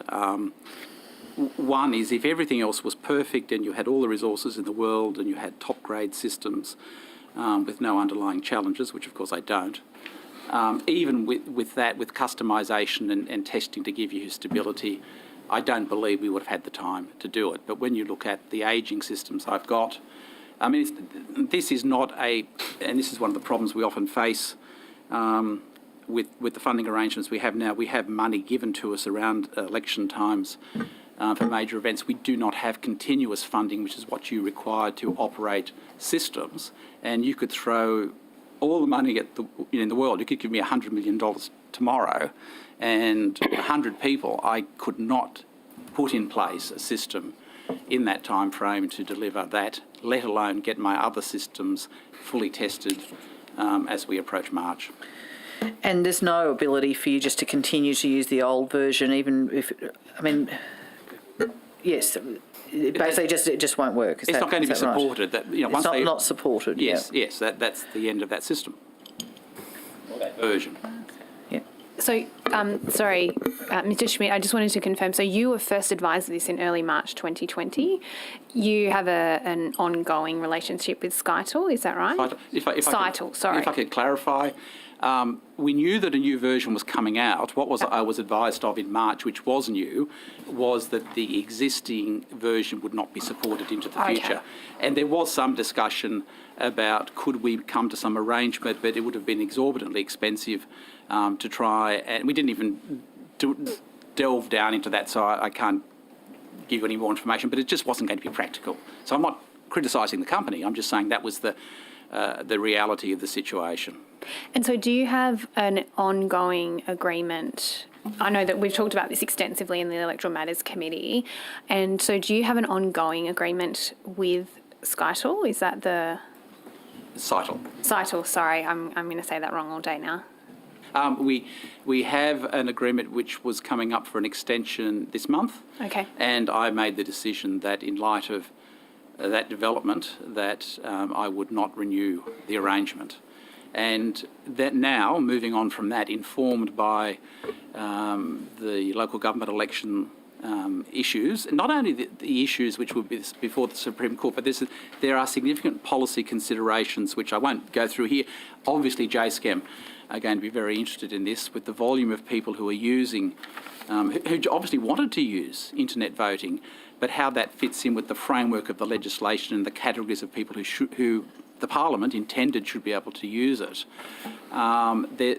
There's a significant policy discussion to be had about what a future iteration of such an arrangement would look like. And just, if I can have a moment of your time, I've just recently written to the Premier and the Treasurer proposing that I be able to carry forward some unspent money from the local government elections to set up an independent review which would involve not only government and central agencies, the interest groups who I've met with a couple of weeks ago to talk about this, and they've expressed their genuine concerns, and I understand their genuine concerns.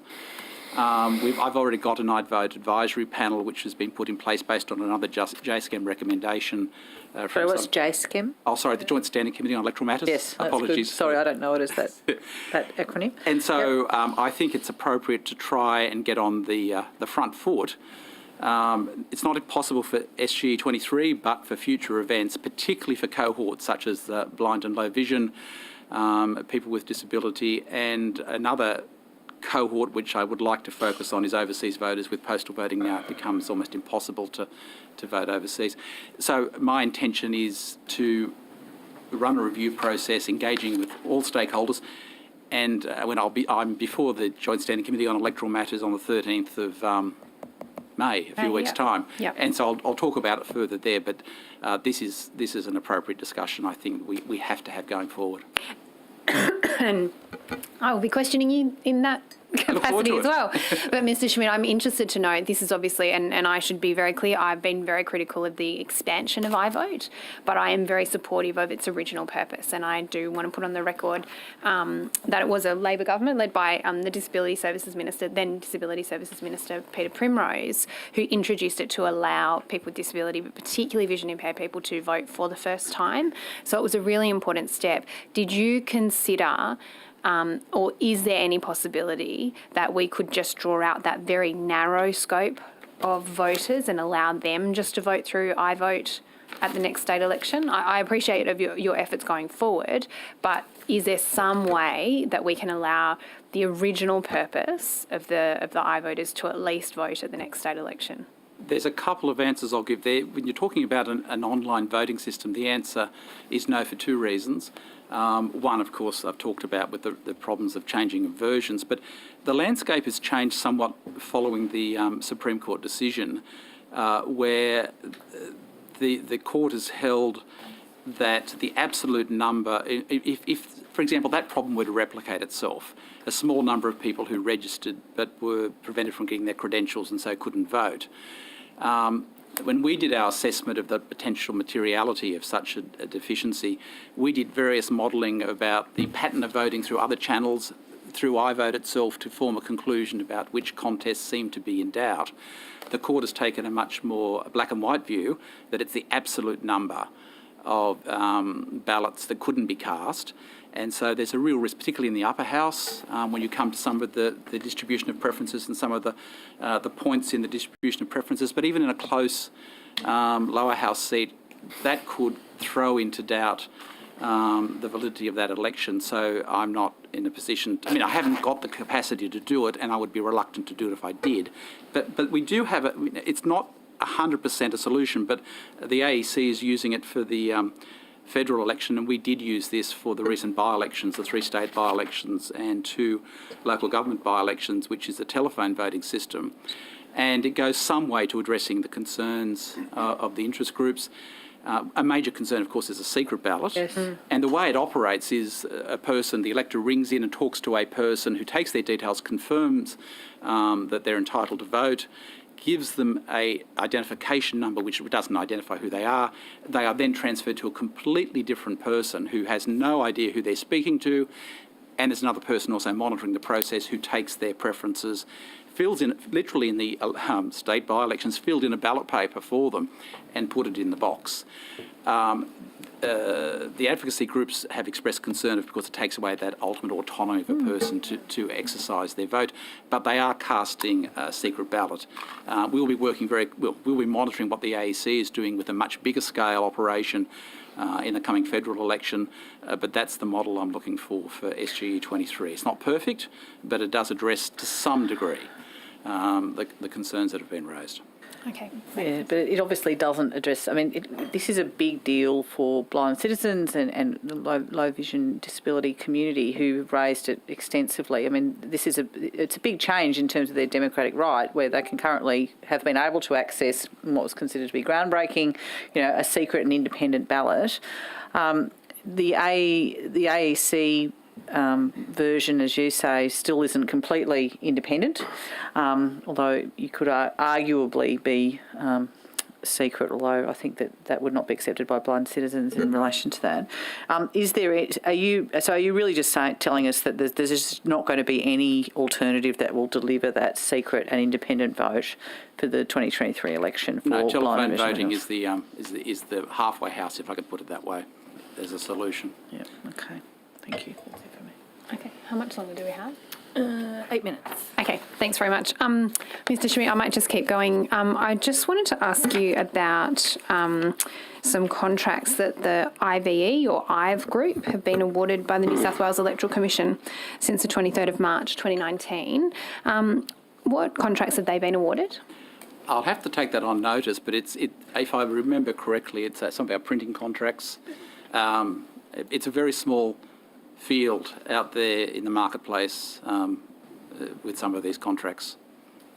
So my understanding is it's the postal vote, the postal votes. The fulfilment or printing, it's in that space, but I'll take it on notice, the exact contracts. Okay, all right. And so when we're talking about the postal votes, we're talking about the actual the ballot papers, the envelopes, and the voting system for the postal ballots. Mr. Phillips, you look like you're nodding. Do you have any more information? Okay. And are you able to tell us how many contracts have been awarded to the IVE group? I'll take that on notice. Okay. And the amounts for those contracts? Take it on notice. Okay. Do you know how many of these contracts went to open tender? All of our contracts, we follow the procurement guidelines. With some of our contracts, it'll be a combination of open tender or rollover in certain specific circumstances. But again, if on notice, we'll come back to you with all the details. Okay, that would be very helpful. As part of those procurement guidelines, are you required to make a disclosure if you're a political donor? I'm not sure. It's done under the government's procurement guidelines, so I must confess it's not something which I deal with on a day-to-day basis, but I genuinely don't know. Okay, that's fine. But the expectation is that if you're a permanent employee of the New South Wales Electoral Commission, that you're not a member of a political party. Is that correct? Yes, we make any employees, including our temporary staff at elections, have to make declarations about political neutrality. Okay, and that means that so you can't be a member of the Labor Party or a member of the Greens or a member of One Nation or a member of the Liberal Party and turn up and vote and work on election day, even as a temporary. That's correct. Employee. Okay. Mr. Schmidt, would you be aware what the political donations cap to a registered political party was for the 2018-19 financial year? Not offhand, but it's on our website, but I can, if you want me to take it on notice, I shall. That's okay. Look, I've got them here. Okay. So in 2018-19, it was $6,300. And my understanding is that the penalty for breaching that would be $44,000 or up to 2 years in prison. Is that correct? If I'm willing to accept that's the case. Okay. So this is obviously something that we take very seriously about breaches to the donation caps. Mr. Schmidt, are you aware that the IVE group, I'll call them, I'm not sure if it's IVE or IVE group, which also trades as Blue Star Group, actually in 2015-16, sorry, I'm getting my years mixed up. So in 15-16, the cap was $5,800. According to documents that are available on your website, they made a total of $71,350 worth of donations. Can you explain why that would be the case, why that would be permissible? I would have to take that on notice. I just need to put on the record, and you can continue asking the questions. I'm here as the Electoral Commissioner. Of course, it's the Commission chaired by Arthur Emmett, the new chair who deals with enforcement and regulation of political fundraising and political... So there's an overlap. So I'm a member of the Commission when it sits in that sphere, but I am the Commissioner in the sense of the electoral matters. So I'm always sensitive at these hearings about not transgressing into territory where the chair himself, as he currently is not here. But I'll happily take the questions on notice. Yeah, look, I can provide you with a copy. Sorry, if the committee staff are just able to provide you with a copy of these. This is just a printout from your website, which shows the reportable political donations made to the Liberal Party of Australia New South Wales branch, which totals $71,350. So if you just turn to the third page, I think that you've got there. Yep. Is that? That's the right one. Page. I've got a copy. Yes. Okay. So can you explain why that might be the case, that they would be able to make when the cap is $5,800 for that period? No, not offhand. I'd have to go back and have my people do the analysis, and we'll come back and give it to you. Okay, but is it your expectation that... So let me ask you then, we can find this with a simple search on your website. What enforcement mechanisms are in place to ensure that people who are donating over the cap are being caught? We do. I mean, this is not the first time this sort of question is asked. We often get them from the media who look at the figures on the website, and my experience to date has been when you drill down, which we will now do in answer to your questions, there is a legal and rational explanation as to how those figures fit within the cap. It may not be the case, but that's the starting point I come from, because this is not this particular matter, but this is a fairly regular line of inquiry which we have. So I will hold judgment, I will have the analysis done, and you will get the response, and the world can see what that is. But as for the yes, we do. We have a team of investigators who go through the disclosures, and if we find that there's been donations above the cap, we report them in our annual report every year, where parties either voluntarily, who've spotted themselves that they've made a donation over the cap, or we have brought it to their attention, who pay the money to the Commission as they're required to under the legislation. So I can show you here the other two pages that I've presented you with for the years 2018-19. In that year, the cap was $6,300. Here we've got donations from the group, IVE group, which total $18,764. Can you explain why that would be acceptable? I'm not saying acceptable or not acceptable. We will come back with an analysis to show you how that fits within the legislative caps. Okay, but Mr. Schmidt, it goes to the point that this is a group that is a very significant political donor. They are someone that it's well publicised that Blue Star Group for many years have been a key donor to the Liberal Party, but also have done a lot of their printing. Why then do your procurement guidelines not identify the fact that they're a political donor or that they're working with the Liberal Party? We applied the government's procurement guidelines. I mean, I'm not unaware of this issue. This issue has had some media coverage at different points. But my starting point is that it is a very limited field of people who supply some of the key services that we use. But we do have it in place measures and undertakings, which I will come back to you with more information about that, about neutrality when it comes to the provision of the services that we require, and security around ballot papers and the processes, etc.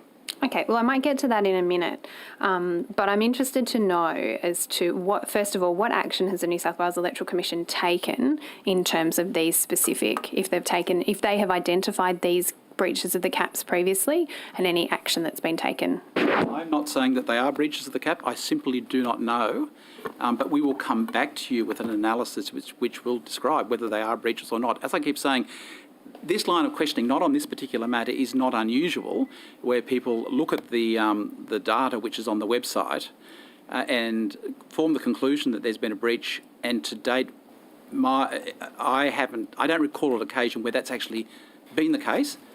This may be the case, I just don't know, but we will come back to you with information. Thanks very much. My time's expired. Mr Latham. Thanks, Chair. And could I just start with a comment to Ms Crawford? I tend to be a fairly hard market, but can I just say your office and your team is doing outstanding work. I try to read as many of your reports as I can. I think they're all exceptionally good, and may you long continue as one of our important accountability agencies and the work you do.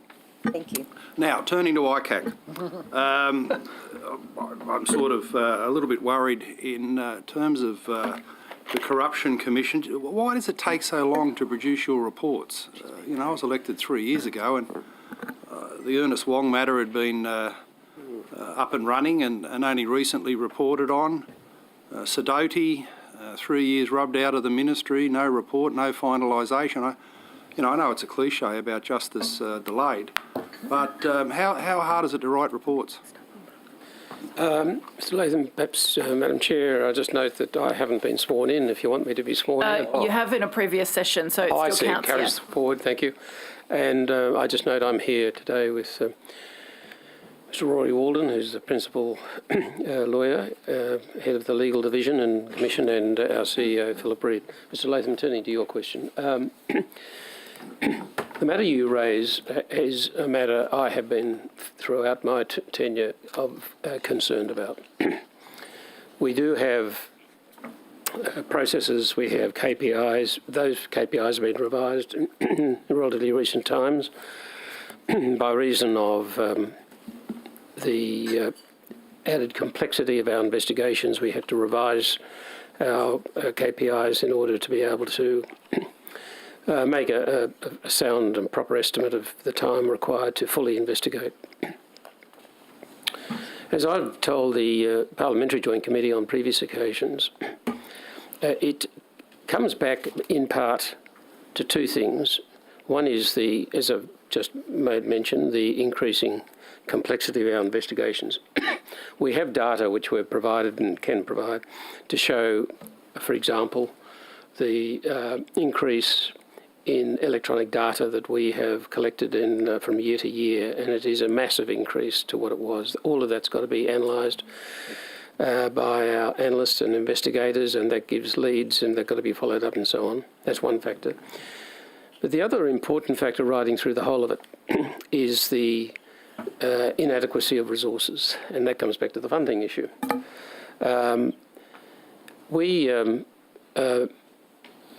Both by reason of the three-commissioner model being established, which means that there can be more work being done at the commissioner level. The fact that our applications to increase staff have fallen on deaf ears, notwithstanding that our request for additional funding to increase our staffing levels has been fully validated by external consultants, in particular KPMG. In dollar terms, in a comparative budget, overall budget sense, these are not big numbers, but they are fairly significant numbers for our Commission to be able to employ at different levels, different departments of the Commission, additional staff to be able to move the work at all levels. Regrettably, our requests, fully validated by KPMG, come back with an answer, no. Any reasons provided? No. Any justification identified for refusal of our request for increasing funding? No. This is part and parcel of the problem caught up with the existing funding system. And it has been one of the drivers for myself initiating a new funding model for the Commission, which is hopelessly inadequate. And I think that at least we've reached the stage now with communications in government of a recognition, indeed. The funding model for Icac is broken, it is inadequate. And I think there's an agreement on that we must do something to devise a methodology which has an inbuilt flexibility so that there can be a funding model that responds to increasing demand that the Commission experiences throughout a year. The nature of our work is that very often matters come to us without notice. We can't predict when the appropriation bill is before Parliament how much we need during the course of a year. And without assured funding through a proper funding system, we can't supplement the existing permanent staff at short notice. Right. So these are part and parcel. Mr. Latham, I'm happy to continue to go into some of the... I'm aware of the arguments about funding, and I supported the Borsak measures in our chamber. I'm not a critic overall. I think the work you've done on Berejiklian, Wong, Obeid, McDonald over the years has been incredibly valuable, crucial for the integrity of our system of government in this state. But what about productivity? You know, given the model you've got, the funding model you've got, shouldn't there be a benchmark that from the end of an inquiry to the delivery of a report should take no more than 12 months? Well, if we were producing widgets of all of the same type, of course you'd be able to do that sort of exercise. Reports, you know, you can just get some extra report writers in there, can't you? And, or work the existing staff overtime, productivity. Yeah, well, there's overtime. We also supplement from time to time contract investigators, but bear in mind it takes months for an investigator to get up to speed with what this particular matter that's been running perhaps for 12 months is all about. Or if we do it the other way, and that is we put the temporary contracted investigator onto an existing investigation to release investigators so they can go onto another team. All of that is done as a matter of course. But in no way do I seek to contest what you're saying, is that the delays are unacceptable. They have been constantly of concern to me and the members of the Commission. We have done everything within our power with an extremely dedicated staff, I underline, who are highly experienced to try and expedite things. And it is with great regret. Investigations, I have to say, they take so many twists, turns. Investigating leads have to be pursued and followed, and witnesses who do not cooperate have to be put through compulsory examinations, of which we have multiple examinations. Usually, very often, new information pops out in those compulsory examinations, which requires us to run down other boroughs. One thing that I'm very strong about is, and it's contrary to some of the wild accusations sometimes levelled at the Commission, is we will only make serious adverse findings against anyone when we have cogent evidence which has been verified, corroborated from different sources because of the importance of personal reputation. That does take a lot of time sometimes, as you would well know. Those engaged in corrupt conduct do not leave paper trails. Indeed, they destroy any material to show what happened, who was party to the decision. And it sometimes takes a lot of time to track down who was the decision maker, what information did they have, how did they come to this decision, etc., etc. We're not going to take the word of a single person on matters whereby an adverse finding could result to anyone. So it does take time, I regret to say. If we had more staff, which we have sought for in the most recent budget case, we would be much better placed to be able to handle the workload that is going Well, yeah, like you've got your critics out there, including the Prime Minister of the country, which is quite extraordinary. I just see a maximum reporting time performance standard as something that would really enhance and bat away some of the critics. Can I just also take you to the proposition, do you think it's true generally in your work, which overall I very much support, that you're only as strong as your weakest inquiry? And looking back, under my namesake, for instance, the Cuneen matter caused you a huge amount of damage in the public arena and ongoing controversy. Do you think the Sidoti matter is shaping up the same way? Like, I've followed some of that and it looks like, so I know you can't canvass the details of these things, but it looks like a Member of Parliament who rang a council planning officer and said, I'm a Member of Parliament, I'm not ringing about that. I'm ringing as the landowner and I want my property included in the zoning. Mr Latham. Why is he rubbed out of the ministry for 3 years for that? Mr Latham, you'd appreciate, I'm unable to talk about a matter that's under investigation. I'm fully aware of everything that's happened in that matter. All I can say is that, firstly, there was a long delay occasioned through the COVID period. One of the delays in particular was that we had planned search warrant executions, 3 at least as I recall it, which we were unable to execute in the COVID period by reason of the health issues. We eventually just devised a protocol which enabled us to at least get in there and get those warrants served and executed. That was one reason for delay in the Sidoti matter. I think all I can say is you can be assured that that matter has been and is now today receiving close attention in order to bring it to finality. Yeah. I think it's about as far as I can go. Good on you for locking up crooks like Obeid and McDonald and so forth, but on the flip side, can I just say to you, public life can be a crap life and people make a lot of sacrifices, and I've got no brief for Sidoti, I barely know the man, but I do have a brief for natural justice, and it seems to me someone rubbed out of the ministry, he's just starting as a minister, for 3 years. Could I just say something? I mean, again, getting the reporting time reduced is important, and can I just, do you have a bailout trigger where at any stage the Icac says, well, we've had a look at this, it's not really shaping up, we're just going to have to pull out and kind of apologise to the individual, or is there an institutional pride where you never do that and you bat on, in this case, at enormous expense to John Sidoti's political prospects and his whole public reputation? Well, again, leaving that matter to one side because I can't talk about it in this forum, we do have a system whereby matters that have been undertaken as a preliminary investigation, obviously they're usually the shorter term proposition.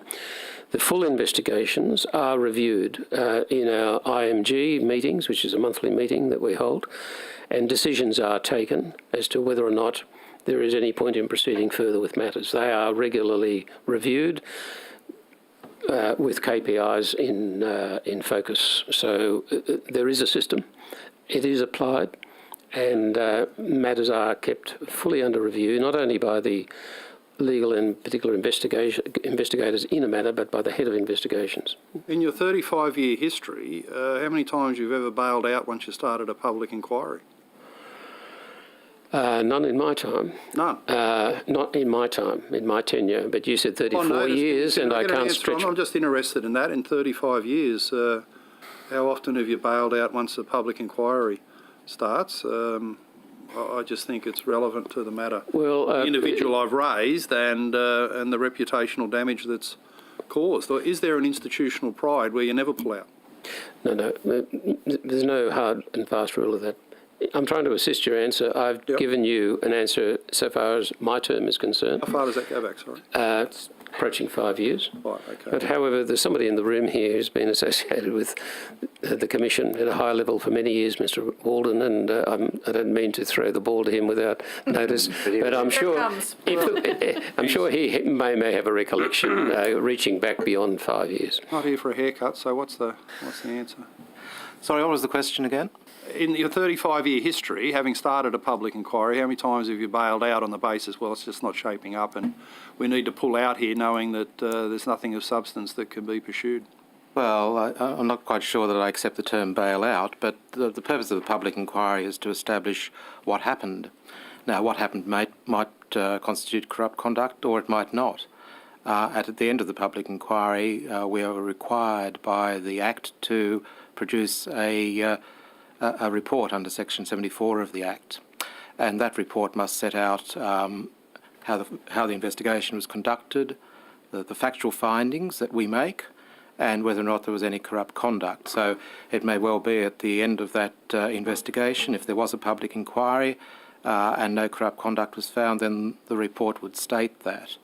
But I do reiterate what the Commissioner said, the Chief Commissioner said. There are many investigations that are conducted by Icac that never get anywhere near a public inquiry, because by the time you've conducted your investigation, you realise either there's nothing in it or there might be something in it, but it's not serious or systemic corrupt conduct, so it's not for us. But a public inquiry is the more serious level, isn't it? Yes. For an MP like Sidoti, who was a minister for 10 minutes and then has to go to the crossbench and the backbench, it's extremely damaging and I assume for him distressing. I just fear for you that, is this the new Canine matter? Well, once again, I don't think we can comment on that specific matter because we haven't completed our report on it. But one of the matters that must be taken there are a number of matters that must be taken into account under our legislation before a decision is made to go to a public inquiry, and certainly damage to reputation is one of them, and that has to be weighed against the other information that is before the Commission in order to make that decision. Thank you. Thank you, Chair. Thanks. The opposition. Yeah, I might actually just follow up on some of those questions. Thank you.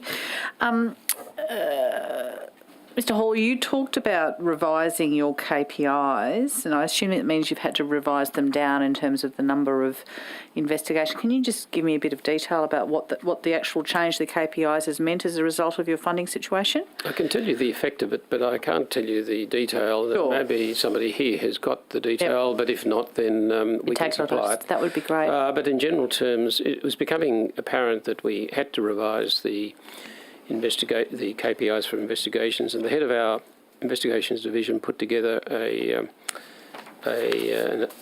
review, an analysis, indicating that we would be required to segment our investigations into what might be regarded as the more complex matters from other categories, and the KPIs that were in place up to the time of that review were clearly impossible to meet with the complex investigations. As to the actual period... So in effect, really, if you had to triage now, so that there could be corrupt conduct happening, but the increasing complexity means that your attention is drawn there and some of these other matters have to be left behind? Yeah, well, it can happen. And again, it comes back to the resources problem, which we daily have to deal with. It means that some matters have to be parked.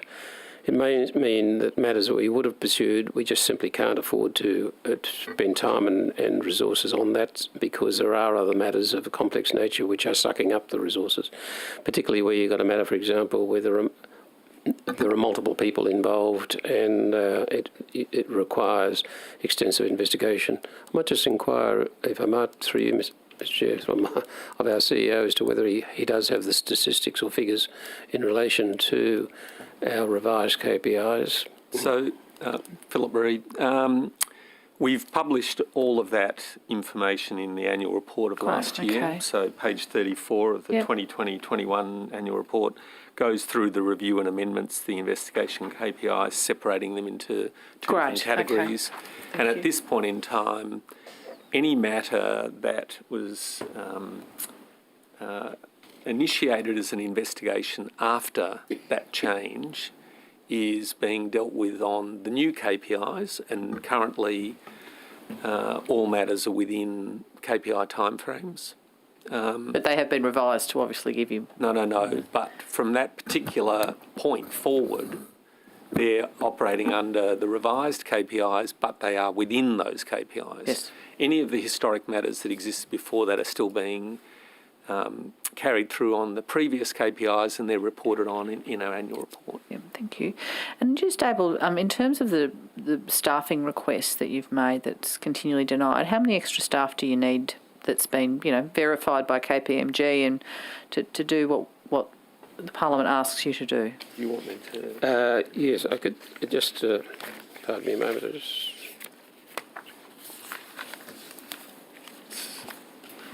Yes, perhaps it might be quicker if I ask Mr. Reid to... So, for the last financial year, not the current one, So that's 2021? Well, sorry, in the last financial year, we put forward a bid for the 2021 financial year.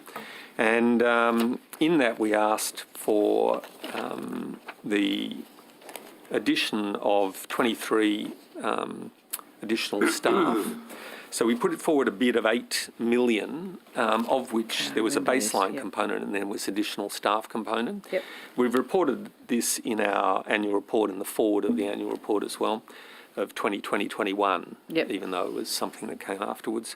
And so that was 23 additional positions. That component of the bid, 2.4 million, was not agreed to by the government. Yep. So we're revising or revisiting that as part of the current budget process. Thank you. And I've got one more question which will go to you, but I think it's actually for each of you. In the previous session, it was sort of alluded to that there are discussions underway for a slightly different funding mechanism for the independent agencies. Are you just able to explain to me what that's looking like? If you're able to. Yes, happy to do that. Yep. I received a letter from the Premier on the 14th of February raising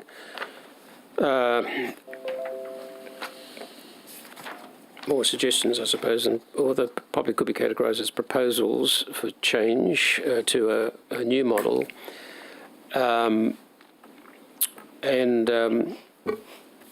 The significant, as I read it, part of the proposals put was an attempt to introduce transparency into the funding process, which is under the control of Treasury and then goes to the ERC. And the proposals put forward in terms of transparency was certainly represent an improved position to the existing. However, in my response of the 3rd of March, I raised a number of matters indicating that we, with respect, identified that there was shortcomings in what was being proposed.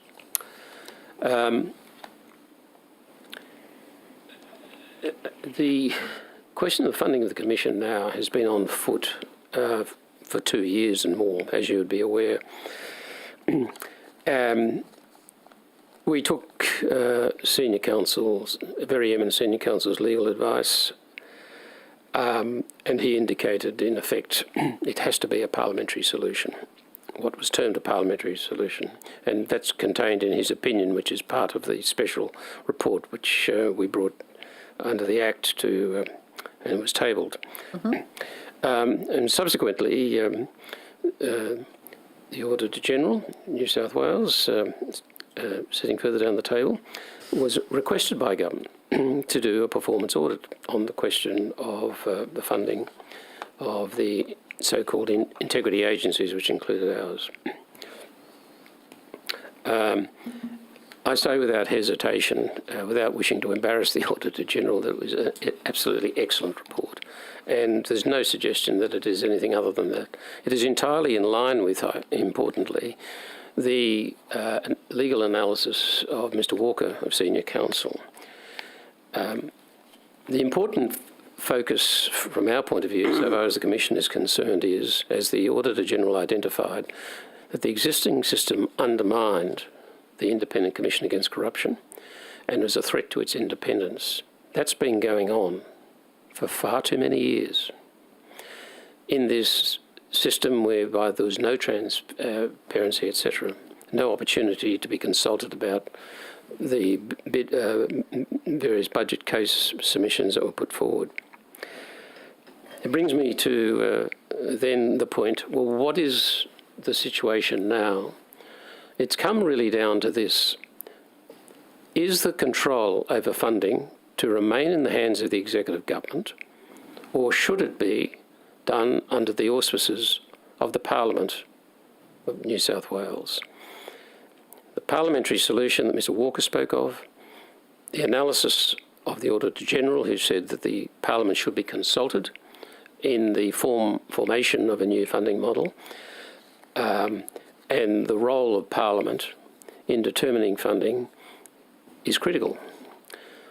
The Commission was established by this Parliament as an independent parliamentary agency, a fact that is lost sometimes in the discourse. We are, in a sense, the eyes and the ears of Parliament in respect of the oversight of the executive. We are funded by the Parliament. We have to report to the Parliament. We are ultimately responsible to the Parliament and to no one else. It is, of course, the Parliament that, through the appropriation bills, makes provision.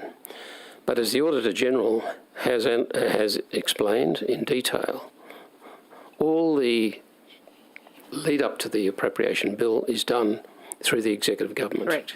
Yep. Now, that's the issue of control. That's the issue.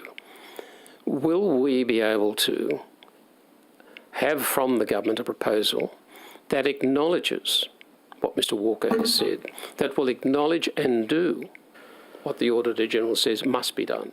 Bearing in mind, the government asked the Auditor General to advise on this matter. She has advised.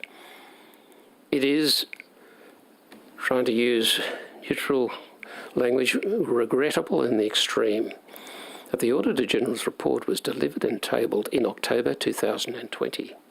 It's a major report, just doesn't, not only major from our point of view, but all the other integrity agencies here.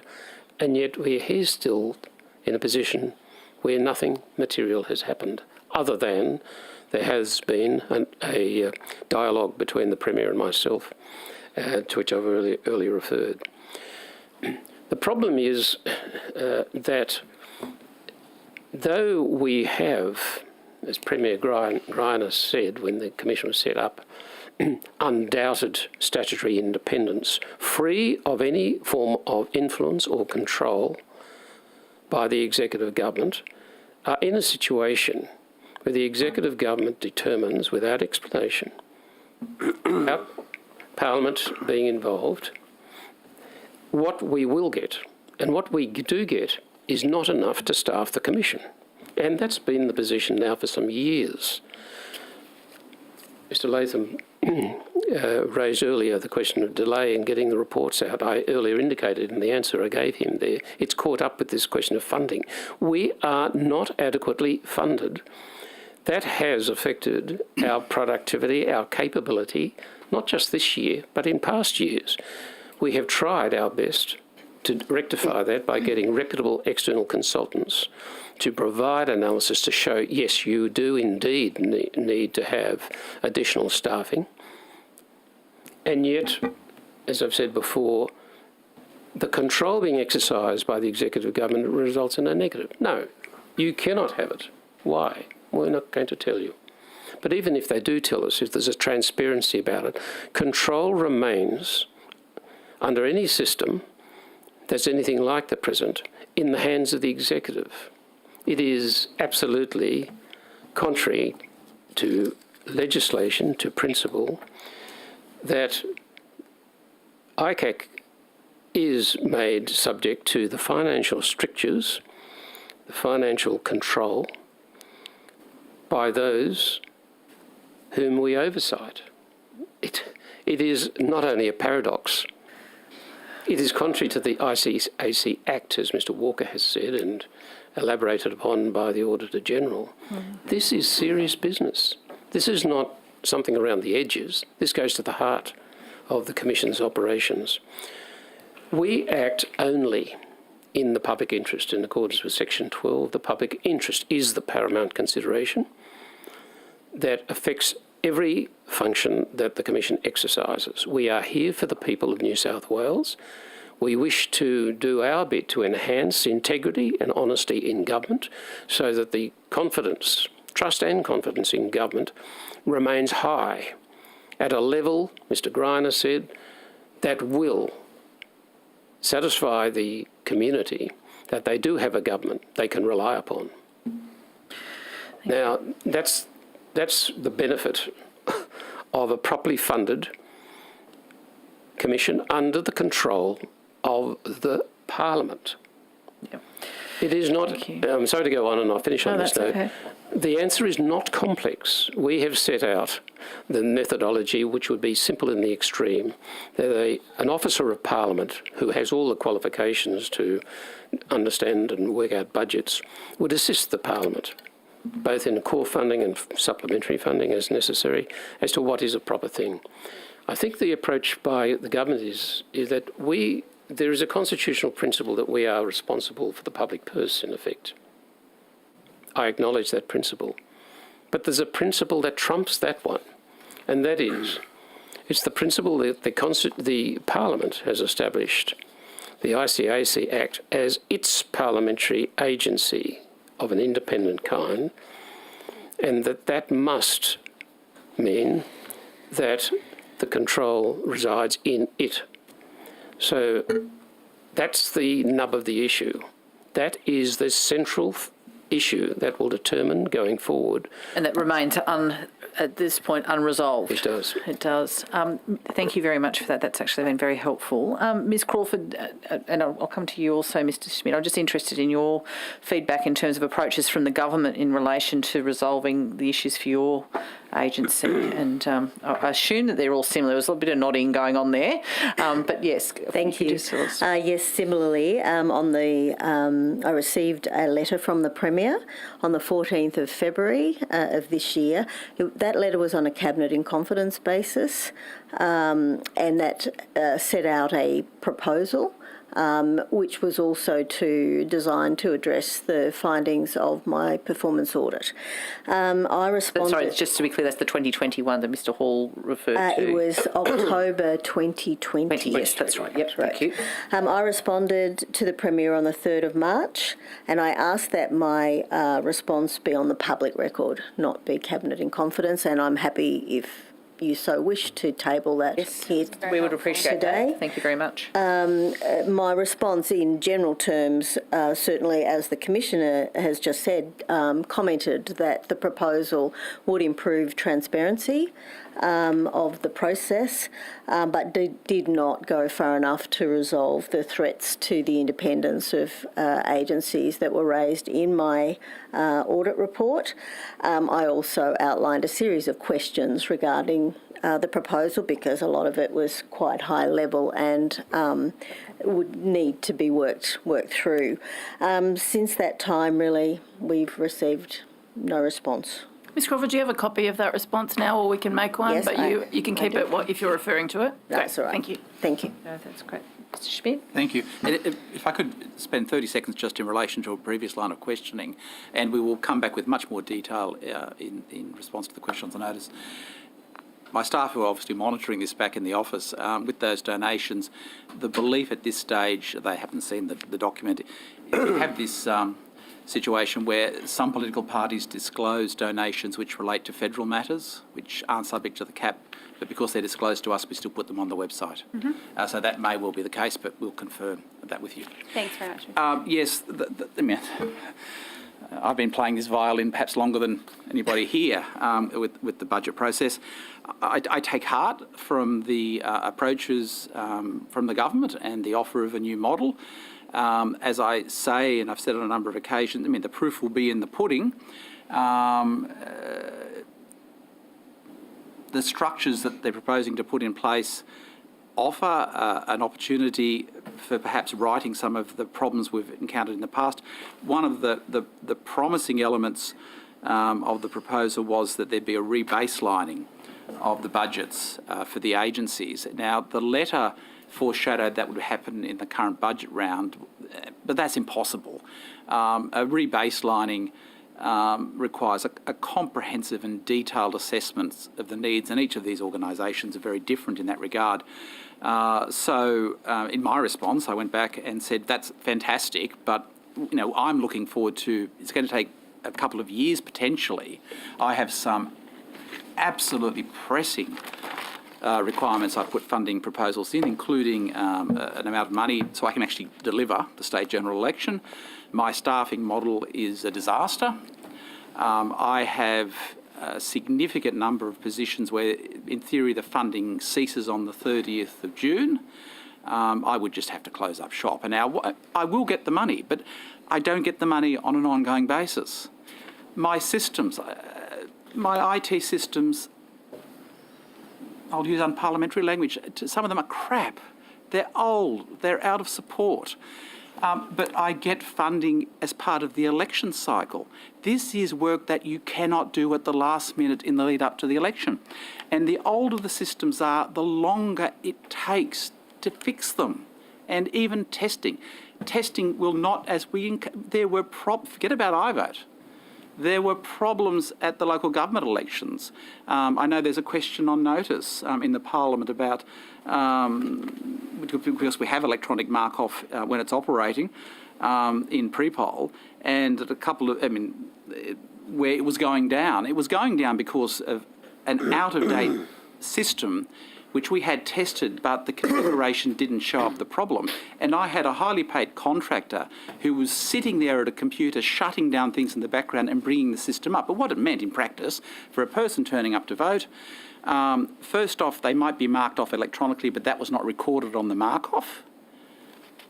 Then when they come to the next one, it's not working, so they have to physically write down the details, which slows the whole process down, and that human error can come in. And the question on notice relates to the problems that people have now received apparent failure to vote notices. But they did turn up, and I take people's words if they say they turned up. But that was running through the entire pre-poll period, and that was just one of the problems. For the first few days of the local government elections, my website crashed. And we had to go to a very, very basic set of links to get people the information. Had to switch off the search function.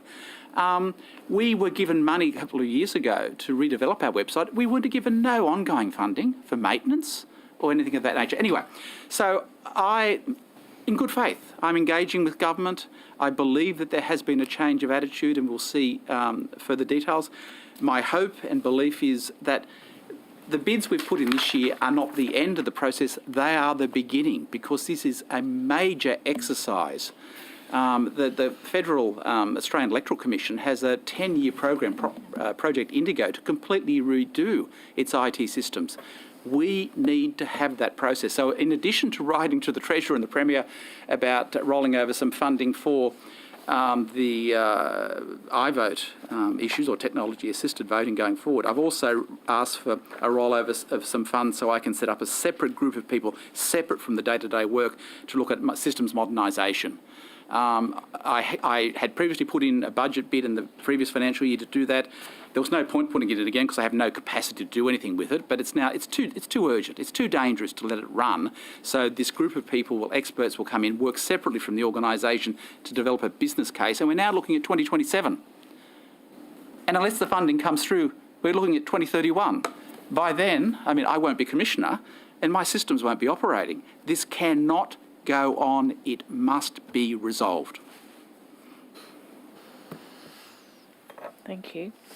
That's it from me for now. Okay.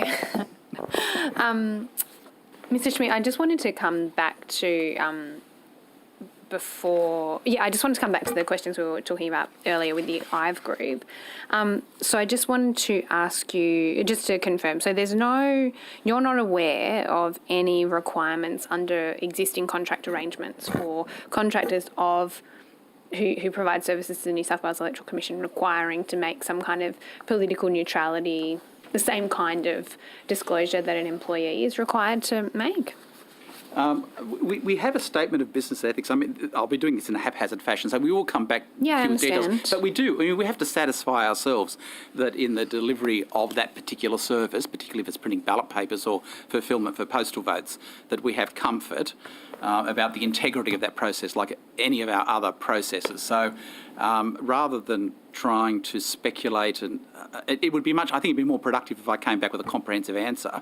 And if you wish to further drill down, we've only got a couple of weeks to go before we're together again at JSCAM. So I'll have a larger group of people who might be able to provide a more comprehensive answer. Okay, yeah, I mean, I'm just interested to know what those policies are in place and specifically why you felt the need to go to this group who not only contracts to the Liberal Party but is also a major political donor, given that the requirements on even someone who's taking a temporary job on the day, $35 an hour or something, that there's a requirement for political neutrality on them, and yet this is an organisation that for many decades, I would say, has made political donations and done political printing for the Liberal Party, and yet they're being provided with a very significant contract from the New South Wales Electoral Commission. But you are aware that IVE Group does provide services to the Liberal Party. Did they disclose that to you? I'm not sure how I first became aware of it. I think we had an inquiry from one of the media outlets a couple of months ago along the same lines. I know there's been some reports in the media. The questions you ask don't surprise me, but I mean, I come back to it. When I've had internal discussions in the past, my recollection is that there was satisfaction with the probity of the tender process, and we are dealing in Australia when it comes to large-scale, short-term, volume and rapid turnaround services of this nature. There is a very, very limited market. Now, we'll explore that further in more detail, perhaps on another occasion. Okay. And perhaps you can provide on notice about the list of services that the IVE Group has provided, because my understanding is there was the 2019 election, there may have been some services for the 2015 election and also for the recent by-elections as well. So if you can just provide us with those, that would be very helpful.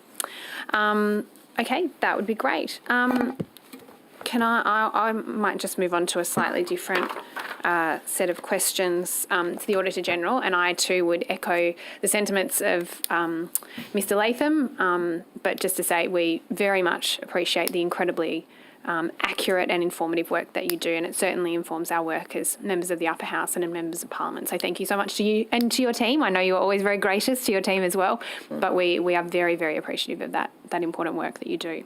I wanted to ask you about the report you released last week on flammable cladding. Oh, okay. Which I was awaiting very enthusiastically.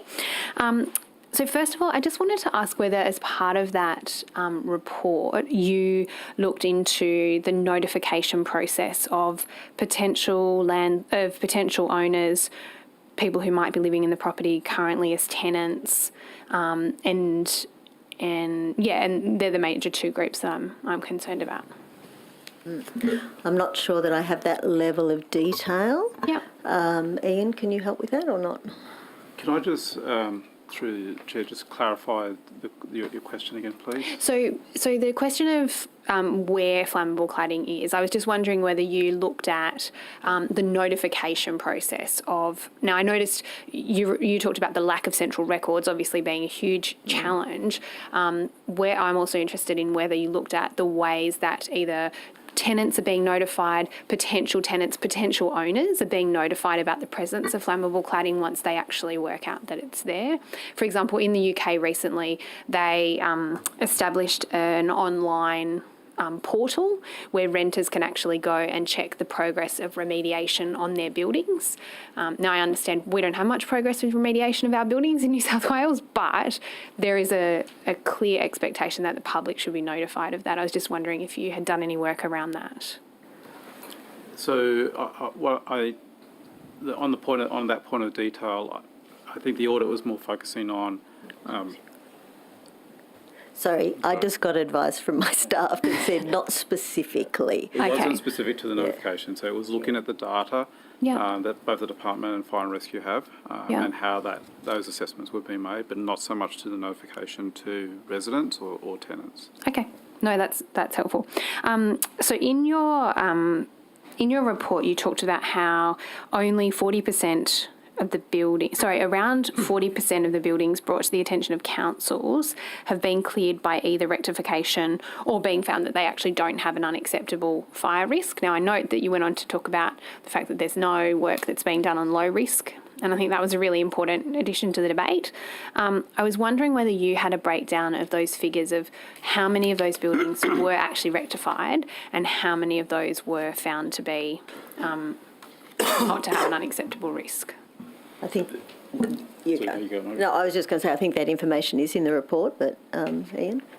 So in terms of the high risk, the high risk ones, I believe that's in the detail of the report. Okay. Not so much for the low risk, and the thing about the low risk is that it was important to recognise those because they are. It's not that they are no risk. The risk still remains. No, and I think that was a really important point that had kind of been lost in the debate. A more general debate at the moment is that if you're cleared, then that's okay. Well, actually, that's not the case, and there is no program at the moment to remove those. Did you, in compiling your report, did you compare the New South Wales approach with other states or other countries? Did you look at any kind of comparison?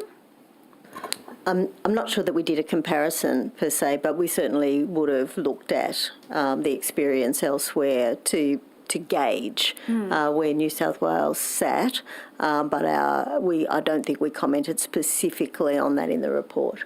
That's right. It's not comment specific on the report, but there would have been, the audit team would have had regard to what was going on elsewhere to have a sense of what good looks like, given that this was all fairly new for everyone involved. Yeah, but it is a common thing that's being faced. Like the Victorians are going to have to do this. I mean, my understanding is New South Wales and Victoria are the largest states who are going to have to confront this problem. Yep. But that we have taken a very different approach to the Victorians. That I know that not from the audit, just from being a normal human being who lives in a building that has cladding. So yes, I certainly watched with interest what Victoria was doing, and they provided funding and a whole series. New South Wales, as you say, is a different approach. There is now project remediation, I think that's what it's called, which came in took effect after the period we looked at in our audit. So again, we look at it from a context perspective rather than the detail of that remediation program. Yeah, I understand. And look, and we found out in budget estimates of those 6 initial buildings that were identified in the first tranche of Project Remediate, that one of them has already dropped out because of the high costs and possibly a second. So the Victorian approach has had very real results, whereas they've, I think, remediated 47 buildings and they've got 100 and something underway. So it's just a very different approach, which has had different results. I think just, if I may just also add, one important point is that the systems and the processes in each of those other jurisdictions are different. So it does become quite hard just to sort of necessarily do a benchmark to benchmark because they are different systems. But the Victorians did establish a separate agency to coordinate the response, and surely that would have actually been more helpful, given, I mean, your key findings are the lack of central knowledge, is that right? I wouldn't say that was a key finding because but there are a number of players. So as always, you're coordinating across different agencies and also the interface between the state and councils. So getting the coordination in place took a bit of time, and probably there were some gaps in information. But there is quite a strong group now that is, pretty much managing this process. That's the cladding task force? That's my understanding. Yeah. Okay. Yeah. No, that was really helpful. Thank you very much. Okay, I think we asked the questions to the Icac about... I just wanted to ask, I guess, again, just to follow up from my colleague's question. So I did actually ask the Secretary of DPC in the previous session, right at the end, which you might not have seen, I just said, has there been any supplementary submissions from the independent agencies for additional funding? And he said, no, there weren't. Is that accurate in terms of from your, Mr. Schmidt, I understand your very forthright comments previously, but if each of you could just kind of either say whether there's been a formal submission or whether there is a need for more, or what specifically your ask would be if you have tried to make that. I might go first, if I may. We have made a submission as part of this year's budget process, but that's not supplementary. That's just a submission as part of the process. Okay. Our position is the same as the Auditor General's position. We have submitted our business case, and it's part of the core funding going forward. Okay. And in addition, we have 6 budget bids. It's part of the normal budget process. As to the language about supplementary funding, we actually have put in quite a number of carry-forward requests. Some of them which are to complete work already underway, or as I indicated with a couple of examples I gave you, to redirect an underspend of a protected funding stream to other purposes. So that might be considered a supplementary bid because it's new, but they're in the mix as well. Okay. Yeah, but essentially you've all got budget bids in. You've got 6. How many have you got, Ms. Crawford? Just one? One little one. Mr. Hall? I'm sorry, I didn't miss. How many sort of separate bids have you got, or it just depends on the way you deal with it, I suppose? Well, it's really the one bid. It's just a single bid. It's the one bid. You consider it one bid, yeah. Yes. Okay. That's right. I think the government were being a bit tricky in the supplementary issue. That was why I wanted to put it to the agencies directly. That's right. All right, that's all I have. Thank you. That's all from us. Okay. Anything from the government? Yeah, if this is our session, if this is the end of it, if you don't mind. In the first instance, I'll begin with Mr. Hall and then I'll turn to Mr. Schmidt. On the 30th of September 2019, the Icac heard evidence that Ernest Wong was engaged in a straw donor scheme with the aim of assisting the current leader of the opposition to receive funds from unidentified donors emerging from a dinner at the Sunny Harbour Chinese restaurant fundraiser in Hurstville. On the 2nd of October 2019, the Commissioner of the Icac and Council assisting had a discussion at the commencement at the beginning of that day's hearing where Council assisting suggested, and I quote, "The investigation, the subject of this public inquiry, does not include an investigation into whether Mr Chris Minns had any involvement in the issue of the ALP Chris Minns cheques. Whether or not there should be such an investigation into that question is a matter, at least in the first instance, for the New South Wales Electoral Commission." Section 13 of the Icac says the principal functions of the Commission are as follows. A, to investigate any allegation or complaint that, or in any circumstances... Can I take a point of order? I mean, we do allow a bit of a preamble, but this is a long preamble and I would say rather out-of-date information. So if there is a question, then perhaps the member could come to it fairly crisply. Sure thing. I'll take it that the Commissioner of the Icac actually does know what Section 13 of the Act, which is what I was stating, so I'll skip that part. Given your Commission uncovered a scheme involving straw donors which worked to the direct benefit of Mr Minns' personal campaign, would you agree that this scheme is, in all material respects, identical to that which operated to allow Mr Huang Zhengmao to illegally donate $100,000 to the New South Wales Labor Are you Party? really serious? I am, and that's my question. What's the question? Would you agree that this scheme, this scheme, is in all material respects identical to that allowed Huang Zhengmao to illegally donate $100,000 to the Labor Party? I'll see if I can assist you. Sure. That matter, which is called Operation Hero, was referred to us under the new provisions of our Act from the Electoral Commission that had already had its own internal investigations and then referred it to us because there was a need for the use of our powers to fully drill down into the matter. So this was an Electoral Commission matter. It was not an investigation such as we normally undertake into matters generally, either on complaint or report or our own initiated investigations.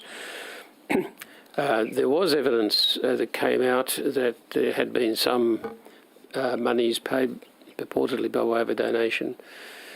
And so far as the matter that Mr. Minns's name was mentioned, there was no relationship between that particular alleged donation and the donation scheme that Mr. Wong and others were party to.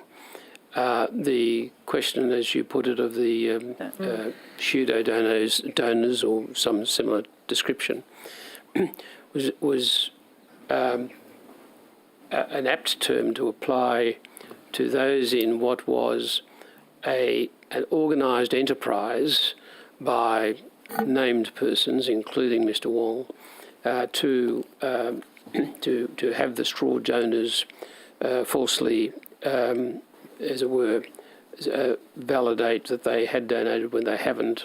On the findings of the commission, the money came through Mr. Hong Chong Mo. It was in the course of the evidence that the matter that Mr. Minns's name was raised, it was apparent that it had no relationship whatever to the scheme that I've just described. And then the statement you've read was then made.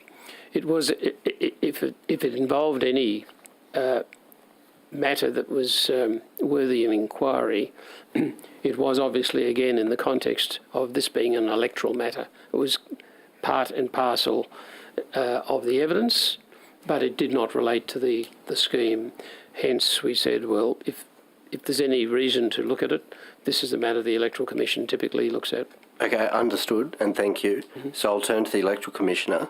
It's been 934 days since that evidence was seen of a corrupt straw donor scheme that was brought to light. It's since been 932 days since the Icac suggested that the Electoral Commission should investigate this matter in the first instance. So I ask you, what steps has the Electoral Commission taken to investigate that particular matter? There's no need to. Sorry? Commissioner. Oh, no, it's okay. This member is not giving evidence. You are. Okay. I have appeared before this committee and the Joint Standing Committee on Electoral Matters on a number of occasions, and the Commission's position has been made quite clear. I can only operate within the terms of my legislation, and my legislation is absolutely crystal clear. And in fact, the Chief Commissioner, I think, has commented upon this in his report, Operation Arrow, and as has the Joint Standing Committee on Electoral Matters in recommendations for change. I cannot comment. I cannot say whether we are or maybe are not examining any particular matter. And you can draw no conclusions from that. So literally that is all I can say. So who provided the money to Chris Minns' campaign? I cannot make any observations. The legislation is absolutely clear. This committee has accepted that. The Icac has come to the same conclusion. The Joint Standing Committee on Electoral Matters has looked into it, made recommendations for legislative change. You looked at any of those, Taylor, or are you just deciding to... I'd prefer to hear the answer from the Electoral Commission. So the answer is I cannot say anything, and no one should draw any conclusions of any sort from that observation. So it's been close to 1,000 days now since that scheme was uncovered, and effectively both of you are saying not your problem. I'm just going to take a point of order there. Yes, the Electoral Commissioner has clearly outlined that there is no ability for him to answer this question. The member is trying to rehash something that is clearly outside the boundaries of what he's in a desperate attempt as a smear campaign. The Icac Commissioner has just said that there is nothing to investigate. I ask that you ask the member to move on to a new question, or to conclude, I'm hearing a point of order. Or to conclude his questioning. Not a point of order. It is, and I uphold the point of order. The Commissioner has answered the question. If you have a new question, you're welcome to ask it. Okay, well, I'll go back to the Icac Commissioner. Was what Ms Hughes just said a fair summary of your answer? There's nothing to see here. Look, I've already answered it. There's nothing I can do. I'm relying on memory only, of course. Yes. You've read from something as to what I said or what was said by counsel assisting. Yeah. That speaks for itself. There was no suggestion that there was something in particular to be investigated. It simply that it came up in the course of evidence, and whether or not it was going to be chased down by anybody or should be chased down by anybody or needed to be is certainly what is unknown. It's still unknown. So it has to be referred? It doesn't have to be referred. That's not my remit. We did and said what you've read. Now, that wasn't indicative of the fact that there should or should not be any further investigation or inquiry into the matter. I'm afraid I can't assist you any further than I have. Okay, so There's the evidence... no other information Understood. I can usefully volunteer, I'm afraid. So it was raised and it has not been further investigated and nobody's been cleared? I don't know whether it's ever been... That's not... No. Let's not mischaracterise what he's saying. I'm asking a question. Well, you're not. You're actually No, verbally you're the trying witness. to verbal the witness. No, I asked a question and put it to him. You said that nobody has been about these cleared. agencies. I mean, Have we've you got listened another to them for the hour. last half an hour in relation to how they do not have the money they need to actually do their job. Perhaps if you were more concerned about that would be actually more helpful. What, and that's why it's not being investigated? We've got another hour. Do we want to spend an hour rehashing over the Icac investigations into the structural efforts by the Liberal Party and those Liberal MPs, particularly on the Central Coast from where you're from, that they went to get subvert the electoral laws? So you're saying Should we go and do that? now? Is this what is Should that? we go? Excuse me, everybody. Some get investigated and some don't. Is that what you're saying? No. No. Do you have any further questions? Using the committee. Nothing. All right. Are there any other questions? In which case, thank you, everybody, for your attendance today. I'm sorry for that last part, but we do appreciate your attendance and evidence. There were some questions taken on notice, and the Secretariat will be in touch with you to provide answers within 21 days. And that concludes today's proceedings. We will need a quick deliberative, but thank you. You're all excused. Thank you. Thank you. Thank you very much. Thank you.